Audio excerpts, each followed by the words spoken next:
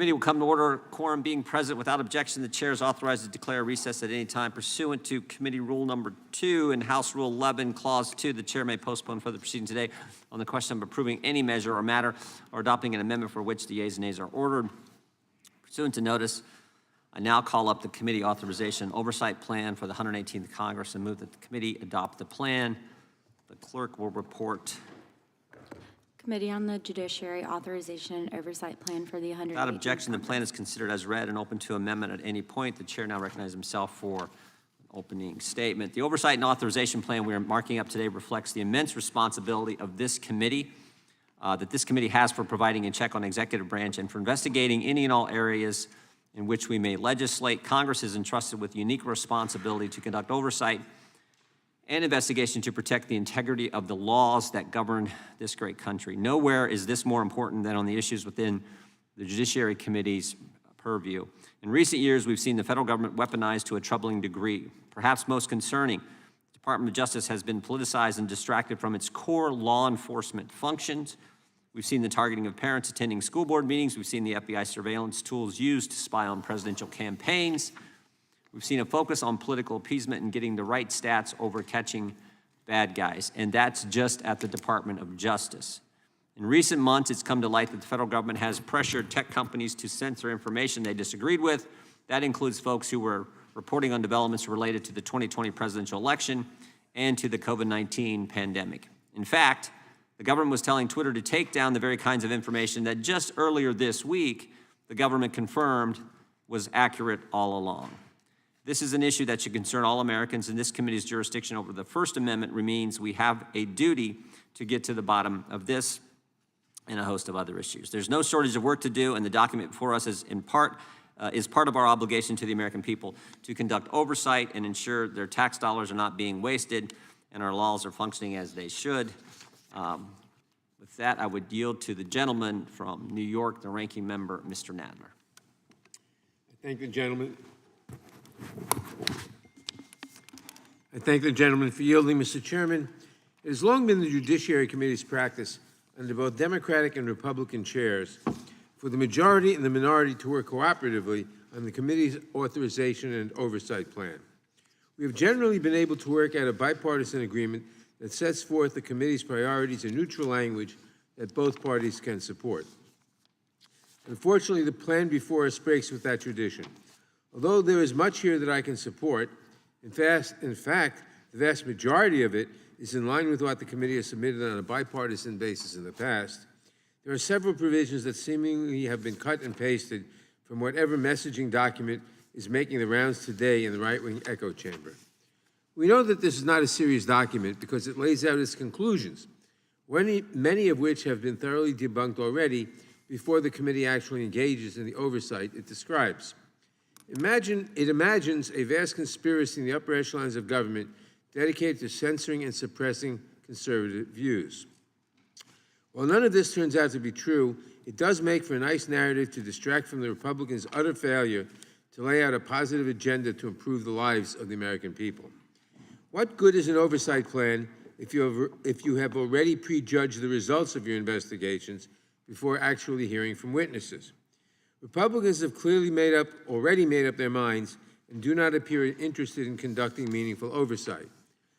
I would suggest that we could all save ourselves a lot of time, and the majority could save the $15 million in taxpayers' funds they say they need for their new select subcommittee on insurrection protection if they have already predetermined the outcome. Other than providing talking points for Fox News or Breitbart, several of the provisions contained in this document serve no useful purpose except perhaps for one, providing a window into the priorities of the extreme MAGA Republican majority. For example, in addition to leading the committee to chase various conspiracy theories, the oversight plan describes a thinly veiled effort to enact a nationwide ban on abortion and provides the framework for the majority's assault on regulations that protect the health and safety of Americans. It also traffics in widely debunked racist tropes that depict immigrants as violent and a burden on society, while laying the groundwork for a bill to shut down the asylum and refugee system, legislation that has already been called un-American and too extreme by members of the Republican caucus. Like so much of the Republican agenda, this is a document that is not ready for prime time.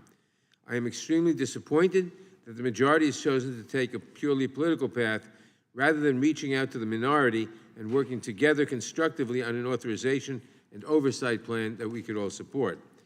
I consider this lack of consultation cooperation, which has been a hallmark of the new Republican majority so far, to be a wasted opportunity for this community, for this committee. In a moment, I will offer a substitute amendment that strips out the extraneous political talking points while preserving the many good and important items in which there is bipartisan agreement. If we adopt my amendment, I feel confident that Democrats will support the plan and our day will be short. I hope that the majority will reconsider its ill-advised approach and will join Democrats in the spirit of bipartisanship with which my amendment will be offered. Otherwise, I urge all members to oppose this plan, and I yield back the balance of my time. I thank the gentleman. The chair, without objection, all of their opening statements will be included in the record. Who seeks recognition? Mr. Chairman, I have an amendment at the desk. Gentleman from New York, ranking member is recognized. Reserve point of order. Mr. Chairman, don't have to distribute the amendment. The clerk will report the amendment. Mr. Chairman, reserve point of order. Gentleman from Louisiana reserves a point of order. The clerk will report the amendment. Amendment to the Committee on the Judiciary Authorization and Oversight Plan for the 118th Congress offered by Mr. Nadler of New York. Strike all after the title and date and insert the following. Without objection, the amendment will be considered as read. The gentleman is recognized to explain his amendment. Mr. Chairman, this amendment would restore the committee's long tradition of bipartisan cooperation and agreement with respect to the Authorization and Oversight Plan by stripping out certain provisions that are needlessly partisan and political, and by sticking to principles that we can all support. The vast majority of the underlying document lays out reasonable and worthy areas for the committee to explore. Whether or not we reach different conclusions, we should all begin from the same neutral starting point and see where our examinations lead based on the facts before us. There is no reason to use hyper-partisan rhetoric at the outset of the committee's work. If we want to lead even-handed investigations that do not prejudge the outcome, and if we want to maintain the credibility of this committee, we should join together behind one plan with bipartisan support. The underlying authorization and oversight plan is based largely on similar documents that have garnered bipartisan support in this committee previously. My amendment would simply strip out needless political rhetoric and return this document to the neutral language that we use to routinely pass on a bipartisan basis at the start of every Congress. If we adopt this amendment, I can expect that we conclude this markup in short order and move on to other pressing business. I hope that all members will support it, and I yield back the balance of my time. Gentleman yields back. Who seeks recognition on the amendment? Gentleman from Louisiana is recognized.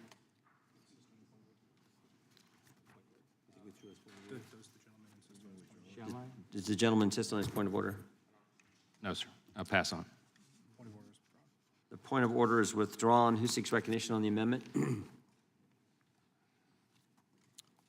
Look, I think we're going to stick with the amendment, with the oversight plan that the Republicans have put forward.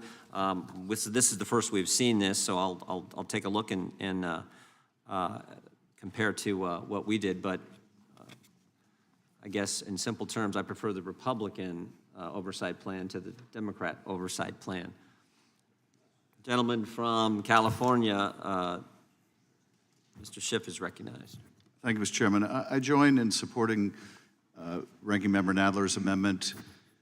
If we want to get the committee off to a good and nonpartisan start, the best way to do it is to agree on a set of rules that have been traditionally the rules of the committee, that don't seek to infuse a new set of rules with highly partisan and skewed provisions.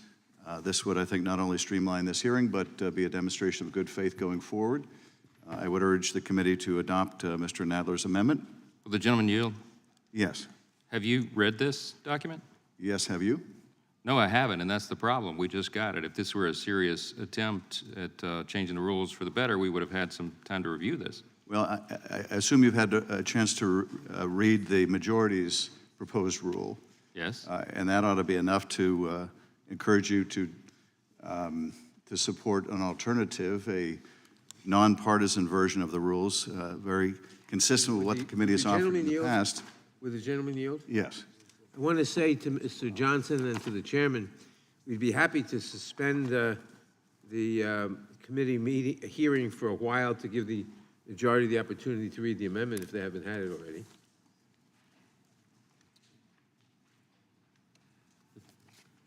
Would the gentleman yield? Sure. Well, I think it's Mr. Schiff's time.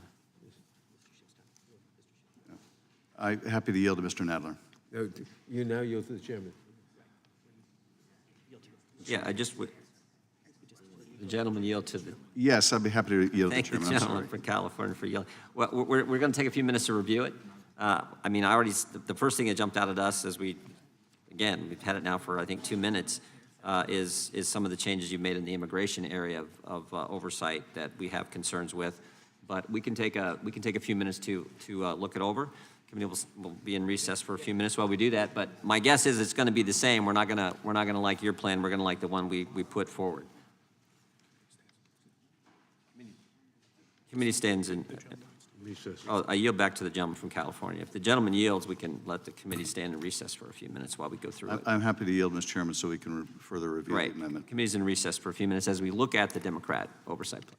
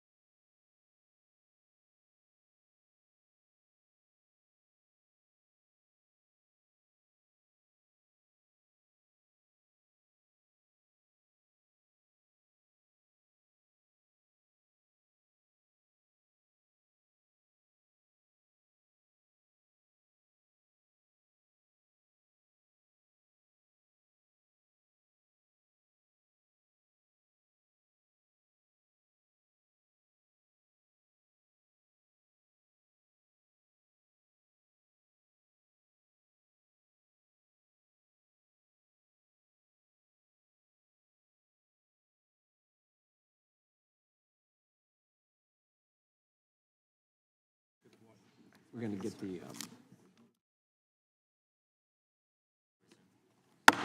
committee will come to order. We're getting every member a copy of the red line for the changes that the Democrats have in their amendment. My quick glance through it is there's no changes in Part 1. There are some changes in Part 2. I'll recognize the gentleman from California if he has additional remarks, and then we'll go to Mr. Johnson.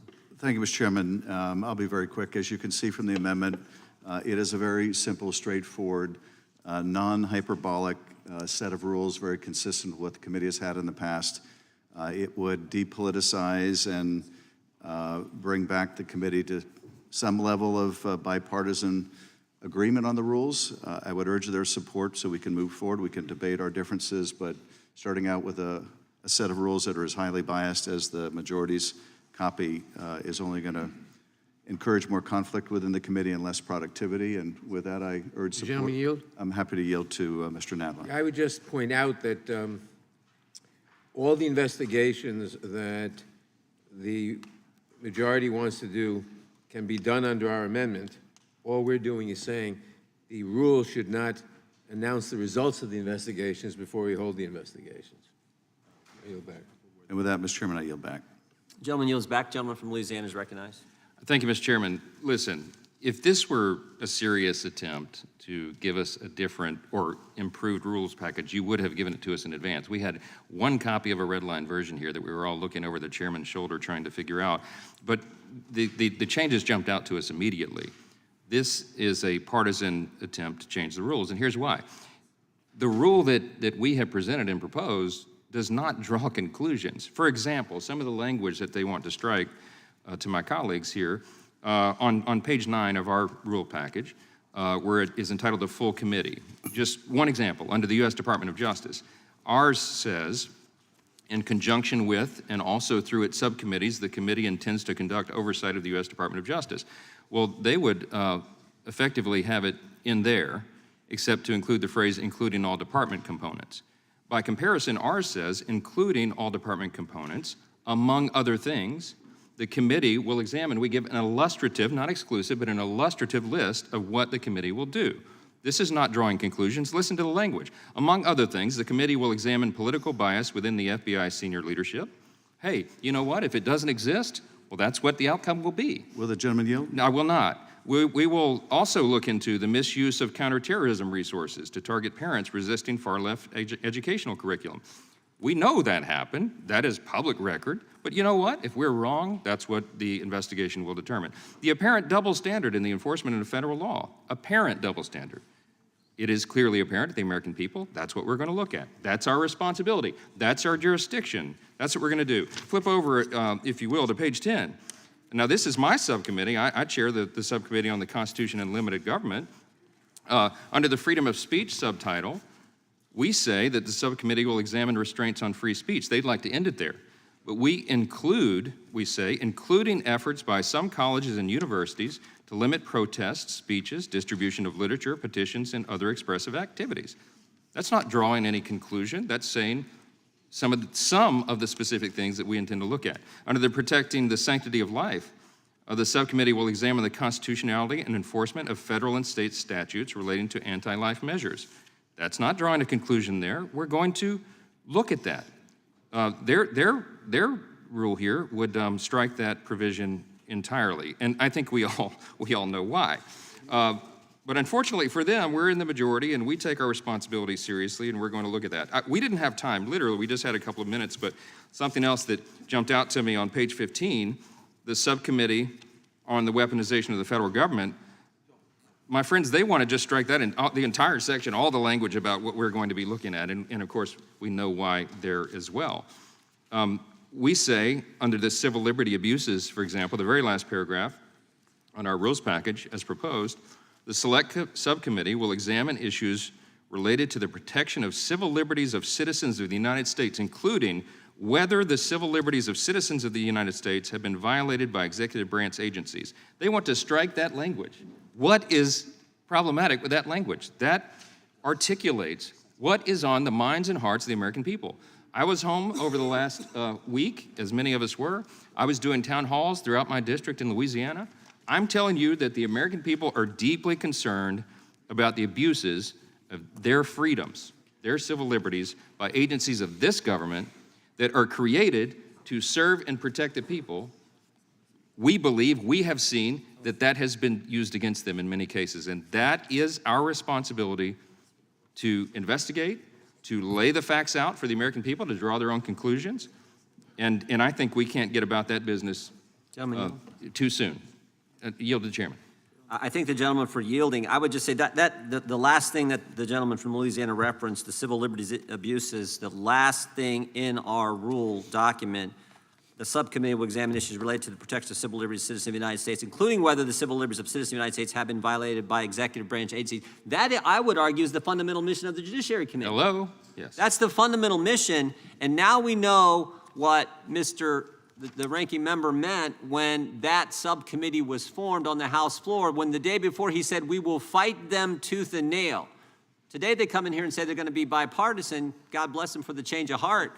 But it seems like it's still the tooth and nail attitude that we heard that day on the House floor from the ranking member. So I would argue that's the fundamental mission of the Judiciary Committee. Certainly we want to keep that language. And frankly, the other language that the gentleman from Louisiana pointed out in his fine comparison between their rule and our rule. With that, I yield back to the gentleman. And I have 2 seconds. So those are just a few examples. We could do this for a long, long time, but I think it's apparent, and I think it is my colleagues, that we should keep the original rules package. I yield back. Who seeks recognition on the amendment? I move to strike the last word. Gentlelady from Pennsylvania is recognized. Thank you. You know, I think, like Mr. Johnson, I spent the last couple weeks at home with my constituents, having town halls and hearing from them, and overwhelmingly what I hear is they are tired of the toxic partisanship in DC, and they would like people to work together. We first learned of this outline that we're talking about today on Friday via press release, so obviously we've been going over it since then. As I understand it, the amendment offered by the ranking member is in line with the process that's been historically used in this committee. Someone referred to it earlier as the Sensenbrenner process, where the committee staff, committee members got together and worked out a bipartisan oversight process. Instead, what we received via press release on Friday is, yet another press release pushing a very partisan agenda and not allowing for this committee or Congress as a whole to explore these issues in a bipartisan way, to hear the other side, to move back, to step back from politics by Twitter and outrage. So I would urge that we pass the ranking member's proposed amendment, and I yield back. Thank you. The only lady yields back. The gentleman from Arizona, Mr. Biggs, is recognized. Thank you, Mr. Chairman. In reviewing the ranking member's proposed, basically, destruction of the rules and so-called offering a new bipartisan, I just got tickled. I just think it's humorous. When I hear the ranking member talk about this, we need to stop this partisanship, and I heard the gentleman from California, oh my goodness, let's get back to bipartisanship. Never heard that before from those two chaps. And then to hear this thing here, tired of toxic environment from the gentlelady. Who in the heck created that toxic environment? It was the majority that had control of this committee. The ranking member who had control of this committee. Yeah, that's who created the toxic environment. I also find it ironic when I look at the crime subcommittee. It's just amazing sometimes how fate will play this game on y'all. I literally, right as I sat down here, got a message from my former chief of staff, who's now working on the Senate side in the private sector, working a lot with the Senate, and she was relaying to me the attempted carjacking she was a victim of just last Thursday. And I think, wow. And you want to take out the line in the rising crime in urban areas. Everything else that you have on the crime subcommittee looks like it's the same. Really haven't had a chance to explore it enough to get there, but it looks like it's the same. But you want to remove the portion that says, we'll examine the causes of rising crime in urban areas. We're in an urban area. My former chief was just accosted. We were grateful that her child wasn't in that car when the carjacking was attempted last week. So I look at this and I say, your real beef probably is with that where you went through and you took out all of the purpose of the subcommittee on the weaponization of the federal government. You don't like that. Okay, fine. But you should like it. If this was bipartisan, you should be concerned that the federal government is being weaponized. And you should be joining us in that. Would you yield? I'm going to tell you again, I think it's ironic that some of the most partisan members of your side have the audacity and chutzpah to say, let's be bipartisan, let's hold hands, let's get together. That I'll yield to the gentleman from Louisiana, Mr. Johnson. Thank you. I just want to point out, I mean, I know why that on page 14 they want to strike the entire paragraph regarding rising crime in urban areas. That is our jurisdiction. That's what this committee is supposed to do. And they're suggesting by the deletion of that paragraph that apparently that's not a problem. Here's some statistics from this morning. Since February 2022, in the last year, DC crime stats, where we all walk around and where staff members are being held up by gunpoint in the last 24 hours, sexual abuse is up 123%, carjacking's up 111%, property crime up 32%, and homicide rose by 40% in 1 year. 9 cities reached record homicide rates in 2022 as staffing shortages plagued police departments, says the Fox News headline. And that's just not Fox News, of course, that's all media outlets that are covering objective facts. If we don't review the objective facts here, no one will. And that's why they don't want it to be in the rules. They don't want us to talk about it. But my friends, whether you like it or not, that's our job, and we are going to talk about it. I yield back. Yeah, thank you. And I thank the gentleman for pointing out the data, because as we begin to look at the data, we're going to find, I suspect, they don't want us to come to any pre-conclusions, and so I won't, but I'll just look at the data and the facts. The most dangerous cities in America are governed by Democrats. And so if you were going to strike something out so you would not have to take ownership of your own failed policies, that's the very line you'd strike out. Odd, isn't it? With that, Mr. Chairman, I'll yield back. Gentleman yields back. The gentleman from Tennessee is recognized. Mr. Cohen. Thank you, Mr. Chair. Firstly, I'd like to say that I don't know why Mr. Nadler suggested striking that particular provision. There is high crime in urban areas, and we need to study it. There's high crime in Memphis. We need to study it. But it's not failed Democratic policies. It's problems that exist in America. But it shouldn't just include urban areas, because rural areas have high crime too. A lot of drug crime. Meth started in the rural areas and is out there. We need to give rural areas as much interest as we give urban areas in fighting against crime. To suggest that there's not high crime in the rural areas is wrong. It's there too. It's in urban areas and rural areas. We don't need to defund anybody. We need to have more police, and we need to protect them, and we need to protect our citizens. So I'm all on that.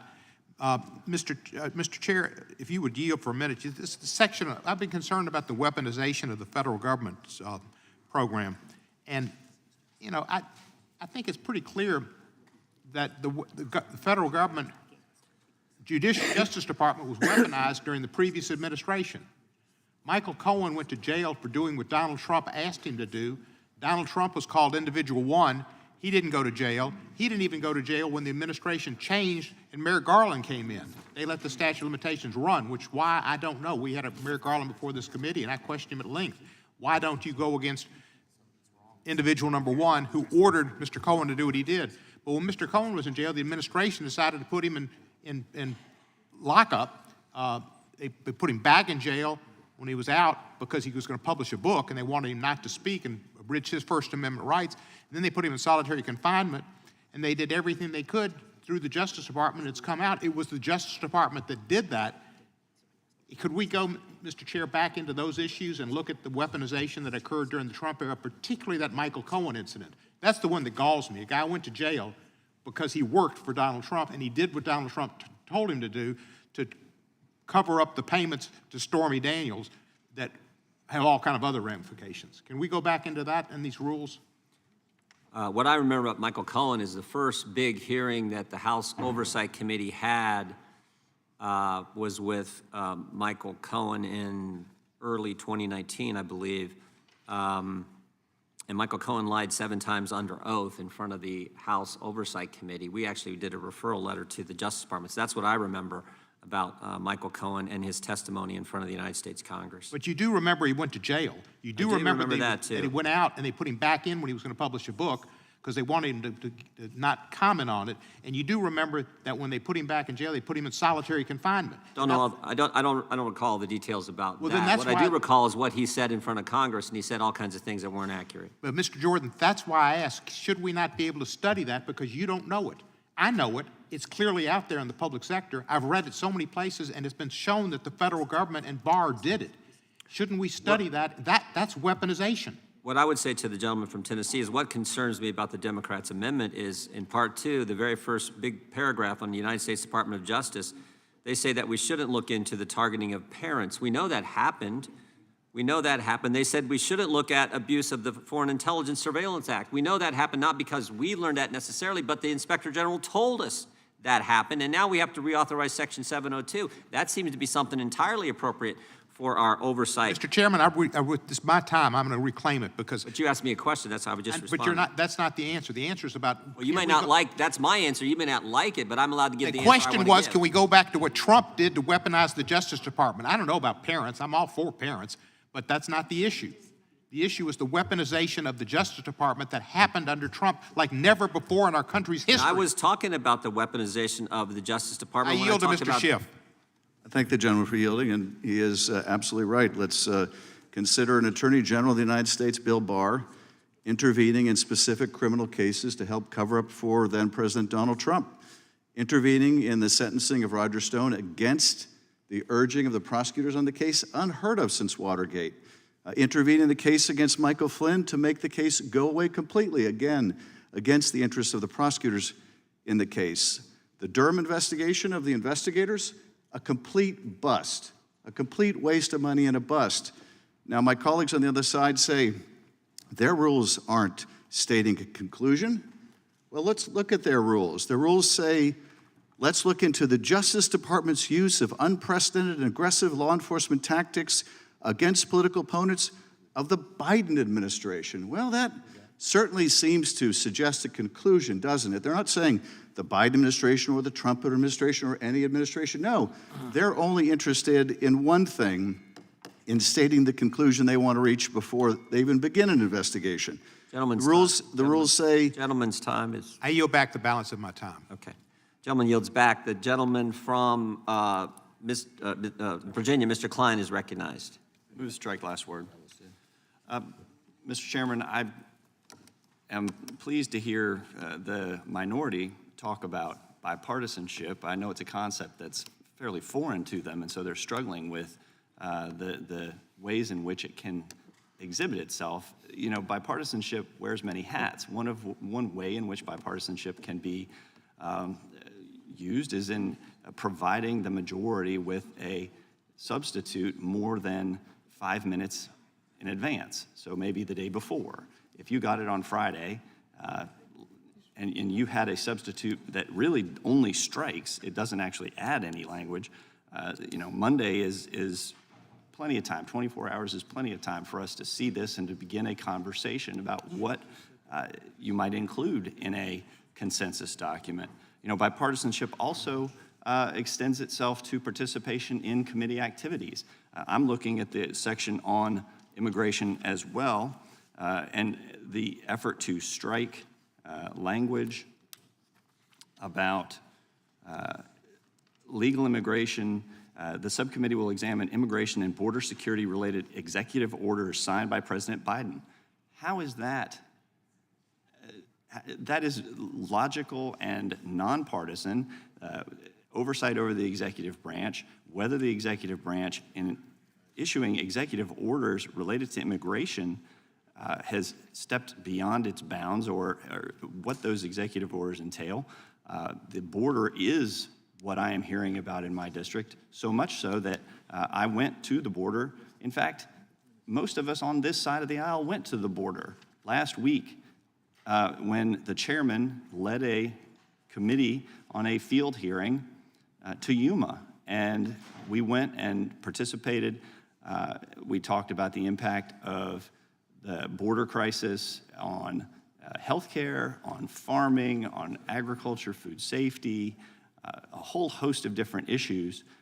We sure would have loved for that to have been bipartisan. But you know what? It wasn't, because not a single member of the minority chose to participate in this field hearing. That would have been bipartisanship in practice. Providing us with this document ahead of this hearing today, or this markup today, would have been bipartisanship in practice. Let's go beyond just talking about bipartisanship and actually putting it into practice. I yield back. Gentleman yields back. The gentlelady from Texas is recognized, Ms. Jackson Lee. I thank the chairman very much. Just to my good friend who just spoke, I was at the border 2 days, I think, before the delegation went. I was at Brownsville and unfortunately was dealing with Ukrainians and Russians at the OSCE when you proceeded to have that hearing. I'm sure many other members had the same conflicts. There's always a commitment for bipartisanship on important issues, and I hope that we'll have another opportunity to do so, where our hearings will be focused in a bipartisan manner in looking at how we can be bipartisan in real comprehensive immigration reform that I have introduced now for almost 3 decades. Maybe we'll have that opportunity. But I rise now to support the Nadler Amendment and really question the necessity of the stark changes that have been made by my friends on the other side of the aisle, because the Nadler Amendment is the oversight plan that did not stifle former Chairman Sensenbrenner. It did not stifle former Chairman Goodlatte. It frankly was an embracing document that gave us all the tools that we actually needed. In fact, in that document, there is a language about reducing crime. And it doesn't highlight urban or rural. It says crime, which would mean crime in America. My colleague from Tennessee is correct. Crime in America is systemic in many instances, and it is also the fruit of symptoms of poverty, discrimination, isolation, mental health, and there are many issues that if we look broadly at, we could actually confront in a bipartisan manner. I don't see in my friend's oversight document specific language that says abuses of power by the Trump administration. And the list and litany is enormous. I mean, it is unceasing. And it's even unceasing now in the aftermath of the administration's ending. The discoveries of abuse of power are just beyond even comprehension. I would also say that it doesn't look like my friends have any sort of heightened emphasis on domestic terrorism. And whatever you may say, I have not seen any refuting of the testimony on many occasions of Director Wray about domestic terrorism as the major threat of terrorism in this country. I, for one, see it starkly against communities that I represent, which will include the families in Buffalo, who we saw just a few weeks ago in utter pain at the trial of the perpetrator, Mother Emanuel, El Paso, with respect to the Walmart horrible situation against Hispanics, Asian Pacific threats that are going on. Members of the Democratic caucus who happen to be Asian Pacific have received horrible threats over these last couple of years, anti-Semitism. And so I'm asking, why do we have in this document, and not accept the Nadler substitute, where you're suggesting politicized enforcement of voting laws. I can't even get you to join me on the John Robert Lewis voting enhancement law that would simply put back in place the protection of every American's right to vote. But yet I have to be under the oppressive language of politicized enforcement of voting laws when I lived through the era of Dr. King being assassinated, the civil rights soldiers on the battlefield, if you will, Viola Luiso, the 3 Mississippi boys, the 4 girls in Birmingham, of which we're going to honor this weekend, all being killed in the name of voting rights. But yet I'm going to be subjected to this, and I'm going to be subjected to, you have to understand, the language that says that the FBI is biased is already a statement of fact from your perspective that we're looking not at the FBI and its procedures, but we're looking at it because it is biased. Why not have a document that Mr. Nadler has offered where we can look at all aspects of the FBI protocol, its structure of leadership, its structure of hiring, its policies, but yet we already put in here, don't even worry about having any thought. Let's make sure we know that they're biased, and let's make sure that there's a misuse of counterterrorism resources when communities like mine are subjected to the terrors of domestic, of white supremacy and all kinds of bias against groups that are different. If we had Mr. Nadler's amendment, we could fairly look at all of your issues, and we could take my issues, or when I say my issues, global issues, Mr. Chairman Jordan, and we could all be happy doing the job of this committee. So with that, I support the Nadler amendment, and with my words, I'm sure that Chairman Jordan will pull down this present construct and support the Nadler amendment as well. Thank you. You were that Chairman convincing. Jordan. You were that convincing, huh? The gentleman from California, Mr. McClintock, is recognized. Thank you, Mr. Chairman. The Democrats want to restore the status quo to this committee, they say.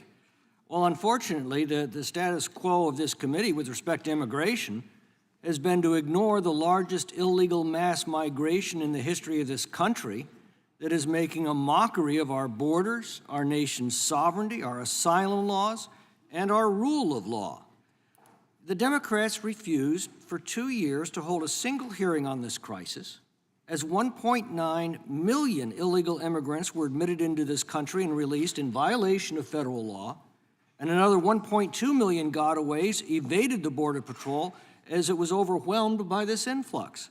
This is an illegal population admitted to this country larger than the entire population of Arkansas in just 25 months. The impact on our schools, our public hospitals, our homeless shelters, our social safety net, working Americans' wages, and the safety of our communities is incalculable.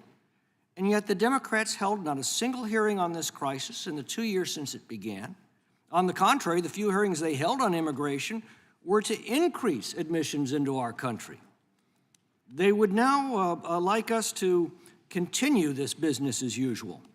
Last week, as Mr. Klein pointed out, not a single Democrat bothered to show up at the hearing in Yuma to hear the heartfelt concerns of the Americans who are living with this crisis day in and day out. To the Democrats, these cries simply fall on deaf ears. The New York Times, which is hardly a conservative bastion, just ran a devastating and heartbreaking piece on the indentured servitude imposed on unaccompanied alien children as we drop them off with a so-called sponsor, more than 90% of whom are not even their parents, and then we abandon them. And the HHS Secretary's only concern is that we aren't doing it faster?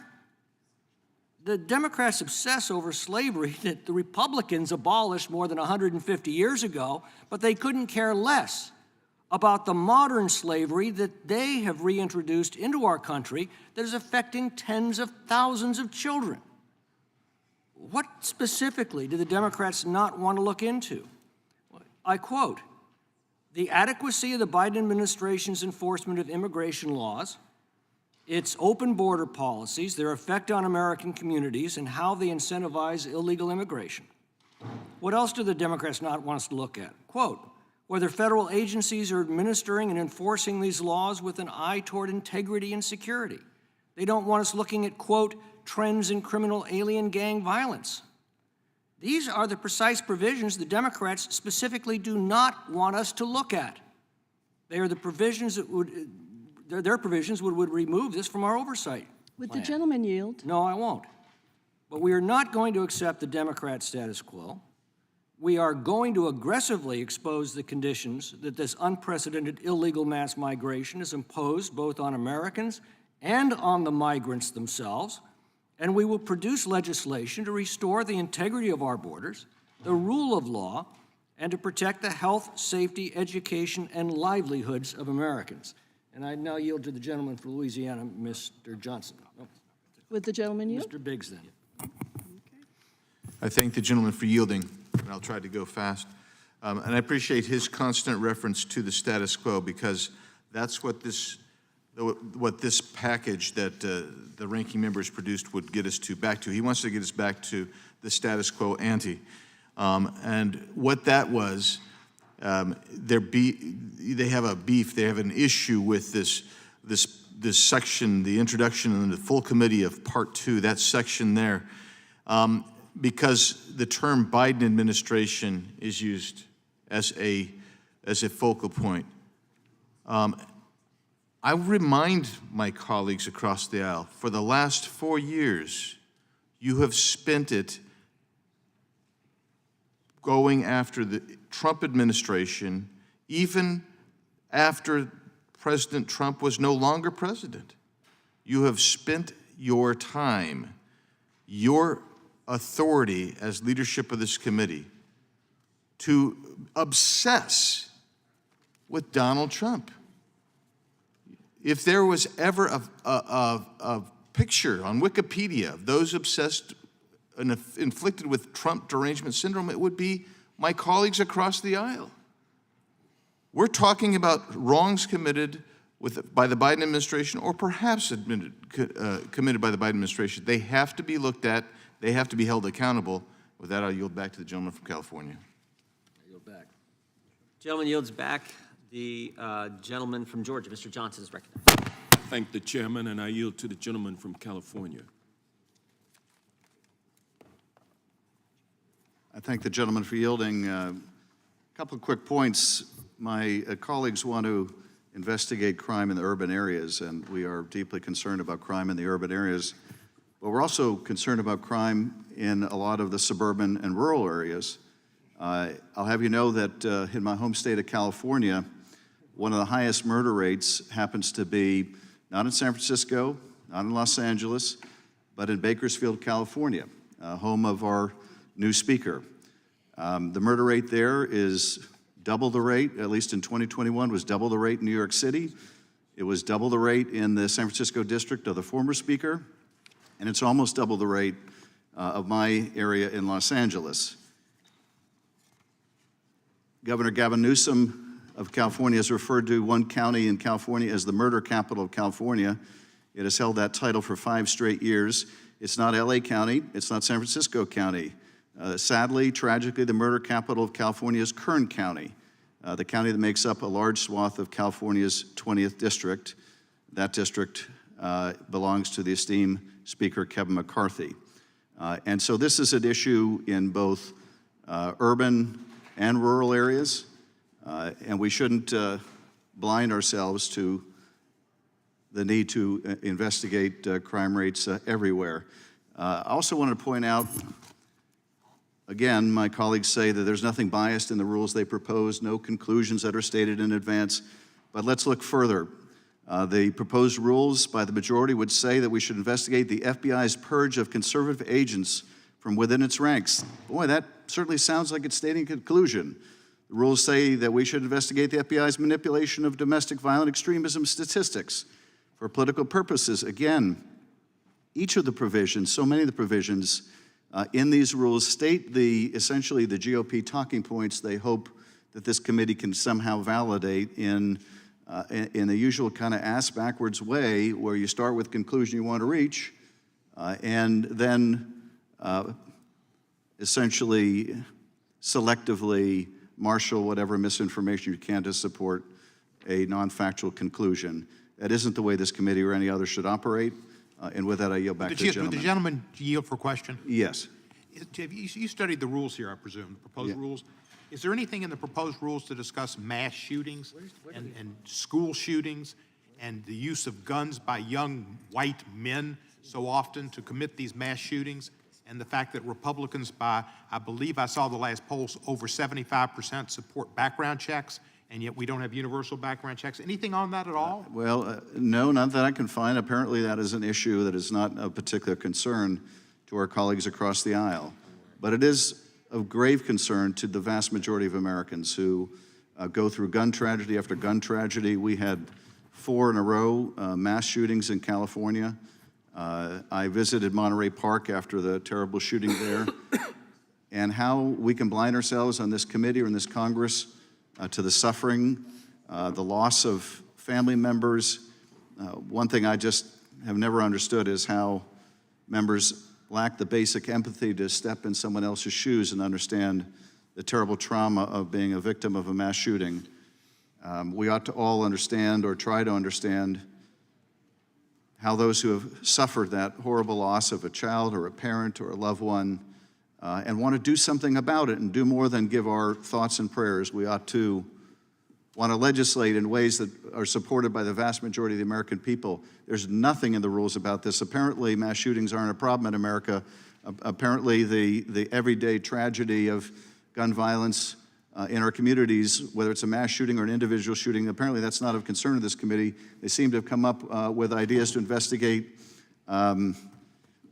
conspiracy theories, but the reality of gun violence is not of interest. I yield back. Let me ask you another question, if you yield. Is there anything in here about Article 14 to the constitutional amendment that talks about insurrectionists, people who took an oath to support the United States government, and all enemies, foreign and domestic, and who violate that, not to be able to allow to be hold office again? Well, I don't see much interest in my colleagues across the aisle in understanding how close we came to losing our democracy, how massive numbers of people attacked this building, sent us running to a safe place, exposed police officers to extraordinary brutality that resulted in the loss of several lives. There doesn't seem to be much interest in efforts to overturn the election, interference with the peaceful transfer of the power for the first time in our history. Gentlemen. And I yield back. Gentleman yields back. The gentlelady from Florida, Ms. Lee, is recognized. Thank you, Mr. Chairman. Move to strike the last word.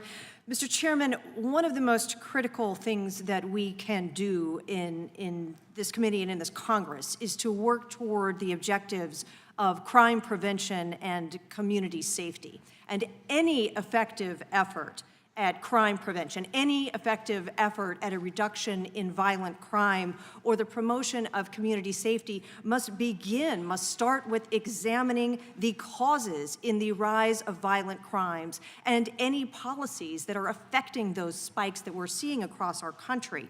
The amendment that we see here today would specifically remove this language to examine the cause of rising crime in urban areas. And if we do not first undertake that analysis, we would be missing one of the most important parts of informing what those policies should be and what we can be doing to actually make a difference in keeping our communities safe. So in order for us to conduct a thoughtful and thorough review, a thorough look at the causes of increases in violent crimes in urban areas that we're seeing, this very alarming increase in rates that we want to address and we want to get to the bottom of.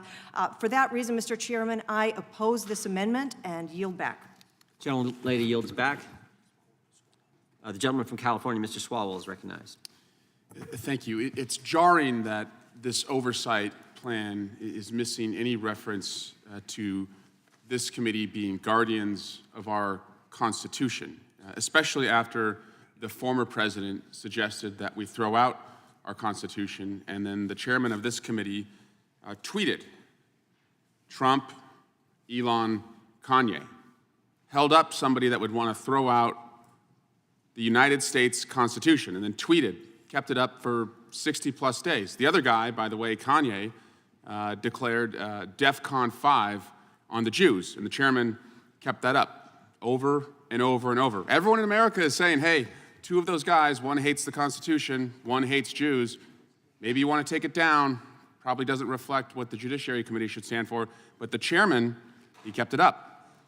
So I guess it shouldn't be so jarring that this oversight plan does not include anything about being guardians of the Constitution, as this great country is on life support. Democracy in America today is on life support. It barely survived the last midterm election. Almost every election denier lost in a statewide race, but it's still on life support. A little shocked that nothing in this oversight plan addresses much of the solutions around crime, which would mean increasing the funding for community policing programs. In the last Congress, we did that. In the CARES Act, in other pro-law enforcement pieces of legislation, we increased funding for law enforcement. Almost every single person on the other side voted to defund the police. One of their colleagues sold campaign merchandise that said defund the FBI. I'd like it if the other side once in a while stood up for those in law enforcement. Whenever those in law enforcement go to the border and seize fentanyl, we should hold them up as heroes.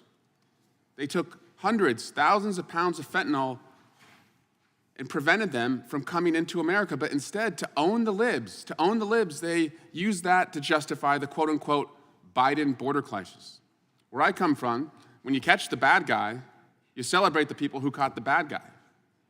When George Bush and the FBI and local law enforcement stopped terrorist attacks in America, we didn't say, that was George Bush's terrorist crisis. No, we said, we caught the bad guys, but they can't do that. It's just anything to own Biden, to own the Democrats. And I'm sorry if we don't just rubber stamp this oversight plan, but there's a trust deficit here. And it's not a reflex, it's a response. There's a trust deficit here. And one of the very first committees, the very first committee hearing of this Congress, Mr. Gates, after we had all agreed on what the committee's plan was going to be, it was going to be voice voted, everyone agreed, Mr. Gates wanted to offer an amendment to say the Pledge of Allegiance. That's great. Every single person on our side supported that. Now, I don't think he really genuinely cares about saying the Pledge of Allegiance, but he wanted to do it, again, to own the libs and to see if we would vote against it. We didn't. But who did he bring in here to say the Pledge of Allegiance? Who did he parade in here in a uniform? Somebody that he met at a gun club, he said, locally. Okay. Mr. Cicilline had the crazy idea that maybe we should vet the people who come in here, make sure they're not insurrectionists. Mr. McClintock, I am not kidding you. Mr. McClintock said, well, it's not like we're going to invite somebody who committed murder. No, he literally said that. It's not like we're going to invite somebody who committed murder. Okay, well, who did Mr. Gates bring? He brought Corey Beekman. Corey Beekman, in 2019, was in a standoff with the Michigan police after he was arrested and charged with murder, assault with intent to commit murder, and 2 counts of felony firearm possession. The family of the victims said Mr. Gates doing that, it was like getting a dagger stuck in our heart again. We were infuriated when we first saw it. I was disgusted with the whole thing. That's why there's a trust deficit here. You pull off a public stunt to try and own the libs, and what you did was you brought in a guy who allegedly shot 2 people and killed one of them. That's where the trust deficit is. So you can play your games, conduct your stunts. We're here to get shit done. And I yield back. Gentleman yields back. The gentleman from New Jersey, Mr. Van Drew, is recognized. Thank you, Mr. Chairman. First of all, to discuss what Mr. Swallow was saying, let's really go back to what actually did happen. There was a discussion of whether we would have a Pledge of Allegiance to the flag before we began the committee meeting. And it also, we should take note, in the previous committee, 2 years before, they voted it down. They didn't want to have the Pledge of Allegiance. This time, it would have been embarrassing if they voted it or tried to vote it down again because we had the numbers. It was that simple. It was unbelievable. I don't know how we ever even got into a discussion or an argument about it, but guess what? Most Americans, most legislators, most good people think you should stand up, put your hand on your heart, and pledge to the flag, and that's what you were arguing about. Second, if you want to speak about what's going on at the border and and how many people have been arrested or not arrested, Republicans have always honored the individuals who service the Border Patrol, us on the Border Patrol. They do not honor, quite frankly, what most of the Democrats believe in, which is catch and release. So you catch somebody and then you release them. That's not catching them. That's not making it safer. And the fact that there were a lot of gotaways. Now, you remember, Mr. Swalwell, oh, that's right. You guys didn't go at all to the committee hearing, not one person, I forgot. You weren't there. We were there out to midnight just looking at what was going on. We saw the cartel, we saw what was the kind of activities that are occurring and the problems we have. You know what Americans wanted? We all talked, we went back home. Americans want to hear what we are going to do about crime in the cities and elsewhere. You know what Americans want to hear? They want to know about weaponizing of the FBI and other agencies. You know what Americans want to hear? They want to know where our freedoms are, that parents cannot be involved with their students and what they're learning and are learning things that are quite reprehensible and most parents do not want, but they were punished for getting involved, again, by these agencies. Would the gentleman yield? If you want to, I just want to, no, I will not yield. I want to finish this up. This is a point of order. We didn't say the Pledge of Allegiance today. If you want to do it, we should do it because that's what you guys are. And at some point, I'm sure that we will. But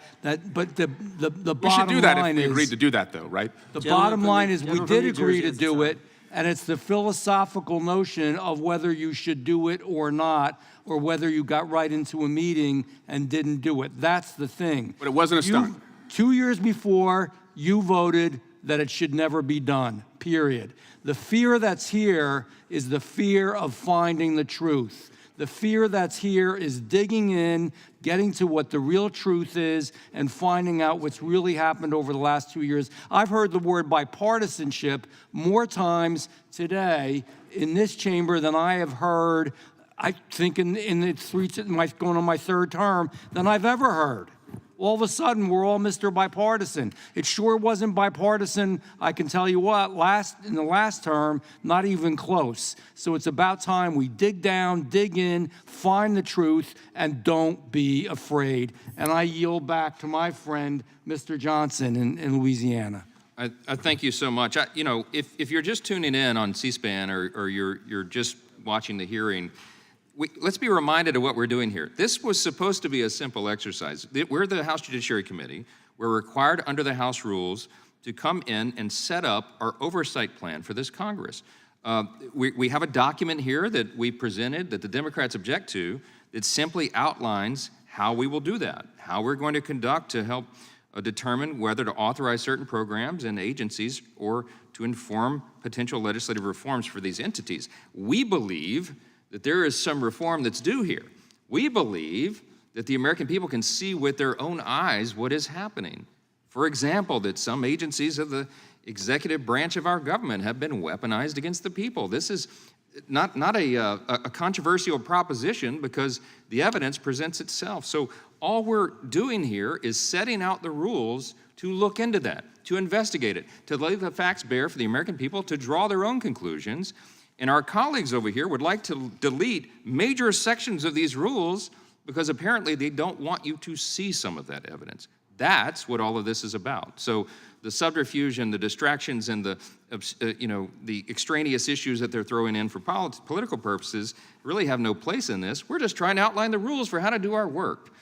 I wish I had more time to expound upon that, but I'm out. I yield back.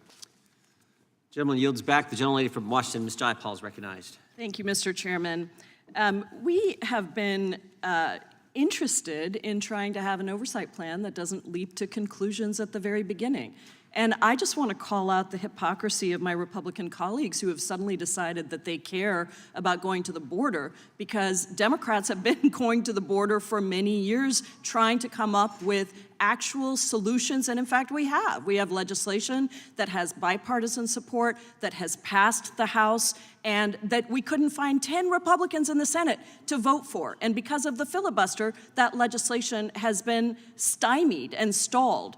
But I want to be clear that the reason that we are taking exception with this plan that Republicans have put forward is because it is extremely biased. It is not about finding the truth at all, because this is not one president president's, quote, border crisis. This is a result of Republicans refusing to come up with a legal, humane immigration system that actually works for our constituents. And you know why you guys were out there in Yuma until midnight? Because you were looking for people that crossed illegally. But guess what? According to this news report, let me read you the headline.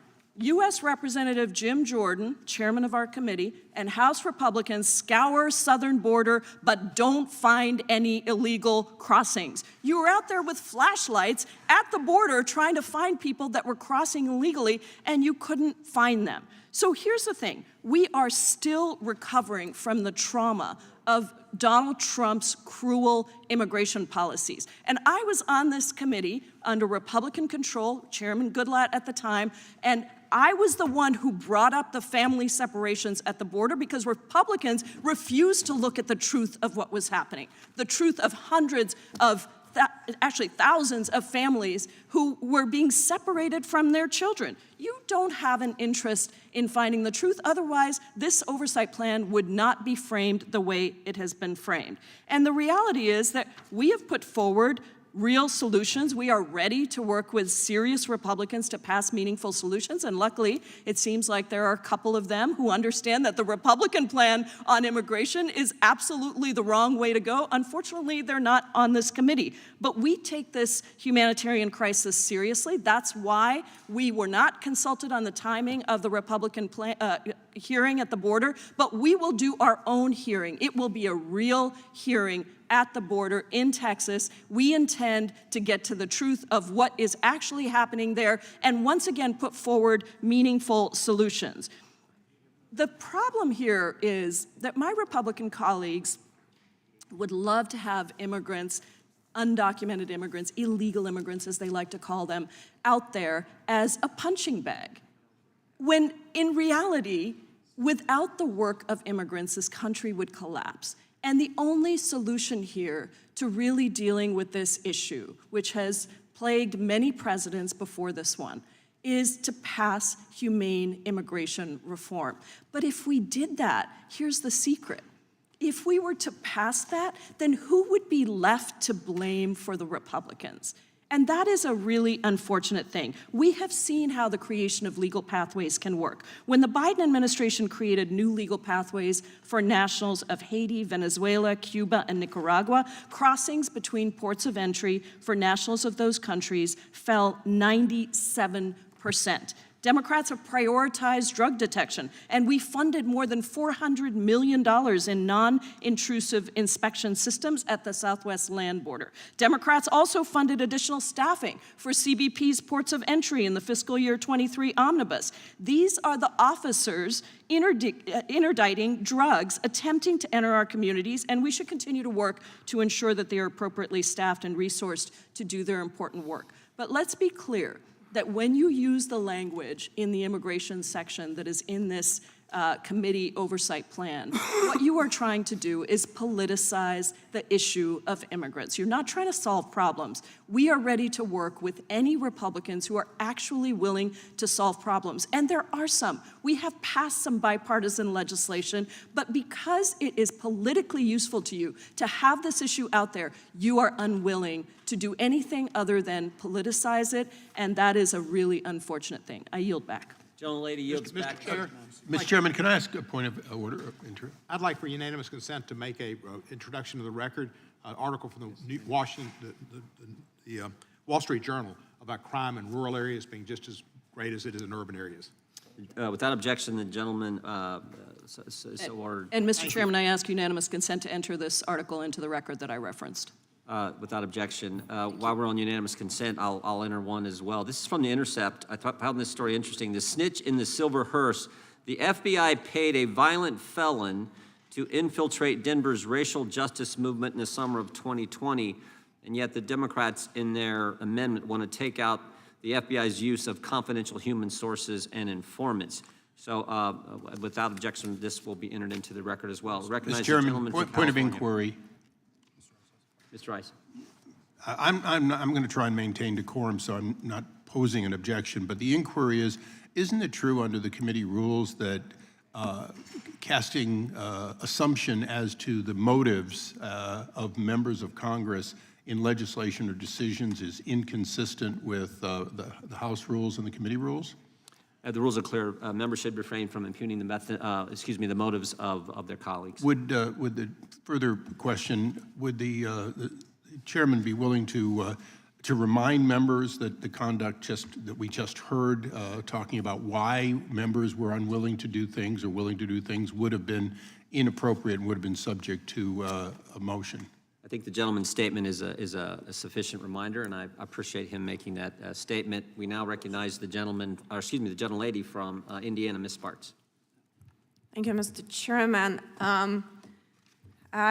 It's unfortunate that we cannot have consensus on the issues of immigration and border security.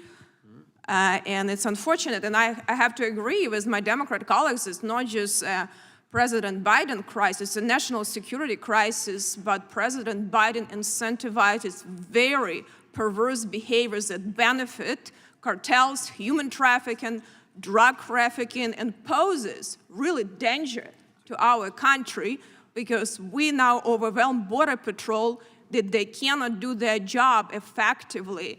And I think that should be something that we should be dealing, but I don't see any desire, unfortunately, on the other side to work on this, and it's very sad for me to see that because we do want to have good legal immigration system, and now it's really much easier to immigrate to this country legally.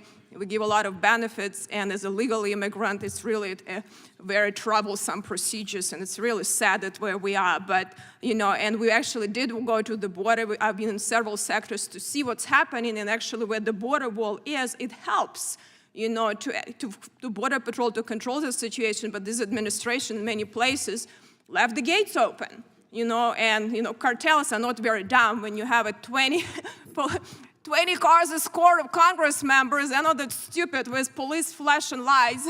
They're going to wait until we leave and then try to cross the border. But that's beyond that discussion. But I wanted to bring up attention to one of the issues, and which is really unfortunate that we cannot talk about too, and it was deleted in this proposed amendments. It's related to Subcommittee Administrative State Regulatory Reform and Antitrust, the issues of settlement procedures and student settle procedures where, you know, a lot of activist agencies and groups have these friendly lawsuits, and then they settle these suits, circumvent the public rulemaking process. They also pay special interest group, you know, big sums of money, billions of dollars, you know, and special interest group priorities are above the public interest. It's really causing taxpayers a lot of money, undermines Administrative Procedures Act, and really is unconstitutional. We shouldn't just have an oversight. Senator Grassley and I introduced bill last Congress and sent letter to President Biden. It's unacceptable. We are legislative branch, and we're the only branch should be able to put laws on the books. We cannot have these fake procedures and to circumvent all existing procedures, pay a ton of money, and then put laws on the books. I mean, the public is hurt by doing that, not just financially, but bad laws can get on the book like that. So I think this is a very serious situation. I hope we're not just going to do oversight of that, but actually look how we can pass legislation so these loopholes are going to be closed in our code, because we have so much broad authority. We give so much, you know, jurisdiction to executive branch and don't do oversight effectively. We cannot even pass normal budget, and they just send stupid letters, and they send us back responses, and sometimes don't even send responses on some serious issues. So I think we have to figure out how we come together and have less politics. Unfortunately, I don't think it's happening right now, but I do hope there are a few issues, including border security, that maybe we can come together as Republicans and Democrats, because it's humanitarian crisis. These people being used as pawns, and a lot of bad people are benefiting from them, but it is also national security crisis, and it's a very serious situation.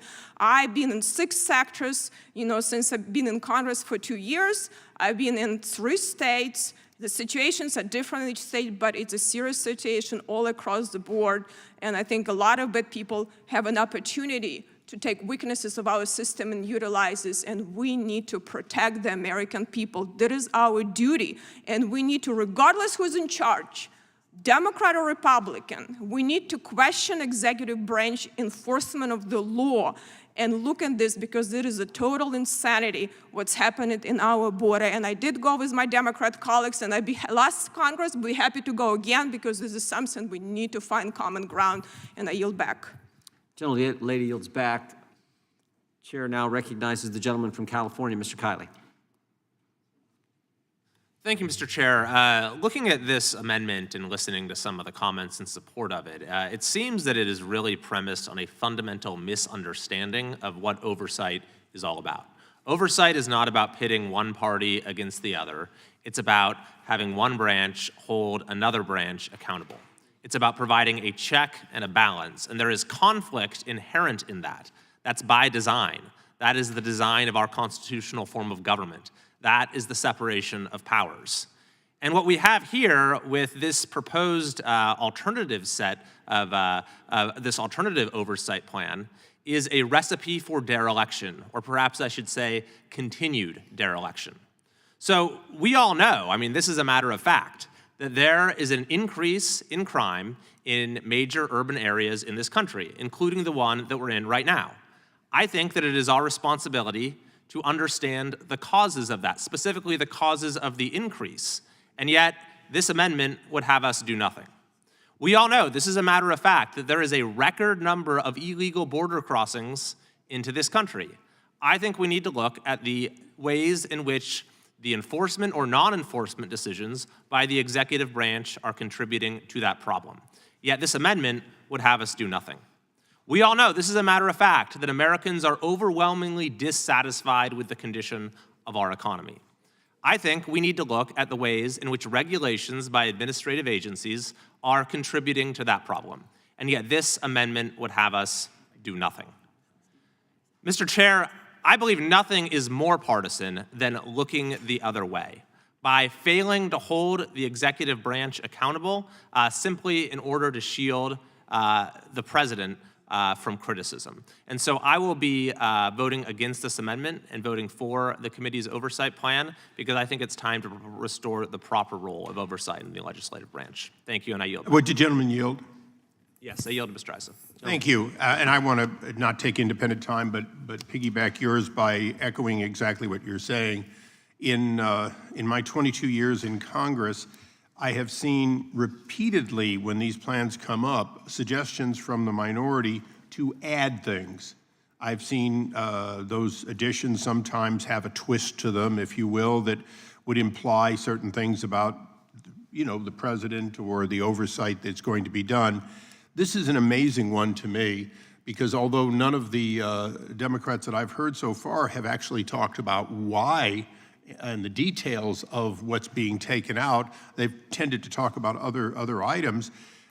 It would be interesting to find out in a broad strokes, and I think the gentleman is absolutely right, why is it that we would want less of anything to be there? After all, this committee's jurisdiction, if there were no plan, starts off with everything and lots more. Everything related to the Department of Justice, everything related to the FBI, everything related to a host of other agencies that come under our jurisdiction. But I do have one question for my colleagues, and I hope it's not completely rhetorical, and that is, isn't there something we left off that you're interested in? Isn't there some part of oversight that you do want to do? I'm not saying that the chairman would automatically support it, but I certainly think that when looking at our plan, the amazing thing to me is after 22 years of being here, it's the first time I've seen the minority not interested in oversight in something that we might, in fact, have missed. So I think the gentleman's exactly right. We're not hearing why they would remove things that are completely valid, even if they're not interested in them. But I would add to that that it's shocking that they can find no areas of interest when in the last Congress, when they were in the majority, they had a great deal of interest and had a broad jurisdictional oversight plan. So it's the gentleman's time. I'd yield back to the gentleman. Would the gentleman yield? Yes, I yield. I appreciate the gentleman yielding. I just wanted to add one thing. I commend the chairman for setting up this committee and this plan for oversight. I think it's really important to note that there are $500 billion of programs that are unauthorized in the federal government. And we should take action to authorize those programs when it's effective, to root out waste, fraud, and abuse when we can find it. And we do that with oversight, and we do that agency by agency, and not just pass appropriations bills that waive the rule against unauthorized programs. And with that, I yield back. Gentleman yields back. Well said. The question occurs on the amendment offered by the gentleman from New York. All those in favor say aye. Those Aye. A or aye, excuse me. Those opposed say no. No. In the opinion of the chair, the noes have it, and the amendment is not agreed to. Mr. Chairman, I have an amendment at the desk. Mr. Chairman, ask for a recorded vote. We'll do the recorded vote, then we'll take up the next amendment. The clerk will call the roll on Mr. Nadler's amendment. Mr. Jordan? No. Mr. Jordan votes no. Mr. Issa? No. Mr. Issa votes no. Mr. Buck? No. Mr. Buck votes no. Mr. Gates? Mr. Johnson of Louisiana? Mr. Biggs? I'm gonna start doing it this way. Mr. McClintock? Saying yes or no. Mr. McClintock votes no. Mr. Tiffany? Mr. Tiffany votes no. Mr. Massey? Mr. Roy?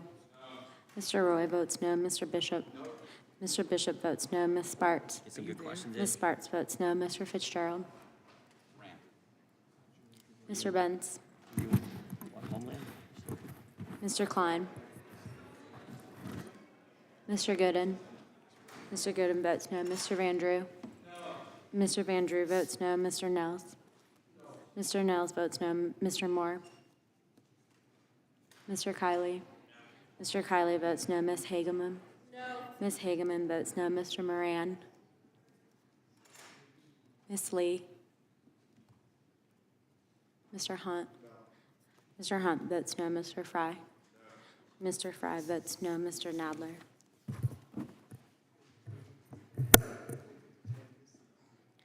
Ms. Lofgren?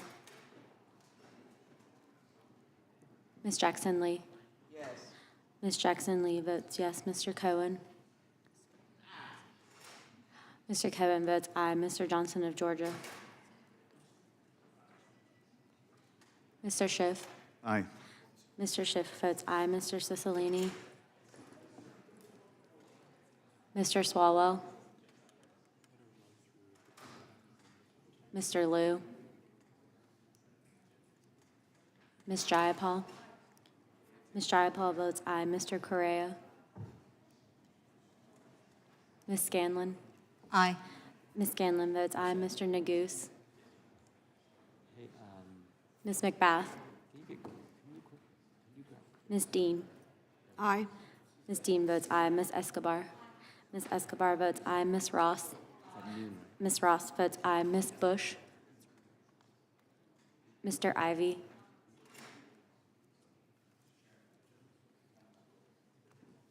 How Mr. was Klein? gentleman from Virginia recorded, Mr. Klein? Mr. Klein, you're not recorded. Ranking member, how's the ranking Mr. member? Klein votes no. Mr. Nadler votes aye. Gentleman from Arizona, Mr. Biggs? Mr. Biggs, you're not recorded. Mr. Biggs votes no. Gentleman from Louisiana, Mr. Johnson?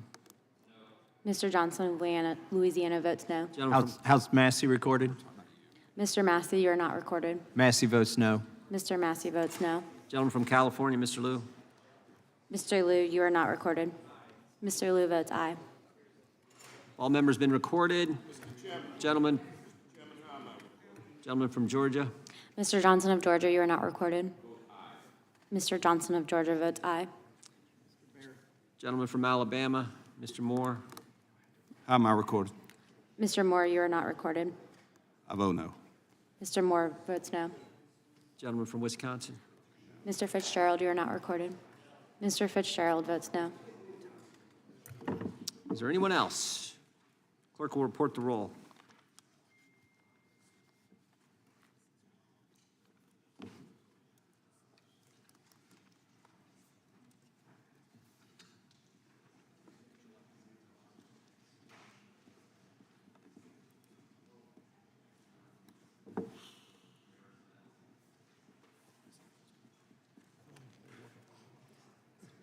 Mr. Chairman, there are 11 ayes and 21 noes.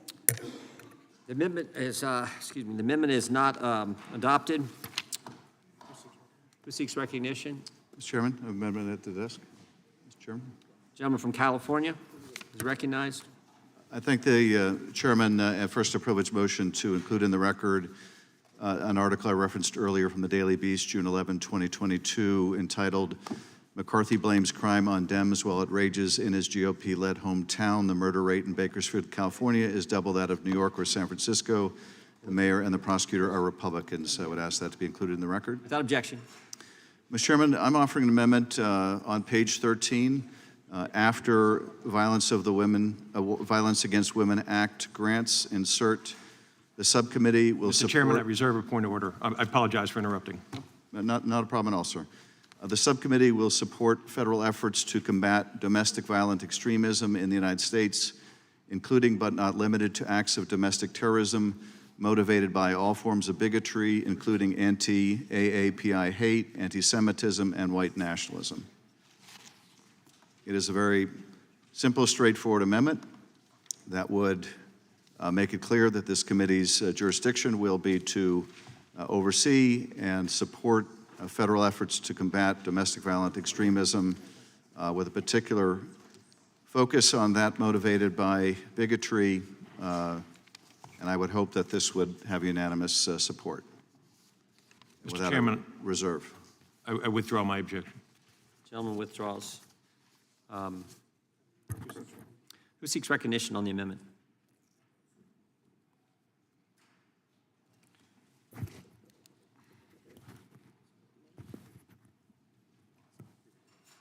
Mr. Chairman, Gentleman from North Carolina, Mr. Bishop, is recognized. I'm only having an opportunity to read it right here, but I don't really understand, first of all, how it is germane to an oversight plan. Is that what we're still on? Yep. I mean, I've been out of the committee. I had to run to another one, but I'm back.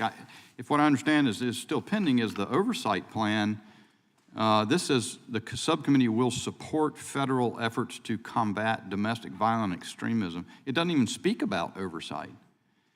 So it does appear to be, advocating for more of the woke. Would the gentleman yield? I'd be glad to yield because maybe you I think what it means is in the excuse me, the committee's oversight efforts. We will oversee federal efforts to combat domestic terrorism. That is, we will examine them to effectiveness as we are examining other programs. Well, I thank the gentleman for making the attempt, but that's not what the document says. And I do think, by the way, there's a great deal of oversight to do in the FBI's conduct on so-called domestic violent extremism. I've tried to do a little bit out of it under your chairmanship, Mr. Nadler, but the FBI said they wouldn't answer any questions about, for example, the Whitmer Fednapping plot, and they said there was ongoing criminal prosecutions. They couldn't tell us anything about what they're doing. We've heard from one person who's been in a transcribed interview about how the FBI might be gaming numbers to make that appear to be a bigger deal than it is. So while I certainly think it certainly falls within the scope of what's already in the oversight plan as drafted, but again, this just seems to, I don't even know, candidly, I'm sure I should know what the acronym AAPI is. I don't know what that is, but anti-AAPI hate. I mean, all the acronyms elude me. Asian American and Pacific Islanders. Of course, yes, of course. I think all that is odious stuff, but I don't know how it has to do with a. Will the gentleman yield? Who is asking me to yield? The author of the amendment. The sponsor of the amendment. I'll yield to the sponsor. First of all, I don't consider supporting federal efforts to combat domestic violent extremism as some kind of wokeness. I would hope that all of us on both sides of the aisle would recognize what the FBI recognizes as the predominant terrorist threat in the country, and that coming from domestic violent extremism. If the gentleman's concern is with the word support, that is, if there's a reluctance to support federal efforts to combat domestic violent extremism, I would be happy to accept the friendly amendment that would say oversee federal efforts to combat domestic violent extremism, But I suspect that's not really the genesis of the gentleman's concern, but rather that our efforts to look into domestic violent extremism motivated by hate and bigotry and anti-Semitism would somehow get in the way of the committee's priorities, which seem to be these deep state conspiracy theories. We don't need to look for deep state conspiracy theories when we've got abundant evidence of domestic violent extremism, and we have a rise of each and every form of hate. We see it escalating in social media. We see it motivating people to commit mass shootings. It seems like every week we have an anniversary of another terrible tragedy motivated by hate, as well as a new crime motivated by hate. So I would hope that we would both support and oversee our efforts to make sure that we are bringing maximum resources to bear to confront this predominant terrorist threat, because this is where it's coming from now. It's coming from within. Let me reclaim my time. Thank you, Mr. Schiff. I do think your commentary amplifies what otherwise appeared to be something other than a neutral and bipartisan purpose behind this amendment. I think it also reinforces that, in fact, you want to go on a soapbox about this notion that seems to be so predominant among the minority to demonize and otherize half of the United States population or more, and call them out to as though they're some sort of enemies to the country. I think that's a very unbecoming thing. I don't think it's in the nature of bipartisanship or any kind of ecumenicism up here. If the gentleman would yield, I certainly don't think... I've yielded to you already. You used such time as I gave you in the way you did. But I think it makes it clear what the purpose of this amendment is, and it isn't to improve the underlying resolution. So I would yield back.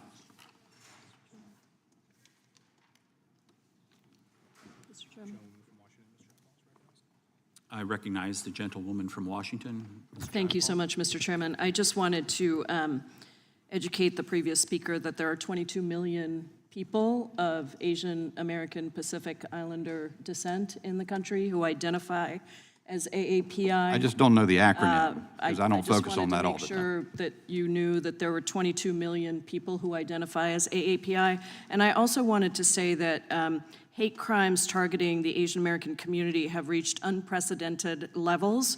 According to the Center for the Study of Hate and Extremism, anti-Asian hate crimes increased by 339% last year compared to the year before. And so I just wanted to make sure you understand how important this amendment by Mr. Schiff is on many levels. And I think it shouldn't be difficult for all of us to agree in a bipartisan way that it's important to investigate, have oversight into agencies' work in identifying and combating extremism. And I wanted to yield the balance of my time to the sponsor, if you'd like it. I know you were trying to get in earlier.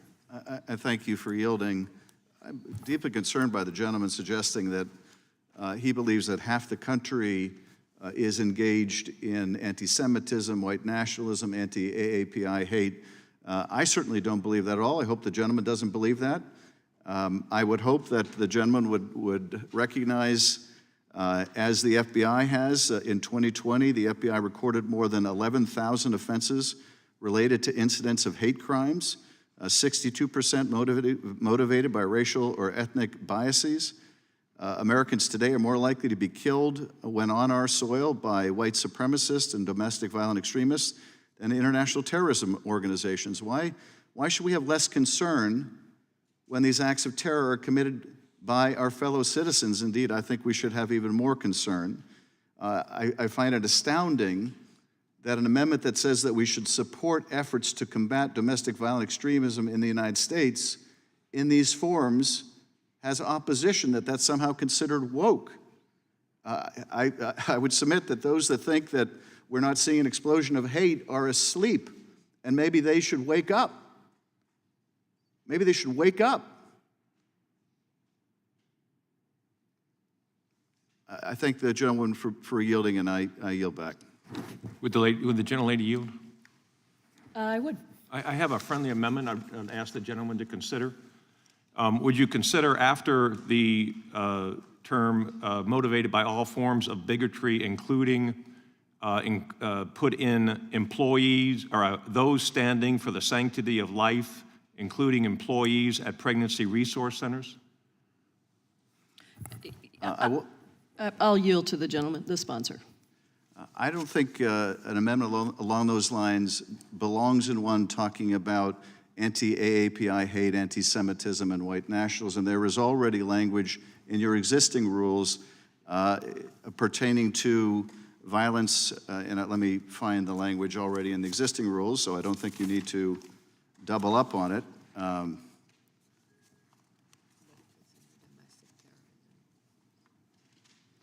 The apparent double standard in the enforcement of federal laws, such as selective enforcement of the Free Access to Clinic Entrances Act, et cetera, I think you're already covered. So no, I wouldn't want to water down the language that I proposed on domestic terrorism motivated by all forms of bigotry, including anti-AAPI hate, anti-Semitism, and white nationalism. Reclaiming my time, I would just say to the gentleman from Colorado, my friend, that we are trying to bring attention to an issue that really is affecting many of us across the country, and I think it should be fairly uncontroversial for our Republican friends who agree with us that this kind of hate and extremism is bad. I know I myself had a gunman show up at my house and tell me to go back to India, and it has caused tremendous challenges. I think these are the kinds of things this committee should be willing to investigate, and I hope my Republican colleagues would agree and vote for this amendment. I yield back. Oh, You can have my 30 seconds. Thank you. So first of all, I am terribly upset, and we've talked about this on the floor, that anybody would approach any member of Congress, especially someone as intelligent and vibrant and thoughtful as you. So please understand that there's nobody in this Congress that approves of that kind of conduct. And secondly, I agree with this motion, this amendment. I just believe it needs to be a little broader to include other forms of hate. It's not that this hate should be acceptable. My time has expired, but I think that the sponsor has said that this is already covered in other parts of your plan, and so what we're trying to do is add the pieces that are not in there. I would urge the gentleman to support. Thank you. I yield back. Gentlewoman's time has expired. I'd like to recognize Ms. Spartz from Indiana. Thank you, Mr. Chairman. Actually, this language sounds more like a resolution, not an oversight, but I actually have a different perspective because I think this actually issue is already covered in our rules and in a much broader way, which is how it should be dealing, because if you look on page 15, last paragraph, we actually already have oversight of civil liberty abuses. And it doesn't limit to any specific abuses. It says a select subcommittee will examine issues related to the protection of civil liberties of citizens of the United States, including whether the civil liberties of citizens of the United States have been violated by executive branch agencies. I think there is no need to go to very political language and details and argue about it. This is already included, and my Democrat colleagues will have an opportunity to include other oversight things within already this oversight plan. So I think there is no need for this specific amendment, and I would urge my colleagues not to support it. Gentlelady, you. I yield to the gentleman from Colorado.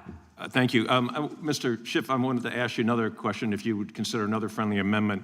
After anti-Semitism, comma, anti-Christian bigotry and bigotry against all faiths.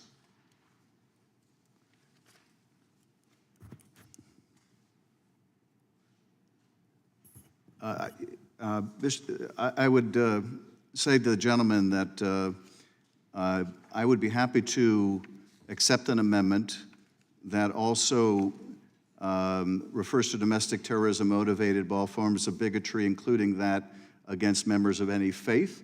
I don't think we need to single out one faith in preference to another, but I would be happy to accept a modification of your amendment. So are you deleting anti-Semitism and saying all faiths then? I'm not deleting anti-Semitism because that has been a unique scourge which is on the rise. But as I said, unless you want to add anti-Muslim faith and other religious faiths, I don't think we should single out one to the preference of others. Well, I certainly am aware of a number of church shootings. There are some, I'm aware of shootings involving Sikhs and some mosques, but the number of church shootings exceeds those of shootings at other religious facilities. And so I would just think that it would be important to send a message that anyone who harbors bigotry against Christians because of their faith is every bit as condemned and repugnant to those members of Congress as any other faith. Well, I agree. It is as repugnant as crimes against other faiths, and I would be happy, as I said, to accept a friendly amendment that includes all faiths. If that is the gentleman's intent, I'm happy to accept it. Okay. Will the gentlelady yield? I reclaim my time and yield to a gentleman from Florida. Thank you, and I appreciate the gentleman from Colorado's suggestion, but what I don't understand is the amendment author's suggestion that we wouldn't single out any one faith or group to the exclusion of others, but yet anti-Semitism is referenced in it, and maybe I deserve an education on what anti-Semitism means if it's not directly related to the Jewish faith.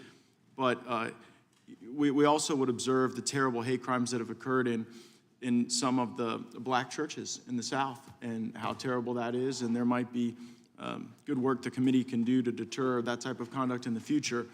But if we were going to go to all faiths, might I suggest to the amendment sponsor that we use that not in conjunction with anti-Semitism, but sort of as a fully encapsulating term, so that we don't have to list out every single anti-Hindu, anti-Muslim, all of which would be deserving. So I would yield back to the gentlelady from Indiana with the hopes that maybe the amendment sponsor would think more equitably about how we want to discourage bigotry against all faiths. Would the gentlewoman Thank yield? you. And then I just kind of proves this discussion kind of proves that really we already have the language in our side, what we need, that is really addresses all civil rights and liberties, and we not go debate and look at this one or another group, because then we'll spend all this time listing everything. So I The think gentlelady I will yield to Mr. Bishop. I just, as I follow the discussion about singling out, I guess it's appropriate to note that there are three things that are singled out. So it talks about, of course, again, I don't think it goes to the question of an oversight plan, but it goes to just sort of expressing a political point, but it objects to domestic terrorism motivated by all forms of bigotry. Then it singles out Asian American Pacific Islander, anti-Asian American Pacific Islander hate from all four other forms of hate, anti-Semitism from all forms of religious hate, and white nationalism from all other forms of racial-based hate. So I don't understand the singling out at all. I yield back. My time has expired. I yield back. Gentlewoman's time has expired. I'd like to recognize the gentleman from Rhode Island. Thank you, Mr. Chairman, and I rise in strong support of this amendment. And of course, I think Mr. Schiff's suggestion to change the word support to examine or review or conduct oversight is appropriate. But certainly in setting forth our priorities for this Congress, paying particular attention to federal efforts to combat domestic violence extremism in the United States ought to be part of it. Why? Because the Attorney General of the United States and the Director of the Secretary of the Department of Homeland Security have identified racially or ethnically motivated violent extremists as the greatest threat to Americans. So this is consistent with what is happening. We've seen a significant increase in hate and anti-Semitism and white nationalism in this country and the violence that flows from it. That's what we heard from the chief law enforcement officials in our country, and I applaud Congressman Schiff for bringing forth this amendment to say, let's include this as part of our oversight. This is a comprehensive amendment. It identifies some of the worst sources of violence in this country right now: anti-AAPI hate, anti-Semitism, white nationalism. And why wouldn't we, as the American people are watching us, adopt our oversight plan for this Congress, make it clear that we intend to look at the effectiveness of federal efforts to combat this extraordinary threat to the lives and safety of the American people. This shouldn't be a Democratic or Republican disagreement. Every single person on this committee ought to welcome the opportunity to reaffirm our commitment to attack and effectively combat this scourge of violence, of white supremacist violence, of bigotry and hate that is unfortunately on the rise in this country. So I applaud Congressman Schiff. I urge my colleagues to support this amendment. I will note in my remaining couple of minutes that I am disappointed yet again, Mr. Chairman, that despite all the flourish, you apparently forgot once again to do the Pledge of Allegiance. So Would the gentleman yield? certainly, I'm happy to yield to the gentleman. I appreciate that. So I don't know that the FBI, when they identified domestic terrorism as a significant concern in this country, limited that definition to acts of terrorism that didn't include pregnancy resource centers or acts of terrorism that didn't include black Christian churches. Well, actually, Mr. Buck, just reclaiming my time, what they said specifically is that the greatest domestic threat facing the United States came from what they both described as, and I quote, racially or ethnically motivated violent extremists. So I don't think actually they were making reference to healthcare clinics, et cetera. They were talking about very specifically racially or ethnically motivated violent extremists as the source of greatest danger to the lives and safety of the American people. Would the gentleman yield again? Of course. I will make an offer to the sponsor of this amendment. I am willing to vote for this amendment, so I don't want to pretend that this is a friendly amendment made in bad faith. If you're willing to put a period after the word bigotry and delete the rest of that sentence, I'm willing to vote for this amendment because I believe all forms of domestic terrorism should be condemned. We should look at them. We should have oversight over agencies that look at them.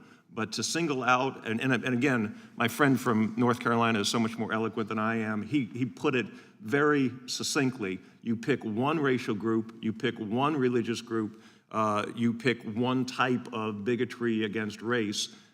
If you just want to actually look at domestic terrorism, I'm with you.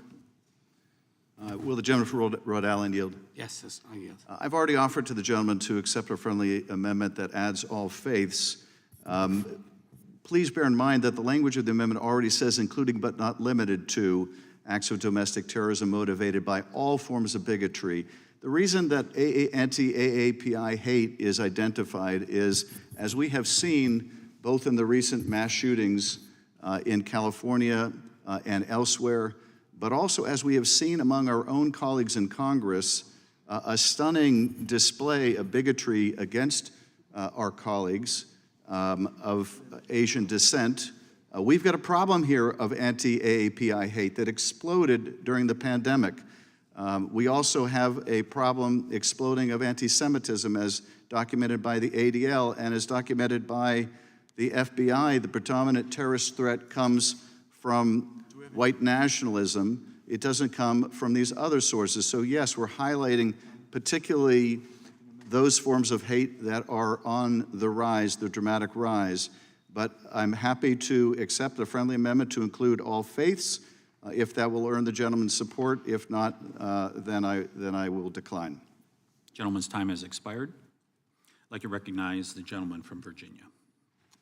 Thank you, Mr. Chairman. Let's move to strike last word.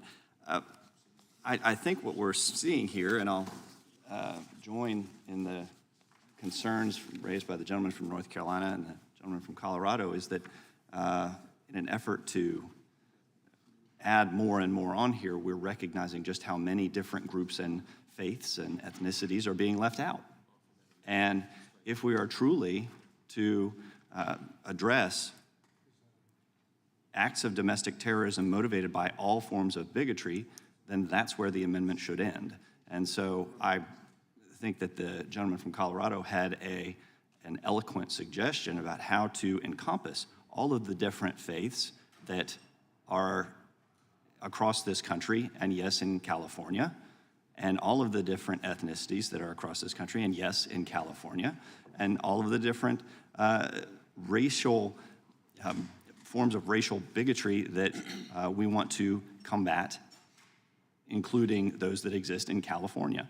So I understand where the gentleman is coming from, and I think that in an effort to make this as broad as possible, California being one of the most diverse states in the nation, and someone who is seeking to address all of the different diverse groups that exist in the state of California, would want to support ending this sentence at the word bigotry and addressing all forms of bigotry that contribute to acts of domestic terrorism. Mr. Klein, would you yield? I yield to the gentleman from Rhode Island. Thanks so much. I appreciate your observations. What I would suggest that I think Mr. Schiff has articulated, but I'd like to sort of repeat, is I think the amendment acknowledges, of course, there should be appropriate oversight of all forms of bigotry. But I think we all have to acknowledge that with respect to anti-AAPI hate and anti-Semitism and white nationalism, those are areas of particular concern, not because Mr. Schiff pulled them out of the sky, but because we've seen an alarming increase in those areas in particular that have resulted in really horrific violence. And so it's not that we value those communities anymore, but it specifically says including them and calls them out, because as a Judiciary Committee, I think we want to signal to the country that we recognize these three areas that has been just a significant increase of violence. That's not just our impression. The data supports it by every agency that's collected it. So this amendment does both things. It acknowledges our responsibility to combat bigotry of all kinds, and in particular, it acknowledges what we see as alarming increases in these specific areas. And so I think it strikes exactly the right balance. I urge you to not advance this argument about just saying bigotry, but to say out loud where some of the worst harms are happening, and I thank you for yielding. Well, I thank the gentleman from Rhode Island, and I think that the data would show that in California, you do have examples of different groups that are targeted more and that are seeing that type of violence more than you would see in Rhode Island, than you would see in Virginia. And so I do think that in order for us to represent all of our constituents and not just those from California, we would want to end the sentence after bigotry and make sure that we can all make it a focus of this committee that we are definitely focused on confronting acts of domestic terrorism motivated by all forms of bigotry, and end it at that. I yield back. Gentleman yields. I'd like to recognize the gentlewoman from North Carolina. Thank you, Mr. Chairman, and I just want to speak in support of the amendment and remind the committee that in the last session of Congress, we had an extensive hearing on AAPI discrimination and hate crimes, given what has been going on across the country. I will tell you that I am not from California, but the weekend after we had that hearing, and I served on the subcommittee that had that hearing, I went to my district in the Research Triangle area of North Carolina, and there were hundreds of people who had been rallying to stop AAPI hate. And I'll tell you this, which I found to be very heartening and a reason for this amendment and a reason to continue this focus, and that was, it was astounding to me the number of people in my district who watched our full hearing and how important it was to them that this committee and this Congress took the growing AAPI hate issue seriously. And so I want to commend our colleague, Mr. Schiff, for asking that this committee and this Congress continue to highlight this issue because it has not gotten any better. And thank you, Mr. Chairman. I yield back.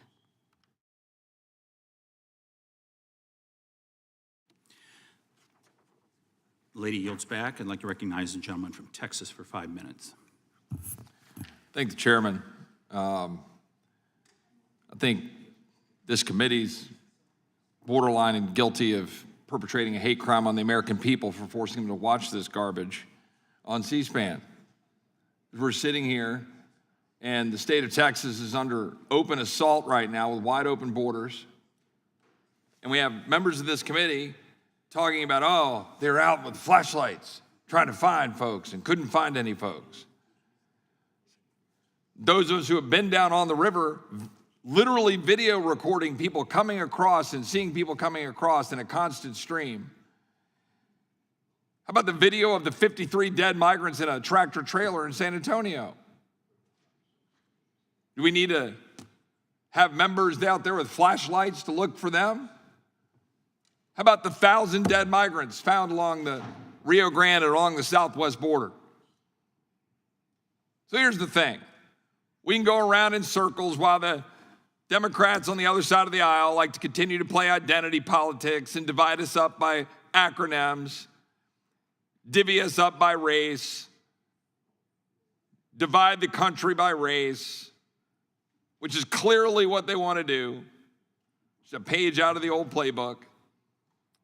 Or we can recognize that we're in the majority and that we're not going to play those games. We're actually going to focus on the right thing. That we're going to actually focus on border security instead of the absolute claptrap that has come from Democrats, leaving this country wide open for abuse and disaster. The 72,000 dead Americans from fentanyl, while members of the other side of the aisle scoff and laugh about what we're trying to do to actually secure the border. My colleagues on the other side of the aisle can continue to try to divvy us up by race while we focus on an FBI that made Scott Smith a poster child as a, quote, domestic terrorist and extremist, which I would note is a part of the amendment the gentleman offers. Scott Smith was labeled a domestic terrorist and extremist because he dared to go to a school board to defend his little girl who was raped in a bathroom in Loudoun County, Virginia. How about Mark Houck, a dad who had a SWAT team bust down his door in Philadelphia at 7 in the morning in front of his family? Good man. Why was that door busted down? Because he defended his son where he and his son were exercising their First Amendment rights outside of an abortion clinic, praying in defense of the unborn. So I will just say, an apology to the American people for wasting your time with the continued garbage that we've been experiencing for the last 4 years with Democrats in the majority. But we're going to focus on doing the work of the American people. So we are going to focus on securing the border of the United States. We are going to focus on exposing and undermining and defunding the bureaucratic state at war with the American people. The bureaucrats in a litany of the alphabet soup of agencies in this town that are stifling entrepreneurial spirit, stifling economic growth, stifling the ability to have robust energy security and energy freedom in this country so people can have jobs, stifling the ability of people to exercise their First Amendment rights and live free in defense of the unborn, or even dare go up and defend their little girl in a school board meeting. So my colleagues on the other side of the aisle can just keep playing the old playbook, divide people by race, create more alphabet soup of identity politics. But we're going to focus on the job the American people sent us here to do. And that's what this is about. And I'll yield to the chairman. Thank you very much. What strikes me as we have this back and forth, and I think it's been of real value, is it appears to me we have an amendment that really wasn't ready for introduction. That it wasn't fully fleshed out as far as all the permutations that this may lead to. And so it just concerns me that this amendment really wasn't ready for prime time. I yield back to the gentleman. Well, I mean, it's not ready for prime time because virtually every amendment you're going to see out of the colleagues on the other side of the aisle for the remainder of this Congress is going to be designed to divide us by race. It's going to be designed to separate America into classes based on racial division. That will be the perpetual flood of amendments and language and rhetoric coming out of the other side of the aisle. I yield back. Gentleman yields back. Who seeks recognition? Gentlewoman from Texas. You're recognized for 5 minutes. I rise in support of the Schiff Amendment and delighted to come in as my good friend from Texas was speaking, just came from Homeland Security where we're trying to get the truth on border security and with some good testimony from the Cato Institute that indicates that the migrant mothers and children are not bringing in fentanyl. So it's good to get facts. And I think Mr. Schiff's amendment is an amendment of facts. The subcommittee will support federal efforts to combat domestic violent extremism in the United States, including but not limited to acts of domestic terrorism motivated by all forms of bigotry, including anti-API hate, anti-Semitism, and white nationalism. Issues that I discussed. In fact, I have introduced H.R. 61, amending the hate crimes bill that would include white supremacy bias, not speech, that results in assaults and death as hate crimes, as the hate crime bill indicates. Fair assessment of violence that has caused the loss of life, which this amendment wants us to be assured that we do not ignore loss of life because of hatefulness, because of replacement theory, and these are real issues in this nation. And I've always been proud of America, always, for being able to be a nation to confront its ills, however long it may have taken. Over 200 years that my ancestors faced slavery, but at some moment in history, courageous president, Congress moved forward, one on the Emancipation Proclamation, 2 years late in Texas, 1865, but then on the 13th Amendment ending slavery. We've always been able to confront our ills. Some might call them sins. And right now, domestic terrorism and the bias against groups is real. Why a Judiciary Committee would not want to include this very sane language that would evidence the rise in attacks on the AAPI community, even to the extent of those in the AAPI community who happen to be members of Congress. Even to that extent, we are no less or no more important, but we have credible ways of explaining it because we have a platform, but it is no less hurtful and no less dangerous. The rise in AAPI anti-hate and violence was ignited by the past administration in something called Kung Flu, where persons were being struck down on the streets of New York, San Francisco, and otherwise, not related to who was the mayor or local government, related to people being provoked into hatred and actions. Why not study how that occurred or how we responded to it? There is no doubt that from the Tree of Life Synagogue, that anti-Semitism is also out of control and rising at rapid speed. All of those who profess their love for this community, there's no reason not to amend and add this amendment. This is a thoughtful amendment. And then I certainly cannot ignore, I said it before earlier, well-documented hatefulness as it relates to African Americans, Latinos. And you cannot go far, don't have to go far, than the murderous acts at the Walmart where the El Paso Opacions are still healing. I went to them in the midst of it. I went to funerals in El Paso. And of course, I met the families of the murdered, outrageously, viciously killed grocery shoppers in Buffalo, New York, and to the funerals of those in Charleston.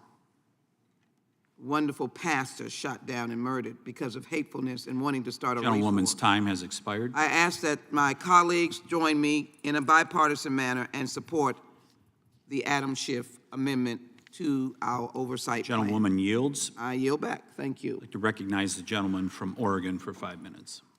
Thank you, Mr. Chair, and I yield to the Congresswoman from Indiana, Ms. Sparks. Thank you, Mr. Chairman. Thank you for yielding.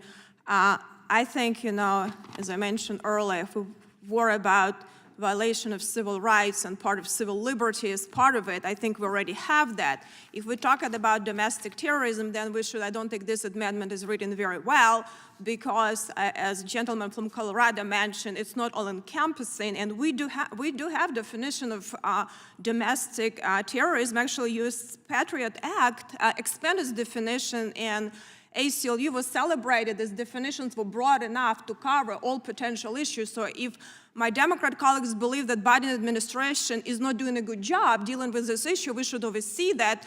We definitely could do that, but I think this has to use definitions that we have it in the law and make sure that they actually do that, and it should be just stopping at the domestic terrorism, and that amendment definitely not written the way that is really encompassing and properly, and I would urge not support it in this format.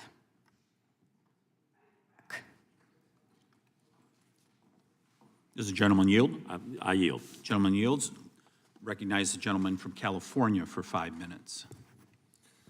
Thank you, Mr. Chair. I'd like to just return to the oversight plan as proposed, which includes a section on freedom of speech, including efforts by some colleges. The subcommittee will examine restraints on free speech, including efforts by some colleges and universities to limit protests, speeches, distribution of literature, petitions, and other expressive activities. Now, the ranking member proposed eliminating the oversight related to the suppression of free speech at colleges and universities, and the individual proposing this amendment supported that change, which is ironic because the place in American society where anti-Semitism has been most pronounced, where it's been emanating from, is our universities.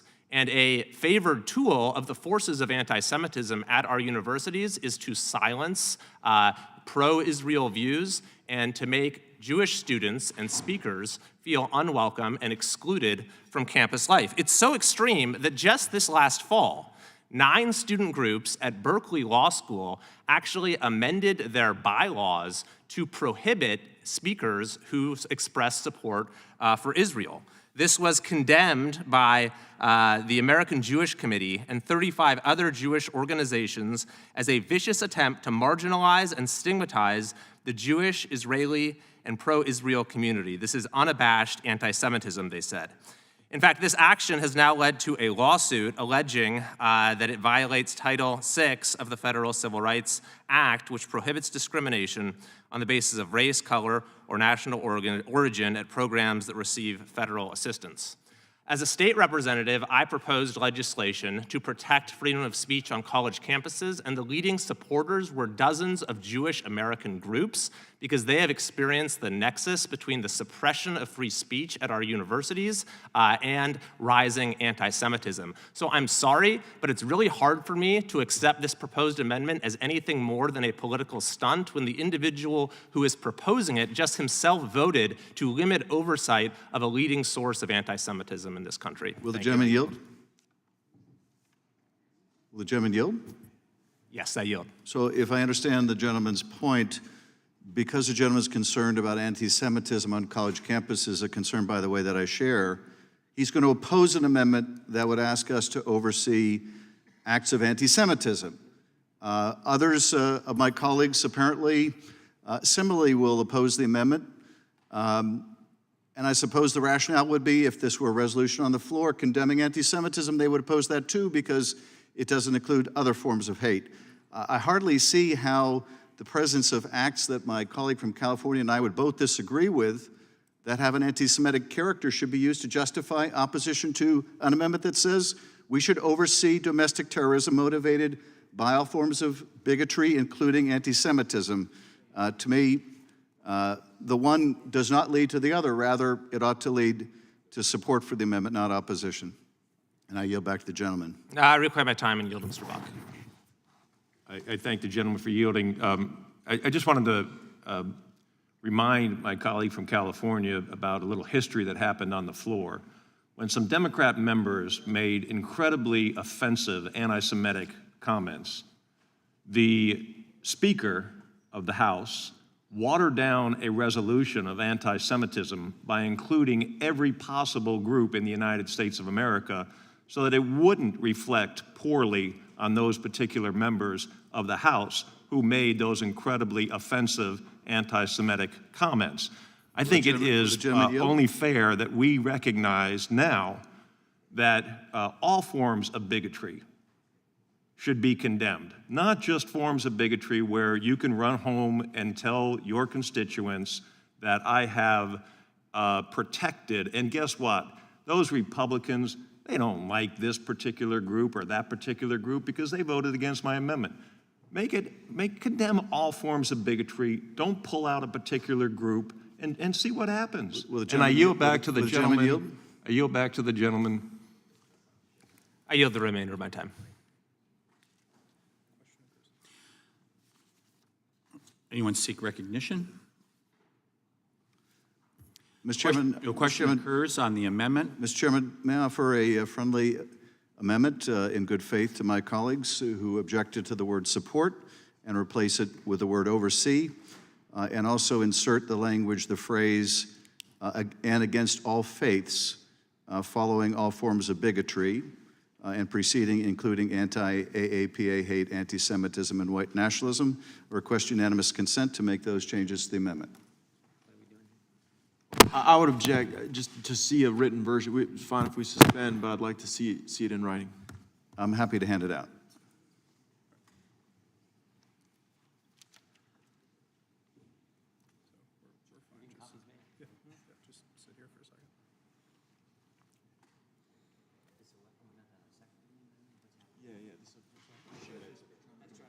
He's offering a professional amendment to his amendment.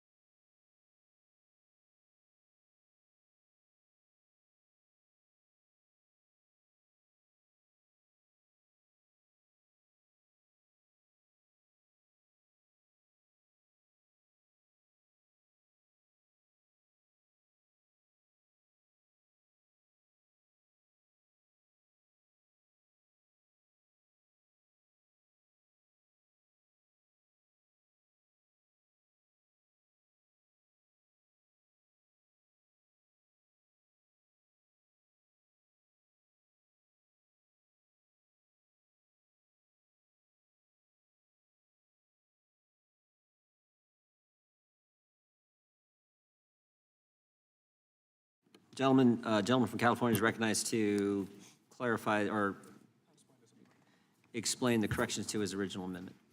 I thank the gentleman. There were at least two objections from my colleagues, and I'm happy to try to meet them halfway. One was there was resistance to the idea that this subcommittee would support federal efforts to combat domestic violent extremism. Not sure why that was controversial, but I'm happy to replace the word support with oversee.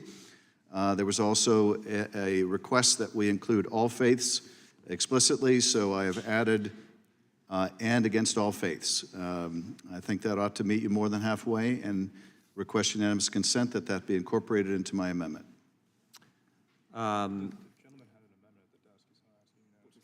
Is it? This is an amendment to the amendment, not unanimous consent. Correct. Okay. Well, is there anyone seek to be recognized on the amendment to the amendment? Question occurs on the amendment to the amendment offered by the gentleman from California. Those in favor say yes. Aye. Those opposed, no. No. Opinion of the chairs and noes have it. The amendment to the amendment is not agreed to. The question now is on the gentleman from California's amendment. I thank the chairman. For what rather inexplicable reasons, the majority has now voted against including all faiths. I would say that's sort of a bad faith objection to including all faiths after making... The gentleman's... Okay. The question is on the amendment offered by the gentleman. It wasn't, gentleman wasn't recognized to speak on the amendment. I think he already has when he introduced it. So the question is on the amendment. All those in favor say yes. Aye. All those opposed, no. No. Mr. Chairman, on that I request a roll call vote. Any of the chairs and noes have it. Roll call vote being requested. The clerk will call the roll. Mr. Jordan? No. Mr. Jordan votes no. Mr. Issa? Mr. Buck? Mr. Gates? Mr. Johnson of Louisiana? Mr. Biggs? Mr. McClintock? Mr. Tiffany? No. Mr. Tiffany votes no. Mr. Massey? Mr. Roy? Mr. Roy votes no. Mr. Bishop? Mr. Bishop votes no. Ms. Sparts? Ms. Sparts votes no. Mr. Fitzgerald? Mr. Benz? Mr. Benz votes no. Mr. Klein? Mr. Klein votes no. Mr. Gooden? Mr. Gooden votes no. Mr. Van Drew? No. Mr. Van Drew votes no. Mr. Nels? Mr. Moore? Mr. Moore votes no. Mr. Kiley? Mr. Kiley votes no. Ms. Hageman? Ms. Hageman votes no. Mr. Moran? No. Mr. Moran votes no. Ms. Lee? Mr. Hunt? Mr. Fry? Mr. Fry votes no. Mr. Nadler? Aye. Mr. Nadler votes aye. Ms. Lofgren? Ms. Jackson Lee? Aye. Ms. Jackson Lee votes aye. Mr. Cohen?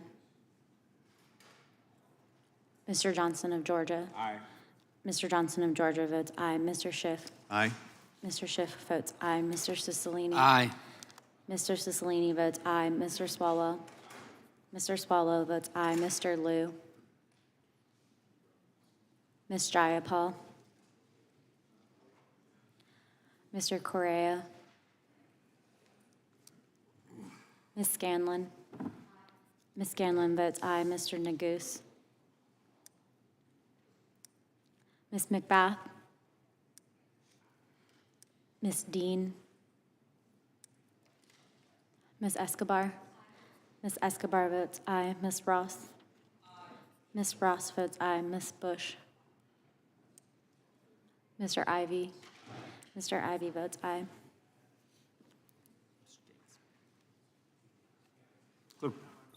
Mr. Gates, you are not recorded. Mr. Gates votes no. Gentleman from Arizona. Mr. Biggs? Mr. Biggs votes no. Gentleman from California. No. Gentleman. McClintock votes no. Mr. McClintock votes no. Gentleman from Colorado. Mr. Buck votes no. Gentleman from Wisconsin. Mr. Fitzgerald, you are not recorded. No. Mr. Fitzgerald votes no. Gentleman from Louisiana. Mr. Johnson of Louisiana votes no. Anyone else? Gentleman from Texas. Yes. Mr. Nels votes no. All members having voted, clerk will report.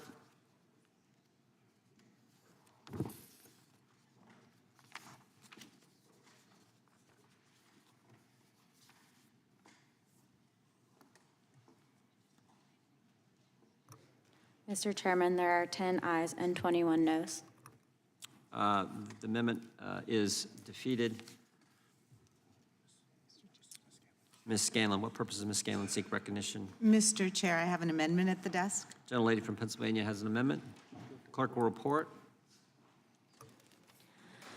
Amendment to the Committee on the Judiciary Authorization and Oversight Plan for the 118th Congress, offered by Ms. Scanlon. On page 10, strike the paragraph beginning "protecting the sanctity of life" and replace with the following: the threat of a nationwide abortion ban. The subcommittee will examine the threat posed by a nationwide abortion ban to women's lives, reproductive health, bodily autonomy, and equality.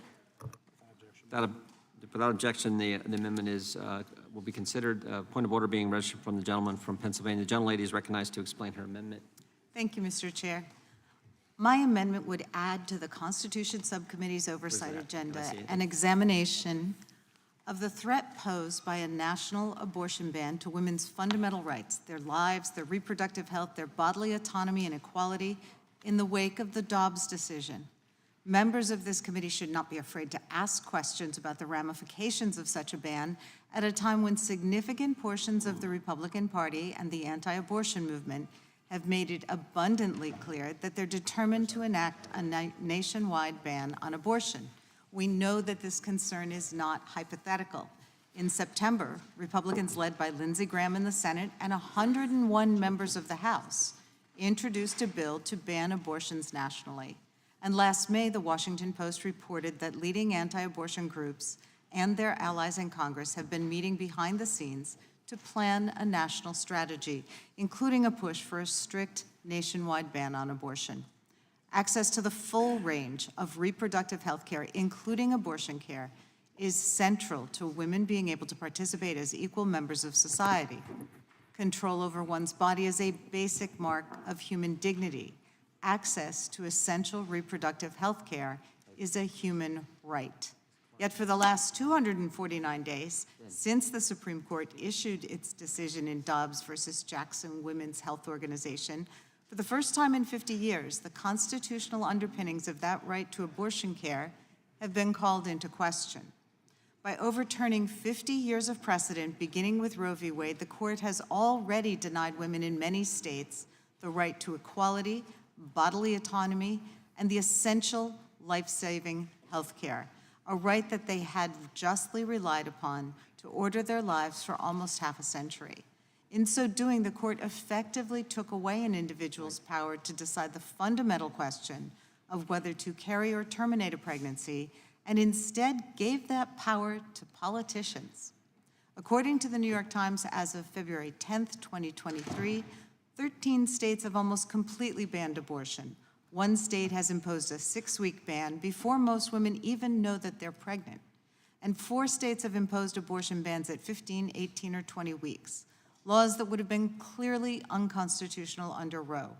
All of these bans ignore the facts and the biology of pregnancy and the multitude of medical, emotional, legal, and financial determinations that may go into the complicated decisions about pregnancy and reproductive health care.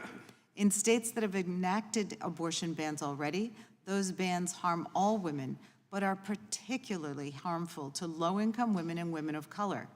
Blocking or severely restricting abortion care access will only serve to further deepen social inequalities. Furthermore, the restriction in those states have already had ripple effects in other states, as people are forced to travel to those states to obtain the health care that they need. I strongly encourage all my colleagues to support my amendment, and I yield back. Gentlelady yields back. The gentleman from Louisiana, Mr. Johnson, is recognized. Well, We oppose this amendment for lots of reasons, but it does present an opportunity to talk about the facts related to this issue. It was 50 years since Roe v. Wade was decided, and Democrats have failed to generate any widespread acceptance of their radical anti-life policies in state legislatures or in Congress. These are the facts. The American people do not support elective abortion on demand throughout all 9 months of pregnancy, nor does any other country in the developed world, but Democrats in Congress do because they voted on that in the last Congress. The majority of Americans support reasonable restrictions on abortion. Most Americans do not support taxpayer funding for abortion. The majority of Americans do not believe abortion should be allowed after the first trimester. The vast majority of people in this country, 90%, believe it is possible to have laws that protect both the health and well-being of a woman and the sacred life of her unborn baby. The United States is one of only 7 nations that allow elective abortion on demand after the 20th week of gestation, and the list also includes North Korea and China. In the last Congress, this committee, the Democrats on this committee, held 3 hearings on abortion. They used these hearings as an attempt to delegitimize the Supreme Court and its ruling in Dobbs v. Jackson Women's Health, which overturned Roe, of course. The leak of the draft Dobbs opinion was unprecedented. No draft decision in the modern history of the court has been disclosed publicly while the case was still pending. The leak resulted in a harassment and intimidation campaign against the conservative justices themselves that included illegal picketing outside of their residences, bounties for sightings of the justices in public, and even an assassination attempt upon one of them, Justice Kavanaugh. The leak also led radical anti-life fanatics to target, destroy, or vandalize over 100 pro-life facilities and churches.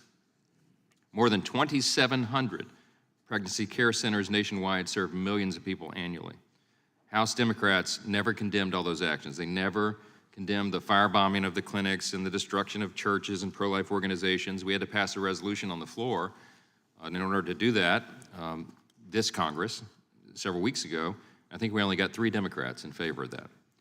In addition to publicly intimidating the court and conservative justices for issuing opinions that Democrats dislike, Democrats sought to politicize the court by introducing radical legislation to pack the court with 4 new left-wing justices.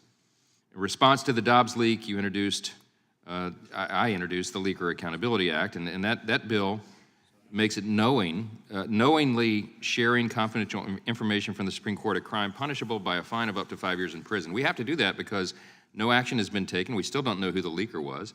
And desperate times call for desperate measures. We need legislation to do that. Look, this is an issue that is of great concern to us. It's an issue that now devolves to the states because of the Dobbs opinion. And I think that's where a lot of people believe it belongs. But there is no nationwide abortion ban that is on the books. It's not going to be, and this is an amendment and an attempt to politicize the rules, which is exactly what our friends on the other side of the aisle have been saying they do not want to do. Would the gentleman yield No, for I a won't question? yield. No, I won't yield. We're going to oppose the amendment because there's no place for it in the rules, and I think it speaks for itself of what it is. I yield back. Gentleman yields back. The gentleman from Oregon is recognized. Mr. Chair, I withdraw my point of order. Gentleman witdraws. Who seeks? Gentleman from Rhode Island, who I understand is leaving us. Not today. Not today. I understand that as well. He's recognized to speak on the amendment. Thank you, Mr. Chairman. I rise in support of this amendment and want to thank Congresswoman Scanlon for its introduction. I think it's an important amendment that I think the American people have a right to know that the Judiciary Committee recognizes the dangers that a nationwide abortion ban presents to women and families in this country and demonstrates a commitment to provide effective oversight of the implications of that. The notion that this is not a real threat is, of course, folly. The Senate Majority Leader and over 100 House Democrats introduced a bill to enact a national abortion ban, so this isn't theoretical. This is a real issue. But I really asked for time to respond to the gentleman, Mr. Johnson's suggestion that this Roe versus Wade embodied some radical position. In fact, Roe versus Wade was well settled and well accepted law in this country. And in fact, an overwhelming majority of the American people, more than 6 in 10, thought the Supreme Court had decided Roe versus Wade correctly and opposed the decision by the United States Supreme Court to reverse that 50 years of precedent. So the notion that you would describe that as some radical left ideology rejected by the American people is just not true. Google it. Do some research. Every single poll says overwhelmingly the American people supported Roe versus Wade. It was firmly accepted as the law of the land for 5 decades. And with that, I would like to yield the balance of my time to the extraordinary author of this amendment, Ms. Scanlon. Thank you, Mr. Cicilline. I think the other thing we need to be clear about here is that Roe did not authorize abortion on demand at any time under any circumstances. There were limits there, and that is the purpose of the Protecting Women's Health Care Act that we passed last term as well and would like to pass again. But to the point, can I understand Mr. Johnson to be saying that he would approve abortion in the first trimester because you're No, absolutely speaking not. to, okay. No. Just wanted to clarify that. Thank you. Gentlemen yield back. I yield to the gentleman from California, Mr. Swalwell. And thank you. I'm so glad that Ms. Scanlon asked that question because it illustrates what this is really about, which they want an absolute ban. And Mr. Johnson very articulately said that they're open-minded to anything other than abortion on demand. And then when the screws were just put to him, well, would you support it in the first trimester? Which he even alluded to reasonable restrictions, and he referenced the first trimester, but when asked directly said no. Because they don't support a woman making her own health care decisions. This side squarely wants government-mandated pregnancies. And I yield back. Yield back, Mr. Chairman. Gentleman yields back. The gentleman from Virginia, Mr. Klein, is recognized. Move to strike last word. Thank you, Mr. Chairman.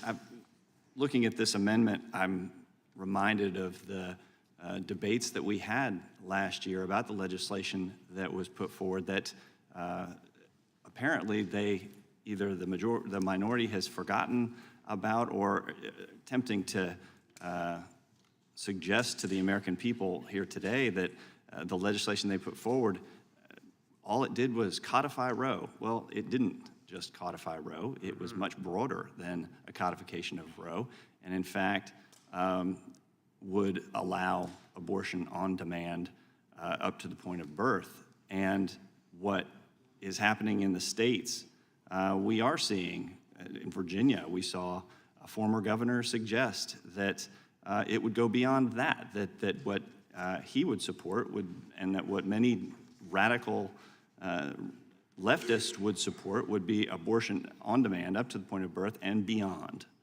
And so what happened in Virginia was a recognition that there is an extreme on this debate. It is on the side of the left, and rather than standing for life, they are continuing to push for these extremist policies, both at the federal and at the state level. And we will stand in opposition to that. But we will also stand for life in this committee, and I think that in addition to making sure that as the proposed rules state, that we examine the constitutionality and enforcement of federal and state statutes relating to anti-life measures, which I think is appropriate.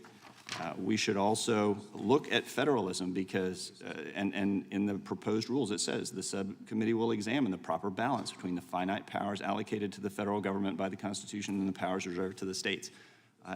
This document does not mention abortion anywhere. The Dobbs decision correctly identified that it is covered under the 10th Amendment, that it is reserved to the states, absent any federal legislation to that fact. And so that was a correct decision by the Supreme Court. But I think that it's within the power of this committee to examine that and examine the radical legislation that is arising in Democrat-led states that would allow for abortion up to the point of birth. And I would the gentleman yield to the gentleman from Louisiana.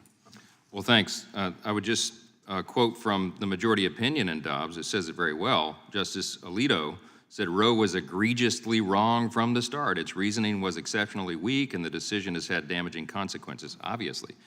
He continued, the inescapable conclusion is that a right to abortion is not deeply rooted in the nation's history and traditions, and on the contrary, an unbroken tradition of prohibiting abortion on pain of criminal punishment persisted from the earliest days of the common law until 1973 when Roe was enacted. We hold, the court said, that Roe and Casey must be overruled because the Constitution makes no reference to abortion, as you said, and no such right is implicitly protected by any constitutional provision. It's not in the text of the Constitution, it's not in its meaning, it's not in its structure. It was egregiously wrong, and it was finally overturned after nearly 50 years. That was a good thing for the country. We don't want to go down this road again, and for that reason, we oppose the amendment. I get back to you. Mr. Chairman. Gentleman yields back. Gentleman yield. We'll get you next. Chair recognizes the ranking member, Mr. Nadler. Mr. Chairman, this debate is so egregious, I don't know where to start. First of all, let me mention, you talk about the popularity of abortion. Mr. Cicilline, I think, said it, he cited polls of 60%. Every single referendum that's been held in the last few years, the people of the state, in red states, in Kansas, have voted to legalize abortion. Every single one of them. Not one went the other way. Dobbs was egregiously wrong. It's the first time in American history that a right previously recognized under the Constitution of the United States was taken away. And it will go down in history with Dred Scott. You talk about, Mr. Johnson talked about the resolution that we opposed at the beginning of the session to oppose violence at pregnancy crisis centers. Well, he fails to mention there has been pregnancy at violence at abortion crisis centers, and they ought to be condemned. There's also been violence and murders at Planned Parenthood centers, at abortion clinics, and that ought to be condemned too. But when I offered the amendment on the floor to add that to the bill, or the resolution, I should say, the resolution said we oppose violence at pregnancy crisis centers. I offered an amendment to add and also at abortion clinics. The Republicans voted it down. And that's why we voted against the one-sided resolution. Not because we favor violence at pregnancy crisis centers, but because the resolution said we're opposed to pregnancy crisis, violence at pregnancy crisis centers, but violence at abortion clinics is fine. I think it was someone mentioned that we had legislation to ban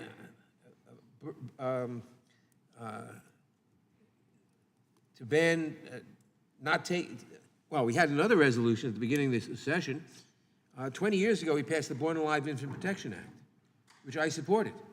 And it says that if an infant, as a result of what the majority characterizes as a botched abortion, was born alive, you had to protect it. Well, of course.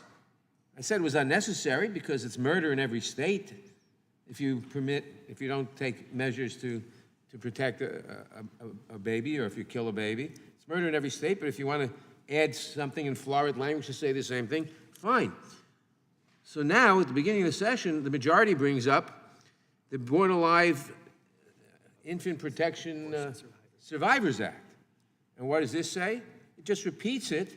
You have to take care of the baby, but adds, and you have to rush it to the hospital. But the medical person on the spot, people on the spot, may think that it is not in the baby's interest to rush to the hospital. Maybe the baby's the hospital's 100 miles away. Maybe the baby can't be transported.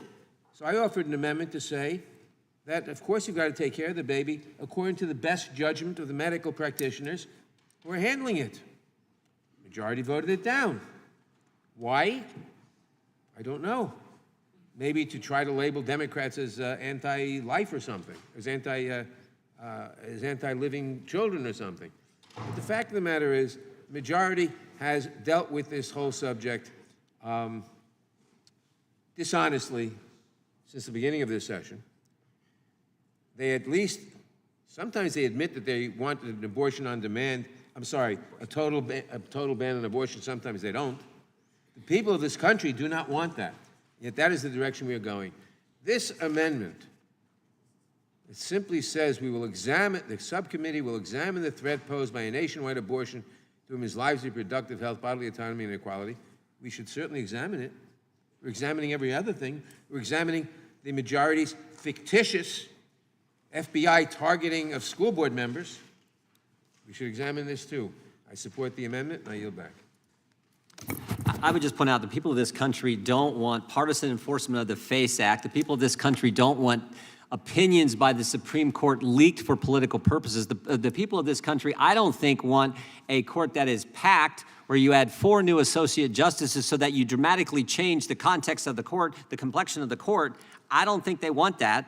I think what they want is equal enforcement of the laws, and that is what our oversight plan would seek to look at and investigate. With that, I yield to the gentleman from Colorado. I thank the chair for yielding, and I appreciate the ranking member's reference to the term honesty. The title of this amendment is The Threat of a Nationwide Abortion Ban. And I'm trying to figure out, as I look across the aisle, is a abortion ban in place in Pennsylvania? I don't believe abortion ban is in place in Pennsylvania. I'm certainly sure it's not in place in California or Rhode Island. I don't think anybody on the other, or New York, I don't think anybody on the other side of the aisle believes that there is a threat of a nationwide abortion ban. There is, right now, a decision from the Supreme Court and law that holds that the issue of abortion should be taken up state by state. As the ranking member mentioned, every state has legalized abortion. Some states, unbelievably, and my state is one of them, and I'm thoroughly embarrassed that my state is one of them, has abortion up until the time of birth. Now let's just make sure we understand something, because we use terms like late-term abortion, and it's so polite, and you could go to a cocktail party and you could talk about late-term abortion and not really offend anybody. You're talking about ripping the arms off of a unborn baby, and then the legs, and then the head, a beating heart, a central nervous system that is fully functional. And all of you sit on that side and suggest that we are in favor of a ban on abortion. I'll tell you something the American people aren't in favor of.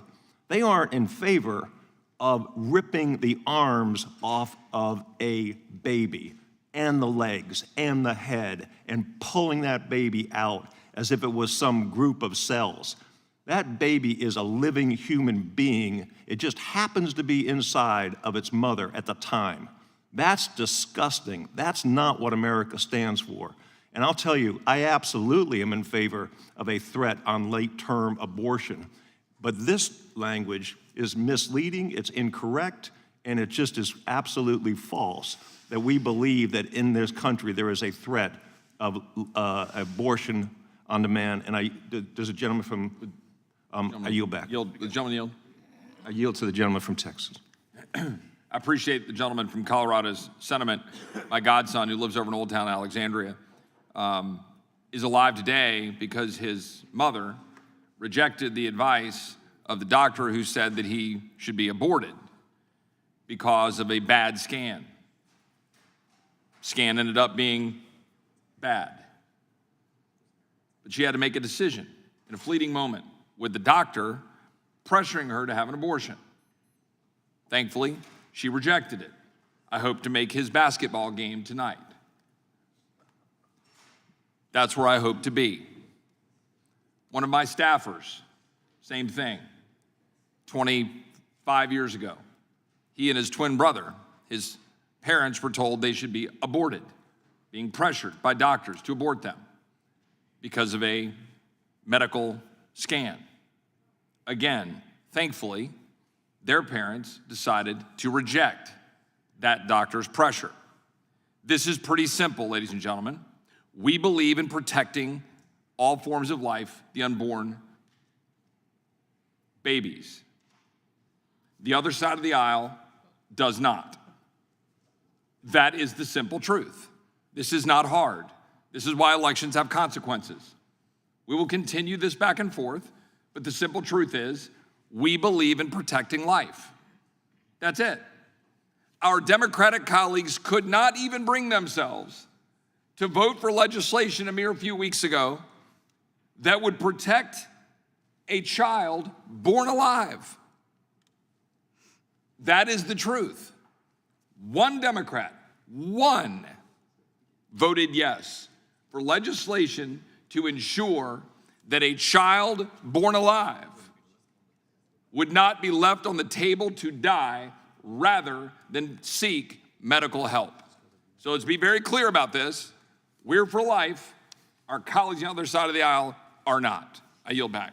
Mr. Chairman, I seek unanimous consent to introduce an article. Gentleman yields back. The gentlelady is recognized for a unanimous consent request. It's a Pew Research article entitled "Majority of Public Disapproves of Supreme Court's Decision to Overturn Roe v. Wade." Thank you. I yield back. Gentlelady yields back. Gentleman from Georgia, Mr. Johnson, seeks recognition. Thank you. I move to strike the last word. Gentleman's recognized. Mr. Chairman, no matter how often my colleagues on the other side of the aisle see fit to bring forth examples that are just not regular occurrences in terms of women having reproductive freedom, no matter how often they bring up examples that are just inapplicable and extreme, they will never be able to change the minds of the American people who support, by a large margin, a woman's right to have reproductive freedom over her own body. And my friends on the other side of the aisle have been on a crusade over the last 50 years to pack the courts so that they could get a ruling to achieve their political objective, which was to do away with abortion. They have used abortion over the last 50 years as a cudgel to divide people, to misinform people, and to actually control women. This amendment, which I rise in favor of, is something that people of good faith should be interested in. What are the ramifications of a nationwide ban on abortion? My friends on the other side of the aisle don't want to delve into that question because they try to deny that their goal is a nationwide ban on abortion. They try to hoodwink and trick people into believing that that is not their goal, but we all know that that is your goal. You've accomplished it on a federal level by packing the United States Supreme Court. You've also been packing legislatures across the country with right-wing, anti-freedom individuals who are of the same accord as you. They want to take away a woman's right to reproductive freedom. Why? Because it's a good political issue. And I would note, just looking at my friends on the other side of the aisle, everybody looks the same and not a single female over there.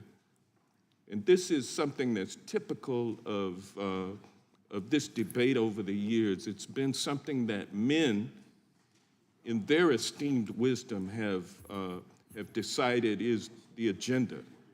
But you're not convincing the American people to go along with you. And the American people are watching today, they're listening to you, and they don't believe a word that you said. And they know what you're doing is anti-freedom. And with that, Mr. Speaker, Mr. Chairman, I'll yield back. Gentleman yields back. The gentleman from Wisconsin, Mr. Tiffany, is recognized. Yeah, thank you very much. So if we had a full dais over here, let's see, we would see the gentlewoman from Wyoming. We would see the gentlewoman from Florida. We would see the gentleman from Texas, Mr. Hunt. We would see Ms. Spartz, the gentlewoman from Indiana. Those would be among the people you would see over here if you had a full dais. Sorry you didn't get to see them. I yield to Mr. Johnson. I'm moving to the chair. Hold on.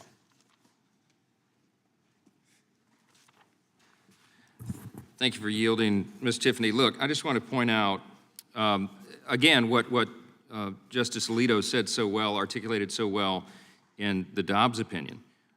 He said it is an inescapable conclusion that the right to abortion is not deeply rooted in the nation's history and traditions. On the contrary, he points out an unbroken tradition of prohibiting abortion on pain of criminal punishment persisted from the earliest days of the common law until Roe in 1973.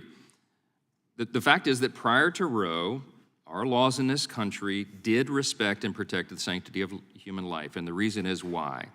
It goes back to our nation's birth certificate, the Declaration of Independence. And this can't be said too often because it is a simple and profound and important truth because it helps define who we are as a country. In our nation's birth certificate, the famous language in the second paragraph is that we hold these truths to be self-evident. It's a self-evident truth that all men are created equal, not born equal, but created equal by God, by our Creator, and that He is the one that gives us our inalienable rights, and among these, the rights to life, obviously. Liberty and the pursuit of happiness, life is listed first. Listen, the founders, the ones who put this country together, recognized that life was sacred because it is given to us by our Creator, by God. And they recognize that we are indeed made in that Creator's image. We're made in God's image. And because of that, every single human person has inestimable dignity and value. And your value is not related in any way to the color of your skin or where you went to school, what zip code you live in, what you do for a living, how good looking you are. None of that is relevant. Your value is inherent because it is given to you by your Creator. He's the one that gives us our rights. That first right is the right to life. If you don't have the right to life, you can't pursue liberty. You can't pursue happiness. You can't exercise your freedom if you're not here. And so it's a simple, self-evident truth that the country was built upon. And that's why our nation and its laws respected this under our constitutional tradition until Roe was hoisted upon the people by a majority of the court. Finally, that egregious error has been overturned. And by the way, no one said it yet, but about 63 million American children were aborted since 1973, January 22nd of 1973, when Roe became the law of the land. It's a profound tragedy. It has impacts on all aspects of public policy and everything about our culture and all that we know. I mean, we have an aging population here. We don't have able-bodied workers, enough of them in the economy to support our programs, Social Security and Medicare, for example. They're all scheduled to go bankrupt in less than 10 years, some of them. Why? Because we don't have enough people paying into the system to support those programs. And why is that? Because 63 million of them were aborted. They're not here. I was born in January of 1972, almost exactly 1 year before Roe v. Wade, and it has dawned on me many times that number, 63 million, represents somewhere between 1/2 and 1/3 of my entire generation. So my high school graduating class probably should have been at least 1/3 larger than it was, maybe more. But my colleagues weren't there, my friends weren't there, my classmates weren't there. The ranking member, Mr. Nadler, said just a few moments ago, he gave us a long explanation about how, hey, it's murder to kill a baby, and that's why originally, many years ago, he supported the Born Alive Infant Protection Act, but he does not believe that it's murder to kill that baby if it's 9 inches further up the birth canal. Prior to its birth, the late-term abortion, they're okay with that. I mean, almost every Democrat in the House currently voted for those kinds of policies to allow for abortion on demand up until the moment of birth. You have to not let that fact escape you. You have to look at the record of what has been voted on in this House in the last couple of years and recognize that they're on record. So as Mr. Roy, my good friend, said earlier, it is really simple. At the end of the day, we'll haggle about the rules here, we'll haggle about nuances and language in these policies, et cetera, but at the end of the day, there's an inescapable conclusion. One side in this country supports and defends and respects and wants to protect the sanctity of human life, and the other side simply doesn't. And that is something that is hard to get over. Does anyone else seek recognition? Chairman? I'd like to, Oh, I'm sorry, yield back to Ms. Tiffany. It's use still the his balance time. of my time. Sorry. Since there's some demographic profiling that's going on in the chamber here at this point, I would urge any of those members that are thinking in that manner to take a look at the roll court in 1973 and do a profile of those 9 justices. I yield back. Would you yield, Mr. Okay. Gentleman from Texas. Okay, gentleman yields back. Okay. Ms. Jackson, Texas, recognized 5 minutes. Thank you so very much. I've been serving on this committee with my friend from Louisiana for a very long time, and we find moments of bliss, of agreement, and moments of vigorous disagreement, but with gentility and respect. And so, with respect, I take harsh disagreement with one side of the country is this, and another side of the country is that. And that is the very language that continues to divide us and suggests that views are to be disrespected or demonized. I take issue with that. I will not take a back seat to my patriotism or to my respect for the lives of all Americans, men and women, and I will not step back for my respect for reproductive freedom, and I will not divide it by one side or the other. I will say that there are men and women in this country that understand the gentlelady from Pennsylvania's very succinct, simple, and non-divisive amendment. Because what it says is that we will look at, which means that we may look at the views that Mr. Johnson has at the same time, the attempts to nationalize what the Constitution, until interpretation by those jurors who countered what their testimony was during their confirmation hearing, this idea of disallowing health care to women, disallowing women to make decisions with their family, their faith leader, undermining their reproductive health, which can cause death, such as the intense numbers of Black maternal mortality, and, of course, the autonomy and respect for each individual human being, which is so important, and the overall equality of all of us under the Constitution and, yes, under our individual faith. This is a simple amendment that just allows us to make sure that we cover the very issues that the Judiciary Committee addresses, not in any way suggesting anyone's views are better than someone else's views. It just simply says that the Judiciary Committee's responsibilities are vast. It evidences the standing room only for members who wanted to get on the Judiciary Committee, because they see this committee as having vast authority and importance in the culture and law and protection of the Constitution. And I'd spent a lot of time with that book, and in essence, in spending a lot of time with that book, while the staff that is in front of me is laughing, I hope they're having a good humorous time on something that is as serious as this. Your new staff, but your protocol needs to be improved. Thank you for your service. This is, in some instances, life or death. And I believe this amendment is crucial to the oversight plan of this Judiciary Committee. And as I was beginning to say, nothing in the Constitution violates or indicates that we should not be looking at the Ninth Amendment, which still exists, due process, equal protection of the law. Ms. Scanlon's amendment falls in several of those categories. And to me, it is obviously important that we have this language in. This is emotional. We in this committee should find a way to discuss this issue on facts and respect. And I also, as I've been in this committee for a very long time, where we named a legitimate birth procedure that was to save the life of the mother, when crying mothers came here and said, I did not want to proceed, I was told that I would die. And they named it partial birth abortion. And I had to live through that.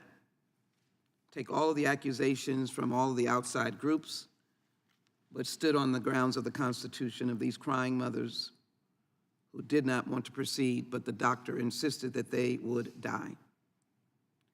And so it is important that we do our duty here, and the duty is to support the amendment that Ms. Scanlon has offered, and I think she's offered it without divisiveness and an effort to make sure that we do our job. So Chairman Jordan, I again hope that I have raised enough concern that you'll find some bipartisan support, not for abortion. This is not asking us to support abortion. Let me be very clear. It is just simply asking us to include as our duty to look at all of the aspects of our constitutional authority. I yield back. I support the Scanlon amendment. Gentlelady yields back. Gentleman from New Jersey is recognized. Mr. Van Drew. Thank you, Mr. Chairman. It's one of the most difficult subjects to even approach, and I think, and I know most of you know, I'm a dentist, and as you go through dental school, at least where I went, you had to also be involved with autopsies and many areas that dealt with human life and human death. We also had the opportunity to go to these safe clinics, these wonderful places where they help women. They don't force them to make the decision to have a baby, but they help them to really realize that there is help out there, that they will get them financial help, that they will get them medical help, that they will take care of them in the most loving and wonderful ways. And they had younger ladies that worked there and older ladies that worked there. And I had some female staffers with me who had never been exposed to a lot of this. And I bet not everybody in this room has actually seen an abortion. And I don't blame you if you hadn't, because it's rough going, let me tell you.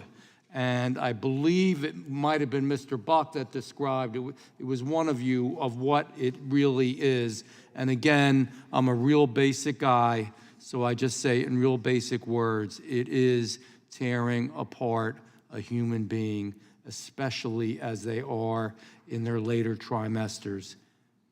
My staff cried. They literally cried when they saw this. To see this little baby that would have been, and it was a video, just about born, but was just hacked apart. I don't know how in a civilized society we do that. You can have an argument that we have to take care of them, that we have to help, that we have to get people through this. But how can we do that? How can we take a baby and tear it apart? I mean, this goes back to like Genghis Khan. And I can't believe that the majority of women, when they really see and hear, and they're finding that a lot of younger women are totally disgusted when they do see it, and they do hear it, and they do look at it. It's not good. It's not good for our souls. It's not good for our hearts. It's not good for our country. I don't believe it's good for our women. It makes us so hard and, in essence, cruel. And I think it's a bad thing. I really do. And it's taken me a number of years to get to this point of a lot of things that I've seen. It's hurtful. But the most wonderful thing I want to say about this place, or numerous places that I visited, even those who got the abortion and didn't listen to them were always welcome to come back. And they came back to the facility. And the people in the facility helped them get through the post-traumatic horror of what they were going through, because a lot of them were never right. Some of these women are never, ever, ever right. It's their baby. We've all seen babies are beautiful, wonderful things. It's a gift from God.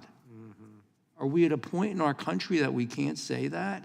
Babies are a gift from God. It's the most amazing thing I've ever seen, is to see my children born and to see my grandchildren. Nothing compares to it. Nothing compares to it in anything I've done in my life. So I just want to say that because we shouldn't, and then I want to turn this over to my friend, Mr. Bach. But I don't think we should act like it's a good thing and it's a right thing and it's a wonderful thing and we're fighting for this great thing. It's a bad thing and it's something of last recourse and it's hurtful. It hurts the country, hurts us inside. I yield my time to Mr. Bach. I thank the gentleman for yielding, and I would just warn my friend from New Jersey that he's being unfair to Genghis Khan. No way he was as barbaric as we are in this country in what we're doing. And I appreciate my friend from Texas mentioning a few individuals. I know a gentleman who I have a great deal of respect for. His mother was raped, and his mother made the decision to have the baby. He went on to serve in the United States Army. He went on to serve as a police officer in Colorado. He went on to serve as a mayor of one of our larger cities in Colorado, all because his mother made that decision to have that baby. I also met a young man in Colorado Springs whose head was pierced during an abortion. He was born and was in his teen years. He had some mental difficulty, but he told the story about how the doctors said to his mother, "Something has gone terribly wrong. Your son has been born." And now is a valuable member of his community. What have we done in this country? I yield back. Gentleman yields back. Gentleman from California, Mr. Schiff, is recognized. I thank the chairman. I rise in strong support of the gentlewoman's amendment to examine the threat posed by a nationwide abortion ban to women's lives, reproductive health, bodily autonomy, and equality. Tragically, as a result of the Supreme Court's decision in Dobbs, millions of women in states throughout the country have lost their right to bodily autonomy and their reproductive freedom. This has presented a grave threat to women's health. It has meant that women have had to undertake difficult and dangerous travel to seek reproductive freedom. It was a tragic decision by the U.S. Supreme Court, and it's worth our thinking about how we got here. We got here because Mitch McConnell successfully packed the Supreme Court. He did so by withholding even a hearing for almost a year from a nominee, Merrick Garland, nominated by Barack Obama, and then in chokingly hypocritical fashion, jammed another confirmation through of Amy Coney Barrett while people were literally voting for Joe Biden to be president. So after withholding one nomination because the election was still 10 months away, he then turned around and jammed a confirmation through when there were less than 10 weeks before the next election. As a result, there are two justices on the court who would not have been there, but for the gaming of the system. That's how the court was packed. Compounding the problem, of course, was the testimony of these justices in which they assured the Senate that they would abide by precedent. And of course, they didn't. They threw out decades of precedent. This is not a conservative legal court, not anymore. A conservative legal court would have some respect for precedent. This is a partisan and reactionary court, a court with a reactionary social agenda, and we're just seeing the beginning of it. As Justice Thomas made clear, this is just the first right that he's contemplating repealing. So how do we address that problem that for the next generation, for my kids who are in their early 20s, that if nothing changes, they're going to live their entire adult lives under a partisan reactionary Supreme Court unless it's unstacked, which is why I support Representative Johnson's legislation to expand the size of the court. I also think we ought to have term limits on justices. And I certainly think there should be a code of ethics for the Supreme Court. My colleagues have bemoaned the leaking of the Supreme Court opinion, and I certainly condemn the leaking of a Supreme Court opinion. But I'm more concerned, frankly, about the impact of the court decision than its leak. And how many millions of women have had their rights stripped away, and a lot of their, not just reproductive freedom, but their economic freedom and future as well. And if we're going to address the stripping away of that right and the danger to other rights of Americans, it means the court has to be unstacked. And we have to talk openly about this and honestly about this, because there are two justices that wouldn't be there, that wouldn't be participating in the Dobbs decision, but for the fact that Mitch McConnell stacked the court. Stacked the court. I never would have imagined supporting expanding the court a few years ago, but then I never would have imagined a Senate that would withhold a justice from one president with one explanation and completely contradict that by jamming another justice on the country while people were voting. But this is where we are. And the result has been the sacrifice of the rights and access to care of millions of women. And if we leave it at that, then we cannot be surprised when the next right of Americans is stripped away by this same court. I fully support the amendment, and I yield back. Gentleman yields back. Who seeks recognition? Gentleman from Tennessee, then we'll come. Thank you, Mr. Chair. I'd firstly just like to thank Mr. Schiff for his recollection about what's happened with the Supreme Court. It's been astonishing how that's been, they perverted the methods to prove Supreme Court justices and put in this radical right-wing court. And Mr. Clarence Thomas said that the miscegenation laws could be next. He didn't mention miscegenation. That's one of his favorites. He talked about some other laws that could be, the due process that might be jeopardized. But the fact is, Mr. Johnson was here. I think Mr. Johnson's not here now, is he? He talked, I'd like to have asked him some questions about God-given rights, and he was saying that these are all our rights are God-given. And that I just wondered when God decided to give women the right to vote, and why God didn't decide to give women the right to vote back in 1700s, when the Constitution was drawn up in the 1780s.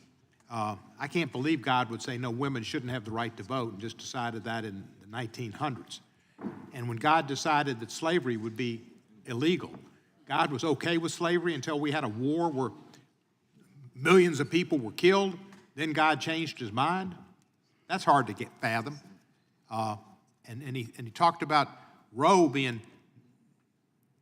in the 1970s, early 70s, I think Roe was 72, that it didn't have that much history. Well, neither did Loving versus Virginia, which was just passed in, I guess, 1968. So we can get rid of Loving versus Virginia because, say, it's not stare decisis, it was based on bad judgment. Judge Alito at one time claimed that he was, like every other Supreme Court justice that comes before the Senate for confirmation, says they're for precedent, and they're not going to pay great deference to stare decisis. But now he's gotten on and he decides which Supreme Court decisions that gave people rights like Roe were well-founded. He decides it's not well-founded, so stare decisis doesn't matter because he's the truth and the light on every Supreme Court case, on whether it was valid or not valid. And if it's not valid, then it doesn't make any difference. It's been around 50 years in the previous Supreme Court. So there are just some of these things I heard was just kind of shocking to me. And I appreciate people's respect for God, and I have a respect for God, and we all can have a different perspective on how God talks to us or doesn't talk to us. But I just don't believe when you come in here and tell us that every right is God-given.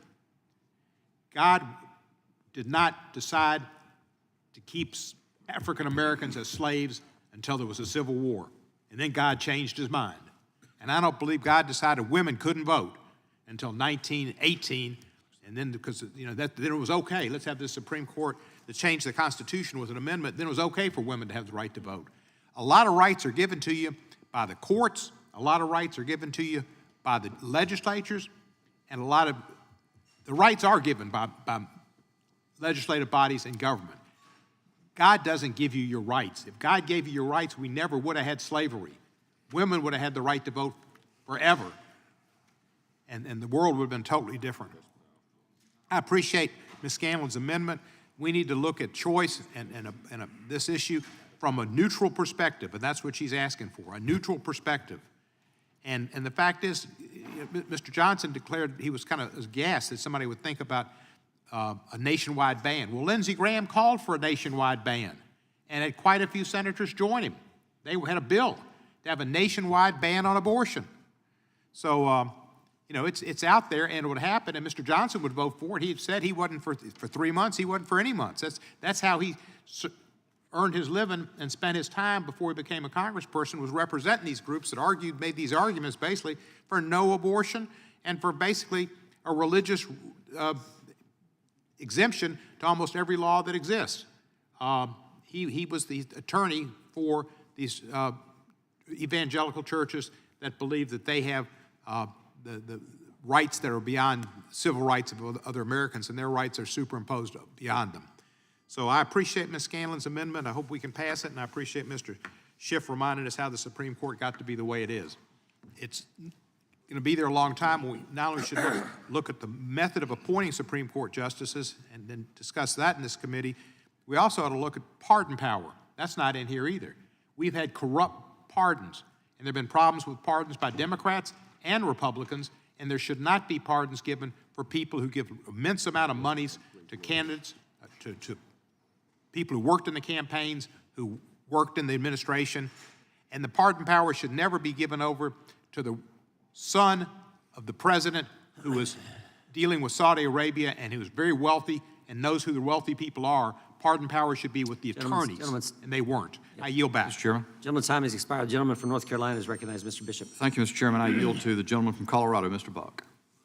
I just wanted to respond to Mr. Cohen and Mr. Bishop. I'd appreciate your input on this, but my understanding of the Declaration of Independence is that it talked about certain self-evident truths, and it is not talking about the speed limit that a legislature sets or some other laws that are enacted, but the three basic rights that we have, life, liberty, and the pursuit of happiness, are, in the view of the founders and in my view, and I think in many other Americans' views, given to us by God.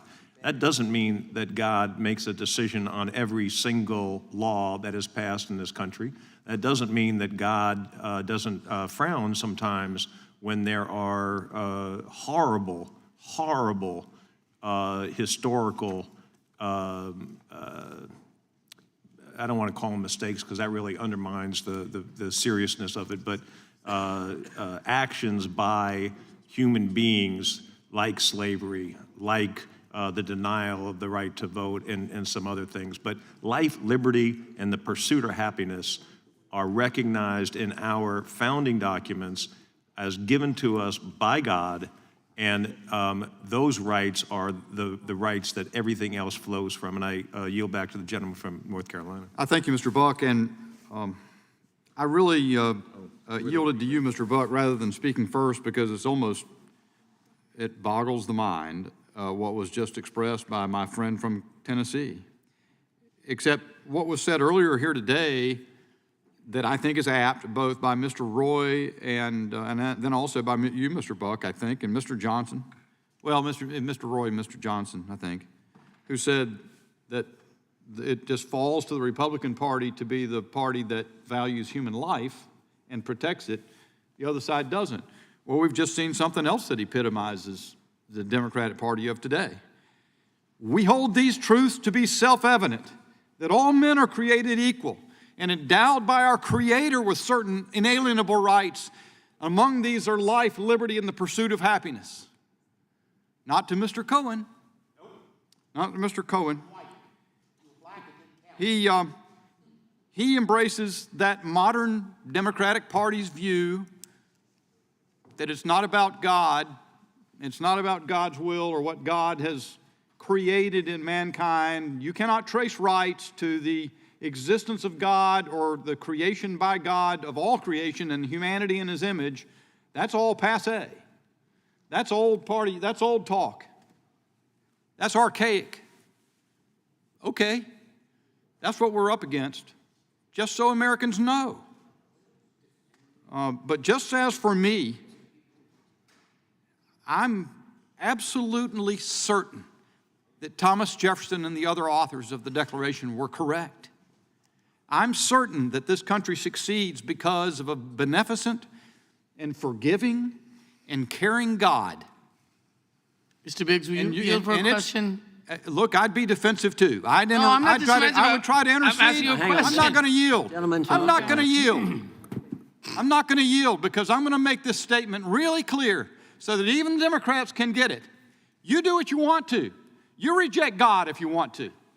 You tell Americans that if they embrace God, you're going to persecute them with the FBI if you want to. Oh, God. You go get them. Call them white supremacists, why don't you? Let's set everybody against one another as enemies based on whatever thing that you can dream up to do. You do that. I'm going to stick to God. I'm going to cling to God like Barack Obama talked about. You do it. You do you. Anybody else want to speak? Yeah, I'd like to speak. I yield to the gentleman from. How about clinging to the truth? Quite enough. How about You've said a clinging to the mouthful. truth Thank for the a gentleman moment? for yielding. I thank the gentleman for You yielding. said a mouthful. And I yield to Mr. Johnson. I apologize that I missed Mr. Cohen's speech. I was in the back in the meeting, but I want to say if he believes that rights derive from government, just be reminded that government can take those rights back from you, and that our rights do come from our Creator. And I want to point out too that the great civil rights leaders would have disagreed with what you just said, Mr. Cohen, because Martin Luther King Jr. said in his famous speech on the steps of the Lincoln Memorial, the Declaration, and he often said the Declaration of Independence was a promissory note to future generations of Americans. It wasn't realized in the beginning, but we're in the process of making a more perfect union, and that's what we're for, that's what we support. Thank you, Mr. Bishop, for yielding. We're out of time. Gentlemen's time has expired. The committee will stand in recess. We have a vote on the floor. We will come back ASAP after votes, so we will stand in recess until after.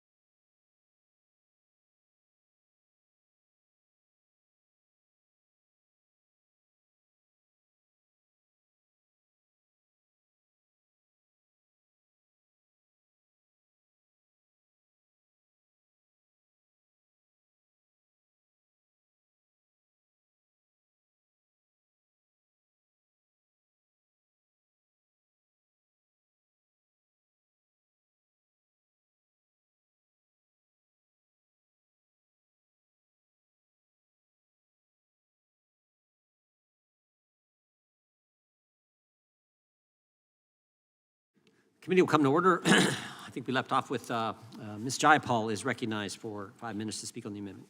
Thank you, Mr. Chairman. I wanted to bring us back to the issue at hand, which is this excellent and very sensible amendment offered by Ms. Scanlon to simply examine the threat posed by a nationwide abortion ban to women's lives, reproductive health, bodily autonomy, and equality. And I think this is such an important issue that the majority of the country, Republican and Democrat and Independent, agrees on. And we've seen it in terms of initiatives that have gone to the ballot, even in Republican states, making sure that those states preserve the right to abortion. And unfortunately, for those who think this is not really something that's going to happen, 13 states, Republican states, already have a ban on abortion, and 101 members, Republican members of the House, signed on to the House version of Senator Graham's nationwide ban. So this is a critical issue, and I wanted to also bring some facts to the table. There are half as many abortions as 30 years ago. 6 in 10 women who seek abortions are mothers already. 90% of abortions happen in the first trimester, so this idea that there are many late-term abortions simply isn't the case. The majority of women who have abortions are in their late 20s. Many of them want to finish and get education, schooling, other things that allow them to take care of families. And half live under the poverty level. Almost half are single. 1 in 4 women across this country has an abortion, and this is a freedom. It's a basic freedom. It's an economic freedom. It's a reproductive freedom. Well, Gentlelady, yield. No, I won't. To make choices about our own bodies. And it's unfortunate that this is a partisan issue here in this committee, in this Congress, because it isn't partisan across the country. If my Republican colleagues do indeed value life so much, as you say you do, and I want to accept that premise, and if you care so much about our babies, then I would urge you to support the child tax credit, which cut child poverty in half when we offered it. None of you supported that. I would urge you to support paid leave. I would urge you to support universal child care. I would urge you to support universal pre-K. It doesn't make sense to value lives until they're born, and then once they are born to say, we don't care about those babies anymore. The reality of this is that I think many of the members of this committee who have spoken on abortion on the other side have not been in a situation to have an abortion. I have. I'm one of 1 in 4 women across this country. And I know that this is fundamentally an issue of freedom.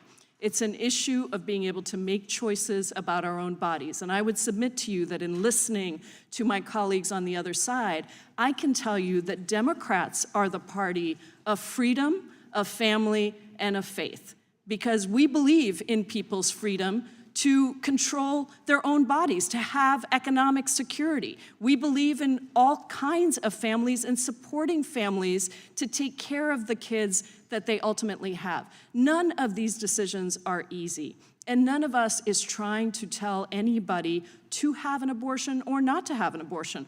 All we're saying is that it is an extremely difficult and personal choice. And we do not believe in forced pregnancies. We do not believe in people having to make difficult, extremely difficult medical decisions because, or not be able to make those medical decisions because somebody in elected office told them that they couldn't have an abortion and make the right medical decision for themselves, the right economic decision for themselves. I know that was the case for me. There were a lot of issues that threaten the lives of pregnant people across this country, and when they make these decisions, they are extremely difficult, and they are extremely personal. I don't believe that this should be anybody's business but that individual. And so I would just urge my Republican colleagues to recognize that perhaps you're out of step with the rest of the country. Republican states And women in Republican states and families in Republican states are voting to preserve the right to abortion and are terrified of the impact of a Republican-proposed nationwide ban on abortion. So I support this amendment, and I thank the gentlelady from Pennsylvania for putting forward such a necessary amendment in this very scary time where, unfortunately, too many of my colleagues on the other side are trying to strip away and pass a nationwide ban that would hurt people across the country. I yield back. Lady from Texas, Ms. Escobar, is recognized for 5 minutes on the Scanlon amendment. Thank you, Mr. Chairman. I too would like to thank Ms. Scanlon, my colleague, for this very reasonable amendment. As we have seen across the country, women have been rising up and speaking out about these all-out bans on their own reproductive freedom. As my colleague, Ms. Jayapal, mentioned, 13 states already have a ban. Over 100 House Republicans signed up to support Lindsey Graham's legislation. And so this is not a threat, this is reality for a lot of women. And I will tell you, it's been jarring to hear some of my colleagues speak on behalf of women, and I wonder if any of them have taken the time to speak to women who have been placed in a position where they had to make the choice with their doctor, with their family, about whether they end a pregnancy or whether their own life ends. And if they have not heard from these women, I would encourage them to reach out to women in their district to hear how horrific, frightening, and terrifying this situation is for many women. And the thought that there are so many men in our country who have the audacity to feel like they can speak for women and their physicians is incredible to me. The fact that they can stand between a woman and her doctor and criminalize a woman's rightful need to have reproductive freedom is jarring and unconscionable. You know, and also as my colleague Ms. Jayapal pointed out, this whole debate about pro-life really in many ways can be described as more of a pro-forced birth movement. Because once these babies are born, I can tell you, my colleagues and I have worked hard to make sure that families have access to the help and the support that they need. We voted for childcare, high quality childcare, access to childcare for parents. We voted for the expanded child tax credit. We voted for universal pre-K. We voted to make sure that families had the support that they need, and we did not have support from our Republican colleagues. Our Republican colleagues now have control of the House. I have yet to see them come forward with any legislation that would support working families, needy families, all of those children that they purport to care about. It is also, again, really jarring to hear my Republican colleagues say that somehow we don't value the sanctity of life, when, again, we have been the party time and time again making sure that we uplift those Americans, especially those families with children, so that they have a fighting chance. I will close with this. I will again thank my colleague, Ms. Scanlon, for this amendment. If there is nothing to fear with this study, I mean, if my colleagues are so adamant about abortion bans, let's at least have the conversation and the information around the consequences of them. There should be absolutely nothing to fear with voting in support of this amendment if you believe what you believe and what you've shared with us here today. And so with that, Ms. Scanlon, thank you so much for the amendment. I look forward to supporting it. I yield back. Gentlelady yields back. I would just point out the gentlelady talked about helping mothers and their newborns. That's exactly what crisis pregnancy centers do. And in the aftermath of the Dobbs leak decision and the decision itself, over 100 crisis pregnancy centers and churches were attacked. And it's my understanding, and the Republicans, the American people's understanding, that the FACE Act has not been used to prosecute people who did that kind of damage to the very places that provide the care that the gentlelady was talking about to these moms and newborn children. And that's exactly the language in our oversight plan that this amendment would strike. And that's why we oppose the gentlelady's amendment. Anyone else seeking recognition on the amendment? The question occurs on the amendment offered by the gentlewoman from Pennsylvania. Those in favor say aye. Aye. Those opposed, no. No. In the opinion of the chairs, the noes have it, and the amendment is not agreed to. I would request a recorded vote. Gentlelady from Pennsylvania requests a recorded vote. The clerk will call the roll. Mr. Jordan? No. Mr. Jordan votes no. Mr. Issa? Mr. Buck? Mr. Gates? Mr. Johnson of Louisiana? Mr. Johnson of Louisiana votes no. Mr. Biggs? Mr. Biggs votes no. Mr. McClintock? Mr. Tiffany? Mr. Massey? Mr. Roy? Mr. Bishop? Mr. Bishop votes no. Ms. Spartz? Mr. Fitzgerald? Mr. Bentz? Mr. Klein? Mr. Klein votes no. Mr. Gooden? What do you hear, man? Mr. Van Drew? Mr. Nels? Mr. Moore? Mr. Kiley? Mr. Kiley votes no. Ms. Hageman? Ms. Hageman votes no. Mr. Moran? Mr. Moran votes no. Ms. Lee? Ms. Lee votes no. Mr. Hunt? Mr. Hunt votes no. Mr. Fry? Mr. Fry votes no. Mr. Nadler? Mr. Nadler votes aye. Ms. Lofgren? Ms. Jackson Lee? Yes. Ms. Jackson Lee votes yes. Mr. Cohen? Mr. Johnson of Georgia? Aye. Mr. Johnson of Georgia votes aye. Mr. Schiff? Aye. Mr. Schiff votes aye. Mr. Cicilline? Mr. Swalwell? Mr. Liu? Ms. Jayapal? Ms. Jayapal votes aye. Mr. Correa? Ms. Scanlon?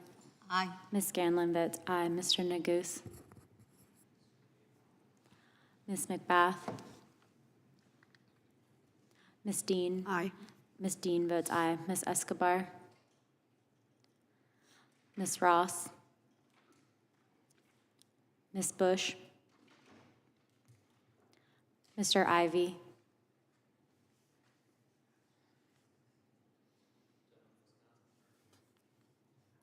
Mr. Fitzgerald? Mr. Fitzgerald votes no. Gentleman from California?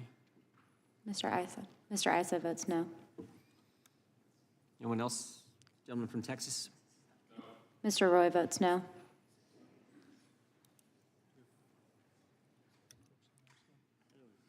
Clerk will report. Yeah, you did. No, yeah, you did.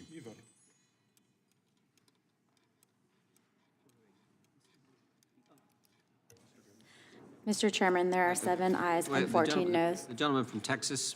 Aye. I'm a no. Mr. Gooden votes no. Gentleman from New Jersey, Mr. Van Drew? Mr. Van Drew votes no. Anyone else? Clerk will now report.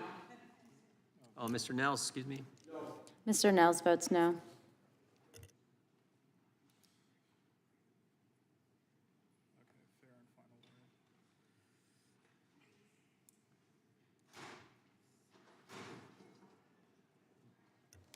Mr. Chairman, there are 7 ayes and 17 noes.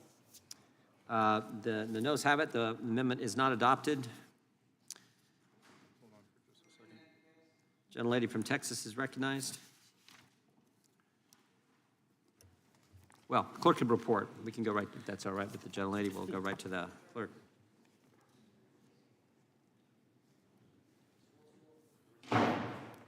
Reserve point of order. Gentleman from Louisiana reserves a point of order.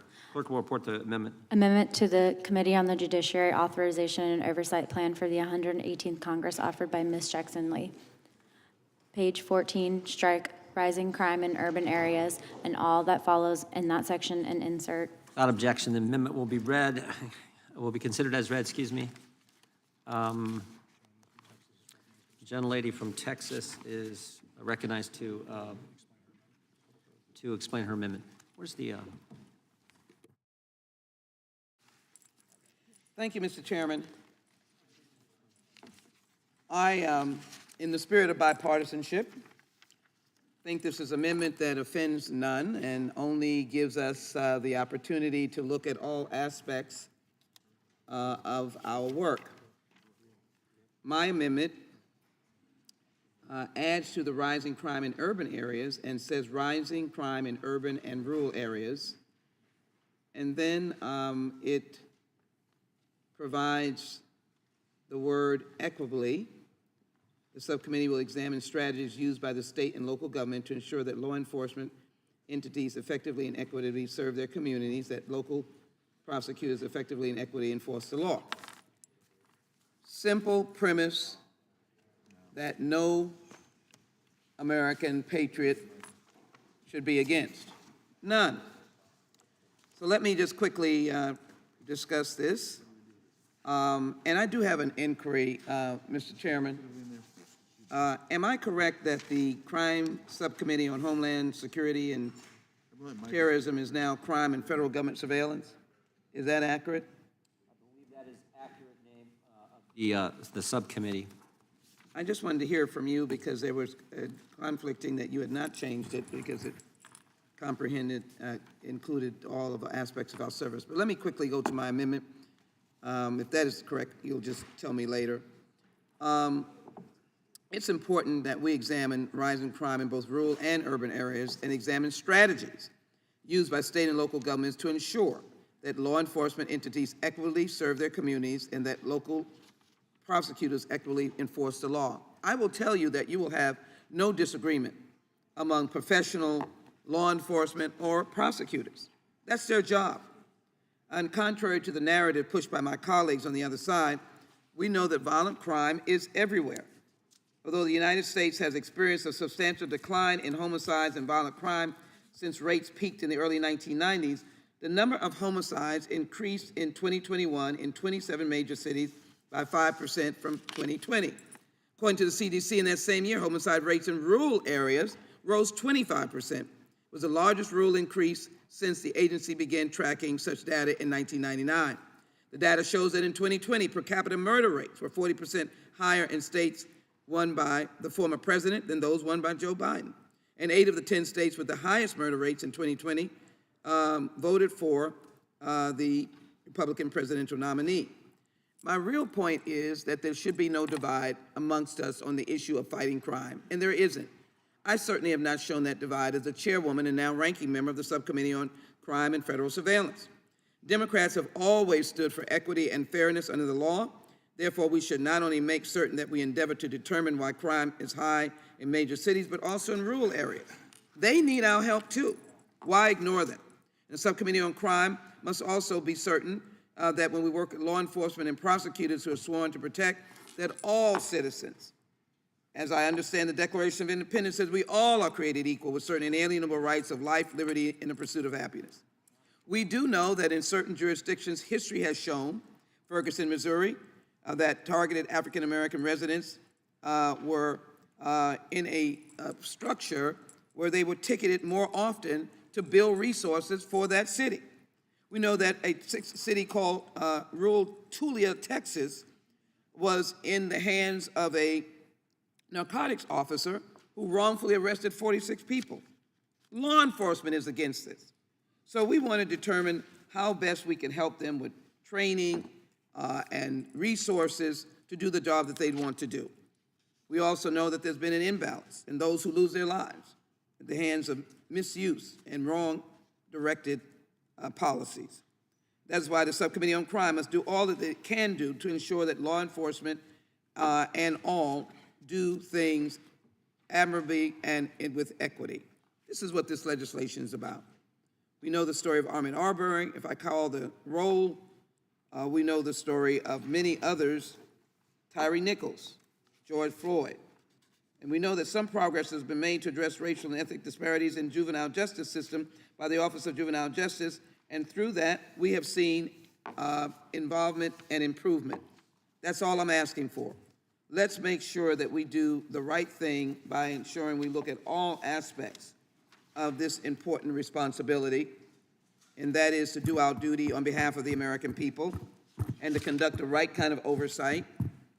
We should include all aspects of America. Mr. Chairman, again, I hope that you will be well moved to support this amendment. With that, I yield back. The gentleman yields back. Before yielding to my colleague, Mr. Johnson, I see that we have a former member, Mr. Salmon, from the great state of Arizona, who has joined us. Welcome to the committee. And must be Arizona Day because I see Mrs. Biggs is here as well. Thank you for joining us. Mr. Chairman, would you yield? I would be happy to I have yield. some wonderful Texas here from the Texas Association of Business. Wonderful. Oh. So I'm delighted. I'll step down for a moment as my colleagues on the other side raise their voices in support of my amendment. Yeah. We welcome all our guests today. With that, I yield to the gentleman. Does the gentleman insist on his point of order? Well, no, I do not. All right. Withdraw. I recognize the gentleman from Louisiana, Mr. Johnson. Well, I actually wanted to ask Ms. Jackson Lee a question, but I know she's going to greet her friend, and that's okay. Without a microphone, we can always hear your voice. It's fine. I do have great respect for Ms. Jackson Lee. She is my friend, and I believe you're bringing this amendment in good faith, and I appreciate that. But I do have a genuine question. It seems to me that the amendment is somehow implying that if there's a rise in crime in rural areas, that would not be considered by the subcommittee. And I want to tell you, also in good faith, that is not the intention of this language. The reason that, again, these are illustrative examples of what these subcommittees would be looking into. They're not exhaustive lists. And the reason it says examine the causes of rising crime in urban areas is not to suggest that rising crime in the rural areas would not be important or considered, but just acknowledging the fact that it is widely recognized, and national polling acknowledges, I won't cite them because every poll says the same thing, people are greatly concerned about what's happening primarily in the urban areas and in the cities. And I shared some of the statistics earlier, and I won't belabor the point or take time for it, but just one headline, 9 cities reached record homicide rates in 2022. And it also corresponds to the staffing shortages that are plaguing police departments. And so that seems to be worthy of merit of the subcommittee to look into. But the question I had is, I think I'm fine with that actually, but later you say you add the word equitably, and I'm wondering, and I mean, I'm not trying to, I really want to know, what is that term, how would you define that term? What does that mean exactly? I'm glad you asked the question because I'm sure you're trying to maybe infer, and I certainly will have another amendment dealing with DEI, with diversity, equity, and inclusion, but this is not the case. Obviously, as a ranking member of the former chairwoman of the crime committee, I want to make sure that every neighborhood sees a law enforcement officer. I mean, there are neighborhoods that are less financially secure who want to be protected. And as officers go throughout all neighborhoods, they have the skills to be able to respond equitably. Suppose they come on a mental health crisis. And I've always said that they do more than they should be doing. We should have support systems. But let's make sure the mental health crisis is treated the same way, obviously, with the protection of officers as it would be in a higher income area. So just equity, just let them be everywhere, but let it be done equitably. And let me just say this, you're right, it doesn't preclude, but then what is the downside of using in the title rising in urban areas and rural? And just to cite a dear friend, Speaker McCarthy, who wanted to emphasize the increase in crime in some of these areas, but let me be very fair. His city will go unnamed, but the murder rate there in 2021 was 11.91 per 100,000. It was double the murder rate in New York City, 5.55, and San Francisco, 5.6. Okay, I'm running out of time, but I appreciate Yeah, that. all right. I'm really more concerned, I'm less concerned about adding the rural areas. I'm more concerned about the equitably, because I just feel like, I think a technical dictionary definition of equitably is fair and impartial, so justice would be meted out in a fair and impartial manner. We all agree on that, of course. Excellent. But the problem is, the subcommittee will examine strategies used by state and local governments to ensure that law enforcement entities effectively and equitably. I don't see any law enforcement disagreeing with that, because that's the way they do their job. Okay. Good officers do their job that way, Sure. including whether they are brass or whether they're the man or woman on the street. That's how they do their job. Let me yield to Mr. Bishop. I wonder if I might have a suggestion that would solve this problem for the points that were just made by Mr. Johnson and the amendment sponsor. How about the word impartially? There you In go. other words, the problem that we have is that, as you said, you made reference, Ms. Jackson-Lee, this issue, the sort of rhetoric of today of diversity, equity, and inclusion, the use of the term equity implying that there should be different applications of law. I think the definition Mr. Johnson suggested and you embraced would be perfect. So if it should read not effectively and equitably, but ensure that law enforcement entities effectively and impartially serve their communities, I would be able to support your amendment. I agree with that entirely, and I think that's a good faith suggestion. Well, since there are Texans in the room, I've always come to understand that impartial is fair and just. And so Mr. Bishop comes to a point of bringing a Texan and a Louisianan together. We're already neighbors, and I will accept the gentleman's friendly amendment of impartial, as it equates to fair and just. See, we can all get along. We can all get along.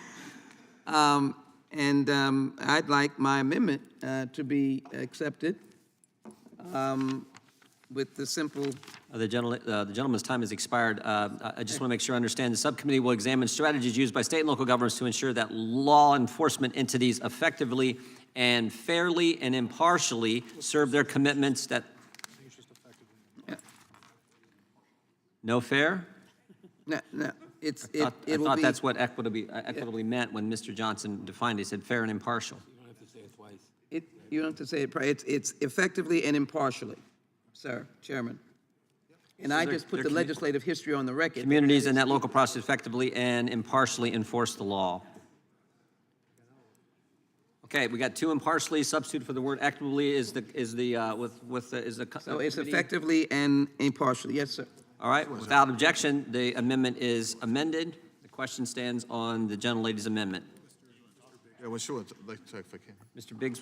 Biggs will be this side if you got someone on this side, but if not, Mr. Biggs is recognized for 5 minutes to speak on the now amended amendment by Ms. Jackson-Lee. Thank you, Mr. Chairman. And I want to address, I appreciate my friend Ms. Jackson-Lee's amendment and her willingness to modify the language offered by Mr. Bishop. But I'll just tell you why there's a couple of points that you need to be aware of as you consider the use of the word urban areas in the original document that we're now apparently holding hands and changing. According to the National Crime Victimization Survey, violent crime in urban areas rose 29% from 2020 to 2021. From 19 victimizations per 1,000 persons for somebody aged 12 and older to 24.5. Additionally, the NCVS found that the violent crime rate in urban areas was between 29 and 42% higher than the rate in rural areas. And the reason I say that is because some of the data that was just alluded to is not reflected in official data. Then you move on. In 2021, the violent crime rate in urban areas was 121% higher than rural areas. That's significant. That's why I think we should be focusing on urban areas. We're not going to neglect rural areas for sure, but the focus should be where the dam is broken, and the dam is broken in Democrat-controlled large cities, and I'll yield a minute to Mr. Bishop. Thank you to Mr. Biggs, and I don't disagree with that at all. So what makes the addition of the term rural inoffensive to me is I believe the stark contrast will become all the more stark if we look at both. And so I don't suggest that the premise that there is equal surges of violent crime in the rural areas is at all factually accurate. I know all these sort of tricks about, it happens more often in blue cities within red states, or is bigger with blue cities in red states than blue cities in blue states. But I think that it doesn't harm us to look at both because it just makes the contrast striking. Yeah, and I appreciate that, Mr. Bishop, and I agree with you, and that's what will happen. And so I'm going to provide some more contrast right here. The violent crime rate in urban areas, 48% higher than in suburban areas in 2021. More than tripling the difference from 2018 to 2020 that was present. The property crime rate in urban areas is nearly twice as high in 2021 as in suburban areas. Almost 160 victimizations per 1,000 to 87 per 1,000 in suburban areas. And it's 3 times as high as in rural areas. Where do we see this based on population density? New York, New York, Hoboken, New Jersey, Union City, New Jersey, San Francisco, Miami Beach, Jersey City, Honolulu, Boston, Chicago, Arlington, Cambridge, Massachusetts, Washington, D.C., Miami, Florida, Somerville, Massachusetts, and then Philadelphia, PA. The note here, which is interesting, that is Los Angeles is 30th on the list. The point is, and I'm willing to accept this amendment, but the point is, it was not irrational to focus on where the dam is broke, and the dam is broken in urban areas. But I do agree with Mr. Bishop's point that as we begin to investigate this, it will become an even more stark contrast that something has to be done in these urban areas, not the least of which, as my colleague from Texas was talking about, the trusting the prosecutors. Yeah, we're going to find out that you probably shouldn't trust some of those prosecutors in those big cities that have triple the crime rate, the violent crime rate of rural areas, because in rural areas, at least they're prosecuting, and in urban areas, they're releasing them after a mere matter of hours after the arrest, and they reoffend because they know that there's going to be no consequence. And the news today is littered with stories of heinous crimes committed by people who had just committed a previous crime but were released by a derelict prosecutor. With that, Mr. Chairman, thank you, and I yield back. The question occurs on the amended amendment offered by the gentlewoman from... Yeah, I'm sorry. I'm Mr. sorry? Chair, I was hoping I to didn't move no. the last word. Sure, go right ahead. The gentlelady from Pennsylvania is recognized to speak on the amended amendment. Absolutely appreciate the concern of our colleagues for addressing urban crime, and I'm also pleased to report that we've had significant success in the last couple years in addressing urban crime using resources from the American Rescue Plan and some of the other programs that have been passed by the Democratic majority. We've seen a 60% reduction in firearm violence and murders in Chester, Pennsylvania, one of our most hard-hit smaller communities that really was bearing the brunt of much of the gun violence that we see across our region. We've been working with our law enforcement who are begging us to do something about the unregulated guns that are moving to our streets and moving into possession of children, of felons, of people who should not have guns. So there's clearly a lot of work that we can do and should be looking at with this committee, but I really want to support Representative Jackson Lee's amendment because this is not an issue that's been limited simply to the urban areas. If you look at the data across the country, we've seen spikes in crime across the country. And there's so much work that we need to do. So we absolutely should not be limiting this study to the urban areas, although I am really excited about the opportunity to bring in some of the folks who've been doing great work at reducing crime in our urban areas. And I think you'll be pleasantly surprised, I hope, about how much success they're having when they have the funding, both for the police to have the forensic equipment and tools that they need, as well as the social service tools they need to make sure that people are getting the mental health support they need, that they're getting into jobs, that they have housing, because all of those indicators lead directly to these crime spikes. So really excited about the opportunity to look at solutions that actually work to bring down violence across the country, and I look forward to supporting Ms. Jackson-Lee's amendment. I yield Would back. you yield, Madam Chair? Madam, would you yield? You've yielded back. Mr. Chairman, I just want to submit for the record. Unanimous consent? Yes, thank you. Without objection, the document is, you identify it. Yeah, the document is released numbers, newly released numbers from National Crime Victimization Survey as reported in the City Journal. Without objection, so ordered. Gentlelady from Pennsylvania, Ms. Dean is recognized. I move to strike the last word. Gentlelady is recognized. Thank you, Mr. Chairman. I, too, have a unanimous consent request to enter onto the record myths and realities, understanding recent trends in violent crime. I'll read just a piece of it and ask for unanimous consent. Just a moment. In a segment just talking about the issue of murder rates on the increase. Murders rose in cities nationwide and jurisdictions of all types. There is a jump in 2021 in the largest cities by 20%. In places designated by the FBI as suburban, cities with fewer than 50,000 inhabitants within a metropolitan statistical areas, murders rose by comparable levels in rural areas too, an important fact that is now only beginning to receive press attention. And I continue to quote, despite politicized claims that the rise was the result of criminal justice reform in liberal-leaning jurisdictions, murders rose roughly equally in the cities run by Republicans and cities run by Democrats. We have to really speak from facts and data and statistics if we're going to tackle what everybody, I believe, on this committee is concerned about, rising crime wherever you are. So I just commend Sheila Jackson-Lee, the representative who is the author of this amendment. And as a suburban representative, I am certain that with the equitable treatment and the agreement on both sides, that we'll be taking a look at rising crime in urban, suburban, and rural areas. And we will stop the myth peddling that it's only in blue cities that crime is up. It's in rural areas, it's in Republican-led areas, and so let's stop the myth that is just trying to scare and politicize crime. I yield back.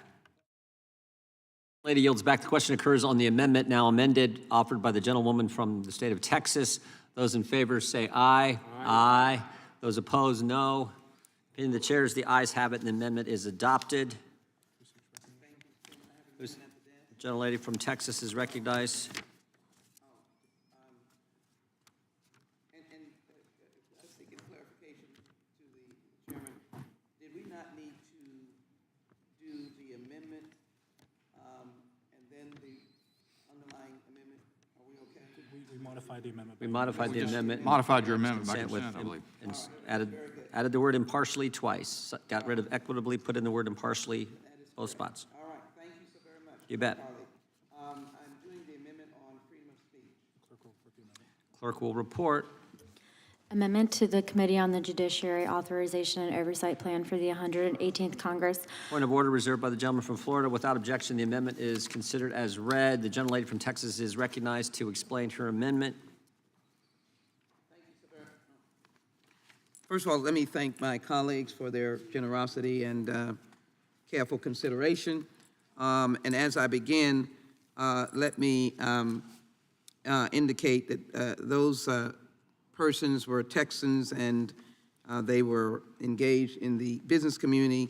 And so one of the persons there was president of the Chamber of Commerce in the McKinney area and wanted to emphasize their respect and commitment for diversity, equity, and inclusion. So we need to know that we have views that agree with this whole idea all over the state of Texas and maybe all over the nation. So let me just move forward. She's not a witness, and I just wanted to ensure how I work with my constituents. This is hopefully an amendment that will ensure that the Constitutional Subcommittee has authority to examine threats to the right to free speech. And I heard some of my colleagues earlier commenting on that from what their perspective might be, including state attempts to undermine or attack academic freedom at state colleges and universities. Recently, we have seen attempts to destroy the education system through censoring of history in our country. With that in mind, we have seen the characterization of teaching any form of history as some form of injury to our constituents. And so I think we should, in this committee, embrace ending bigotry, that we have the ability to speak of each other's history with respect. Limiting freedom of speech in an educational environment stifles constructive conversations. Students are in higher education settings to expand their knowledge and learn from others. Educators should not be stifled from telling the truth just because someone does not agree with it. Thought-provoking conversations, which I've always enjoyed, have lifted us up, have made us know each other, like each other, and ensure that we have the ability to learn from each other. In 2021, the governor of the state of Texas signed into law a bill that imposes strict controls on how teachers can talk about current events in America's history of racism in K-12, public school classrooms.